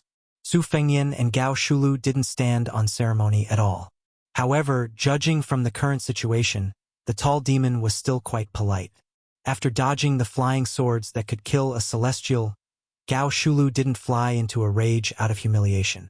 Instead, she was a little lost in thought. She sighed softly and said, "In my opinion, all the martial arts in the world are nothing more than one's will. It's inevitable that the majority of experts will either be ambitious or short-tempered. This is especially true when it comes to the battle of sword chi and sword will. 100 years before I became famous, Ancestor Lu already had the distinction of sword art and sword art. It's not easy to have both sword will and sword will. Back in the day, Gao Mumu was a master in the same Jianghu. In terms of swordsmanship, Gao Mumu seemed to have lost to the 2 swordsmen whom Gao Mumu had secretly learned from. Earlier, when Gao Mumu's sword chi descended the mountain, he had the spirit of an ancestor who had surpassed him. Later, when the flying sword pierced the celestial aperture point, he had truly reached the peak of swordsmanship. May I ask, who are these 2 swordsmen? Are they still alive? Su Fengnian said calmly, "One is called Li Chungang. He doesn't belong to any sect. It's a pity that he's already dead. The other is called Dong Tai. He came from the Wu family's sword tomb that the sword master killed for you. He's now out on the sea to visit immortals and hasn't returned yet." Gao Shulu smiled and said, "It's not without reason that sword art can dominate the Wulin world. For thousands of years, the world's sword mountains have always been one peak higher than the other. There's never been a bad habit of worshipping the past and belittling the present." Gao Shulu suddenly turned to look outside the mountain. "Your way of cultivating the blade intent is very rare. I've waited for so long. Is it about time?" Su Fengnian smiled and tapped the Spring Thunder's handle with one hand. He stabbed the scabbard into the stone steps behind him. Not only that, he also stabbed the river-crossing soldier into the steps. Only the scabbard of the river-crossing soldier was left hanging on his waist. Su Fengnian had nothing to rely on, but his momentum suddenly rose. He looked down from above. The division of first class into 4 realms has been used for 400 years. Most of the people in Jianghu today don't know that it's actually from you, Gao Shulu. I'm very curious about what you think of the false realms. Gao Shulu had the magnanimity of a great master. Even if they were facing death, she still said straightforwardly, "The false realms are not false. It's roughly equivalent to the Buddha's revealing and secret techniques. Tantric Buddhism has a shortcut to Buddhahood, but it's not available to everyone. The key lies in who's cultivating." Gao Shulu paused and smiled. "Life is not satisfying. Those who seek freedom often feel uncomfortable. If you want something, you can't get it. The reason is simple. Chapter 1047. Gao Shulu, who had just taken half a step up the stairs, instantly leaped up the mountain and collided with Su Fengyan. Su Fengyan's mind was connected as he recalled the time when he rode an ox on Mount Wudong. Gao Shulu stretched out her hand but was grabbed by Su Fengyan's hands. With a twist of his toes, Gao Shulu's feet left the ground and was thrown out. However, Su Fengyan could not break free from Gao Shulu's pull. Both of them left the stone steps and fell out of the mountain. Gao Shulu was smashed down by Su Fengyan's immortal's touch on the top, while Su Fengyan was supported by Gao Shulu's palm and leaped up. The distance between the two was instantly shortened to more than 400 feet. Gao Shulu stood in the air, looking as cool as ever. Su Fengyan's momentum of being thrown up slowed down. With a roll of his sleeves, the thousands of raindrops that Gao Shulu had pushed back to the 9 heavens on Mount Green Deer fell together with Su Fengyan. The raindrops in the sky were divided into different levels. Under the pull of qi, the higher the raindrops were, the faster the raindrops fell. Thus, the raindrops were strung together into a sword. If only a line of raindrops formed a sword, it was nothing more than the finger Shen realm. However, when thousands of raindrops were strung together into a curtain of beads, it was undoubtedly the magnificent spirit of the celestial realm. Not only that, Su Fengyan stretched out his hand and pulled the curtain of rain. The tip of the sword was pointed at the side of his hand. Following Su Fengyan's falling figure, it pointed at Gao Shulu, who was looking up with her hands behind her back. Borrowing the power of heaven and earth was often not up to oneself. This was also the reason why there were earth immortals above the celestial realm. The string of beads forming a sword referred to the Shen realm, the rain sword forming a curtain referred to the celestial realm, and the direction of the sword curtain referred to the worthy earth immortals. Previously, under Gao Shulu's celestial work, Green Deer Mountain no longer saw the gloomy scene of wind and rain, allowing Green Deer Mountain to monopolize the light. At this time, the sword screen covered the sky above, a dark mass, and the heavy rain destroyed the mountain. The people of the Green Deer Cave Academy did not hear the sound of the wind, nor did they hear the sound of raindrops hitting the eaves. They already thought it was too wonderful for words, and now they stopped flipping the books and whispering to each other. They walked out of the room together and saw the sword aura tornado falling down the mountain rapidly. They were so shocked that they looked at each other in dismay, and all of them turned pale. Yu Luandao hurriedly ran out of the academy and stood beside the fence with Hu Kuei and Huang Fuqing. He raised his head to look at the young vassal king who was guiding the tornado in the sky. The young vassal king who was the proudest of the Guangling world was gone. Yu Luandao's heavens earth's ants. SSSSS is. Gao Shulu twitched the corner of her mouth and yawned lazily. She was finally out of her body. Gao Shulu's body landed on the ground instantly. Gao Shulu, who should be called astral being, came to the 9th heaven above the rain curtain. The person on the ground raised a palm, and the person in the sky slapped down. You Su Fengyan have thousands of swords, but I, Gao Shulu, only have one sword. In front of this sword, is there any earth immortal? Is there any earth immortal sword? This was similar to Luo Yang's one-line sword of heaven and earth. Su Fengyan, who was temporarily at a disadvantage, was not afraid at all. He smiled gently. Do you really think that I have not seen the scenery above the 9th floor? Su Fengyan snapped his fingers. The thousands of raindrops lost their traction and fell down in disorder. He sat cross-legged in the sky with one hand supporting his cheek and closed his eyes. Gao Shulu, so what if you are a heaven and earth?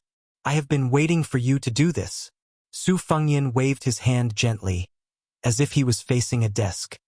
He pushed away the debris on the desk with one hand, and then he raised his arm 5 more times. It was exactly the same as his Xiao Yao Yu after the battle with Wang Xianji. He said softly, mountains, rivers, towers, grass, sun, moon, all living beings, everyone, retreat. Between the two Gao Shulu, the heaven and earth was distorted. The rain swords were all smashed. But this chaos, after Su Fengyan said one sentence, it became a prophecy. The thousands of rain swords gathered again. Sword, come. The thousands of rain swords, only one sword was left. One sword became a talisman. The talisman sealed the mountain. For 100 years ago, there was a talisman to open the mountain. For 100 years later, there was a talisman to seal the mountain. This talisman came from Li Chuangong's 2 swords 2 wishes, from Dong Tai's riding a donkey to see the mountains and rivers, from Luo Yang's rain sword, from Lu Haoshi's thunder pool, from Han Xingxuan's matchless finger, from Song Nianqing's earth immortal sword before his death, from Shenyuan Jingqing's facing death, from Chao Chongqing's ceremony of Grand Peace City, from Jiang Ni's riding sword straight through 18 gates, and so on. It came from all the romantic things that Su Fengnian had encountered in his life, and also from his 10th trance. He sat on Kunlun to see the sea. He trained his saber to cultivate his will. He invited Jinwu Great Emperor to come down from the spring god lake. He saw her 400 years ago when he was in a trance, and that talisman of himself. Once the talisman came out, Su Fengnian did not care anymore. He also entered an astral state and sat down beside Gao Shulu. This astral wanderer was not flustered and exasperated. Instead, he looked at the heaven and earth leisurely. Su Fengnian asked softly, "Gao Shulu, if you were to compete with me in martial arts, I would definitely lose. Why did you choose to compete in realms?" Gao Shulu said indifferently, "What's the point of a sure-win situation to me, Gao Shulu? For 100 years ago I had not tasted defeat. What's the point of having another battle after 400 years?" Su Fengnian shook his head. Gao Shulu said calmly, "When I was climbing the mountain, I only wanted to know if this generation's oblivion could really forget their worries. To be honest, I did not think highly of you before. If you could forget your worries, there would be no one in the world who would be worried. Back then, when I chose to enter Qi deviation to forget everything, those who did not know me would say what I wanted. Those who seemed to know me would say that I was worried. In fact, they only knew half of it. In these 400 years, you are probably the only one who truly knows me." Su Fengnian said slowly, "You, Gao Shulu, were once a prince of the Daifeng dynasty who was about to ascend the throne 400 years ago. It was just that you wanted to become an immortal and did not want to be the emperor of the human world.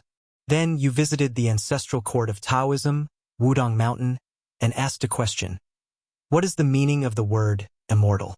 At that time, Ancestor Lu reincarnated and had not yet enlightened his orifices.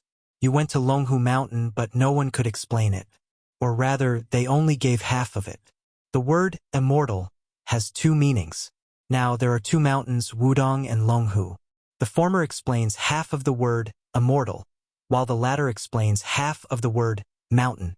Longhu Mountain wants to become an immortal, so they have to go up the mountain and be a mountain person. They want to become an immortal and ignore the matters below the mountain. Wudong Mountain inherited the will of Ancestor Lu. They cultivate on the mountain, but obtain the Tao below the mountain. They cultivate themselves and others, which is more in line with what you, Gao Shulu, want. Unfortunately, the Taoist priest on the mountain clearly had this intention, but he could not explain it. However, even if he did, it might not be to your liking. From your point of view, being an immortal does not forget being a human. Once you pass the gate of heaven and become an immortal, you are no longer a human.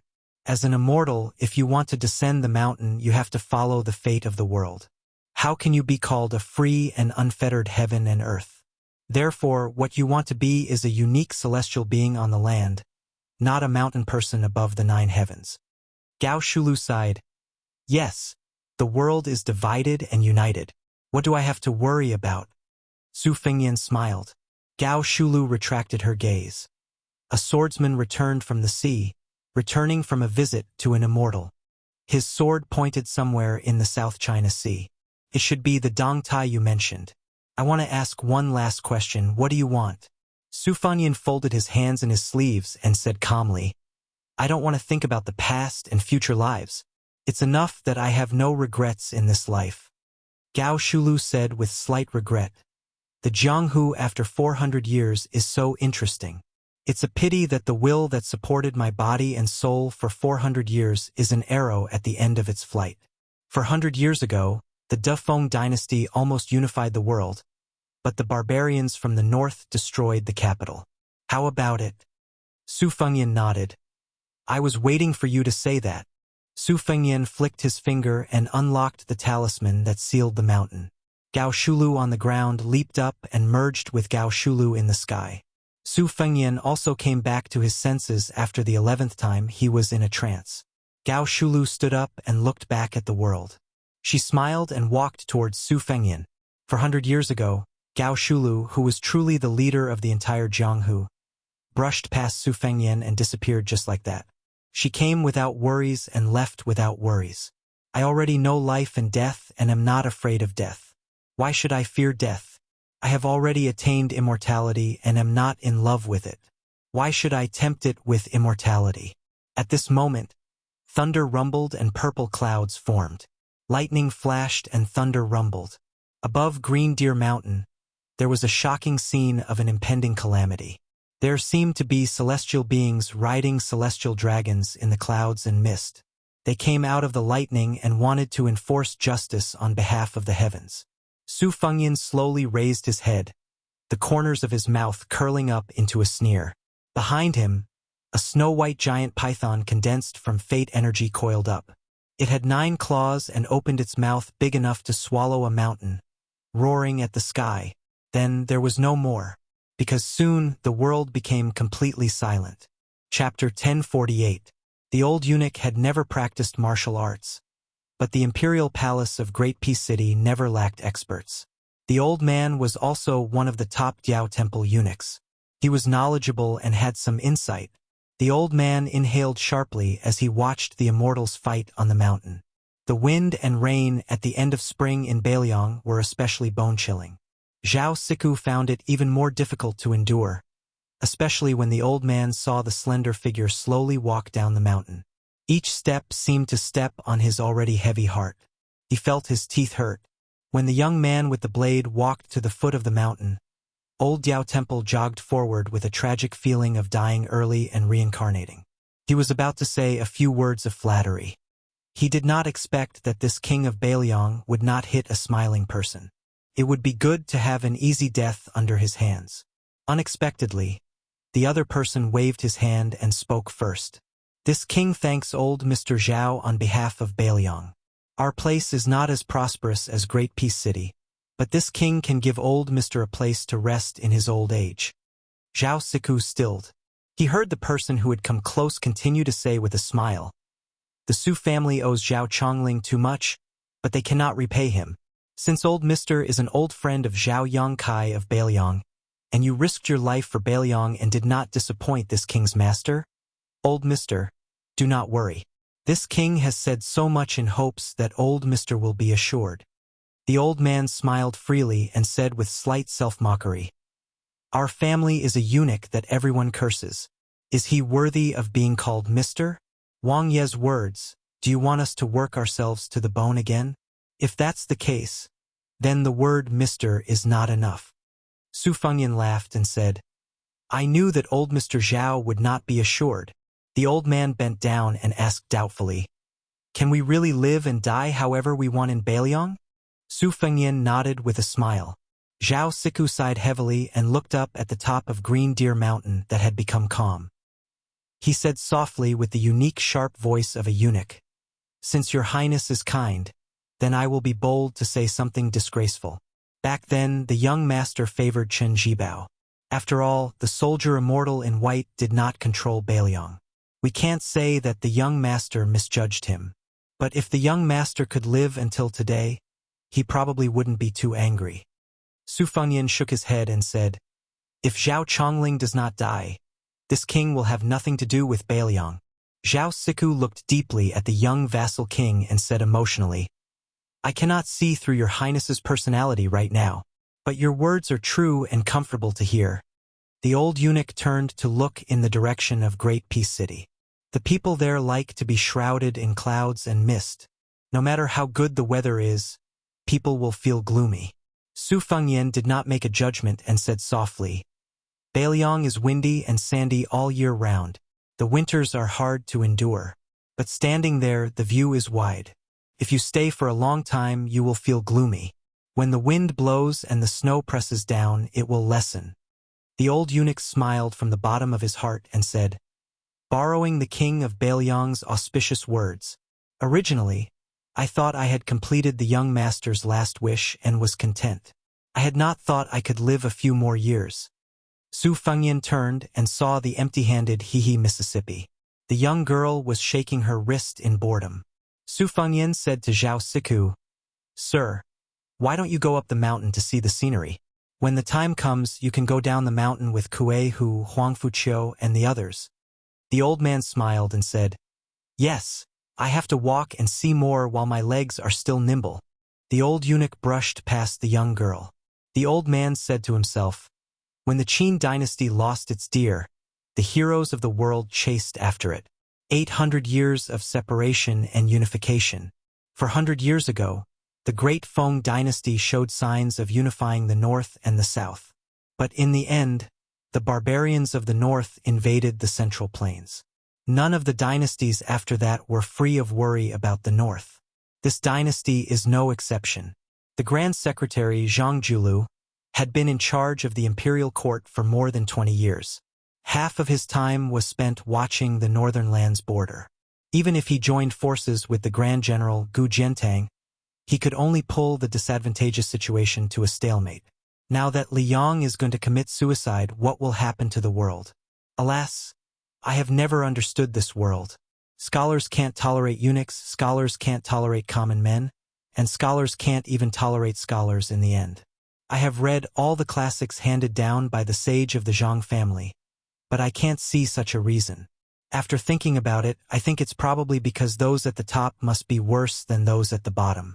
I really want to open my eyes and see if the scholars here will be slightly different." Su Fengyan laughed softly and said, "As expected of someone from Zhao Chongling's family." The young girl tilted her head. Su Fengyan took her hand and said softly, "Let's not think so much." She said softly, "Old Huang thinks even more." Chapter 1049. Su Fengyan pulled her into the carriage parked at the foot of the mountain. Su Yanbing, who had not acted from beginning to end, studied Su Fengyan. The two nodded without speaking. Su Fengyan was finally able to catch his breath. He said casually to the young girl, "For a strategist, the size of one's weapon is one thing, and one's position is another. Yuan Bunchi's ranking among the strategists of the spring and autumn period has always been higher than my master Li Yishan, Yang Kai Zhao Chongling, and Nalan Yusi behind the king of Yen. In reality, it may not be that Benchi's talent is higher than the others, but his position means that he has more room to plan, and he can hold more things in his hands. This is like a housewife who has enough firewood, rice, oil, and salt. The food she makes will naturally be more sumptuous. On our side in Beiliang, we have Su Beiji and Chen Shiliang. If Beiliang is not trampled by Beimang, their future achievements will not be low. But it is difficult to say how high they will be. Lu Su of Xiangfan City is the same. This is also why Sun Yin, who studied the Dragon Slayer art, was not willing to stay in Beiliang. There were pythons but no dragons in Beiliang. He did not want them. However, being in the imperial court of Liang had its advantages and disadvantages. The disadvantage was that there were too many people under the emperor's nose. Even if there were talented people like Su Beiji and Chen Shiliang, it would be difficult for them to stand out as quickly as they did in northern Liang. Secondly, as the Zhaodiao temple said, scholars could not tolerate scholars and scholars looked down on each other. There were many rules in the imperial court of Zhao. Many scholars' lofty aspirations could not be fulfilled and most of them groaned for no reason. However, there were still some people who were born at the wrong time and did not get the chance to appreciate their talents. If Huang Longshi was born in the present, I'm afraid even becoming the Grand Chancellor of Shangyin Academy would be as difficult as ascending to the heavens, let alone becoming the great devil of spring and autumn, Huang Sanjia. Su Fengyan glanced at the girl and said helplessly, "What are you glaring at me for? I am not speaking ill of your old Huang. I am praising him. My master said that he is an extraordinary person, an extraordinary talent. I do not dare to underestimate Huang Longshi." Su Fengyan's thoughts immediately drifted away. This Zhao Zhu's luck is good to the point where it can be considered good luck to be able to make Huang Longshi, Northern Mang's imperial preceptor, Daoist Qilin, Yuan Qingshan, and Nalan Yusi, these three people take notice of him at the same time. Zhao Kai, who had died outside the Iron Gate, only had two masters, Yang Taisui and Han Shengxian. Compared to Zhao Zhu, he was much weaker. As for the fourth prince, Zhao Zhuan, he is already the crown prince of a country. Anyway, the ownership of Liangjiang Mountain depends on these two. On the way back to the general's mansion in Yuzhou in Iha City, they encountered two groups of assassinations that were like throwing eggs at a rock. They were intercepted and killed by the spies even before the driver and the three people sitting in the carriage did anything. Beiliang's folk customs were already valiant, not to mention the loyal men of sacrifice who were raised by the family. Most of these men of sacrifice were staunch and unyielding. They did not regard other people's lives as valuable playthings, and even did not regard their own lives as valuable. They all believed that if you raised me for 10 or 20 years, I would repay you with my life. They were willing to regard this as righteousness, heroism, and chivalry as the most important thing. Outsiders could not say whether this was right or wrong. Su Fengyan lifted the curtain and looked at the pair of eyes lying in a pool of blood. He did not have any compassion, but he thought of many things outside of Beiliang. For example, the emperor of the Zhao family, in terms of his surname, was enough to be a once-in-a-century wise monarch in history. However, after he ascended the throne, he wanted to kill Su Shao, and now he wanted to kill the meritorious minister of Liang Zhongjulu. It was not that he was not a good emperor, but he could tolerate the dissolute scholars of the Hanlin Academy, he could tolerate Zhongjulu, and he could tolerate the remnants of the Eight Kingdoms stirring up trouble with his pen and ink. As the emperor of the world, he must have his own difficulties. No matter how hard he was willing to work day and night for the common people, he still had to consider the gains and losses of the Zhao family first. Zhongjulu could, regardless of his own gains and losses, open the door for the poor scholars in the world to advance. It could even be said that Bai Yan did not only exchange one person's death for the 4,000 rooms of the 6 ministries, but also for the poor scholars to have a foothold in the imperial court. Coincidentally, the emperor of the Zhao family was not a short-sighted person. Even if in the next 100 years, the poor scholars could still scrupulously abide by the etiquette of monarch and minister, wholeheartedly working for the emperor, but 200 years later, would they still be able to do so?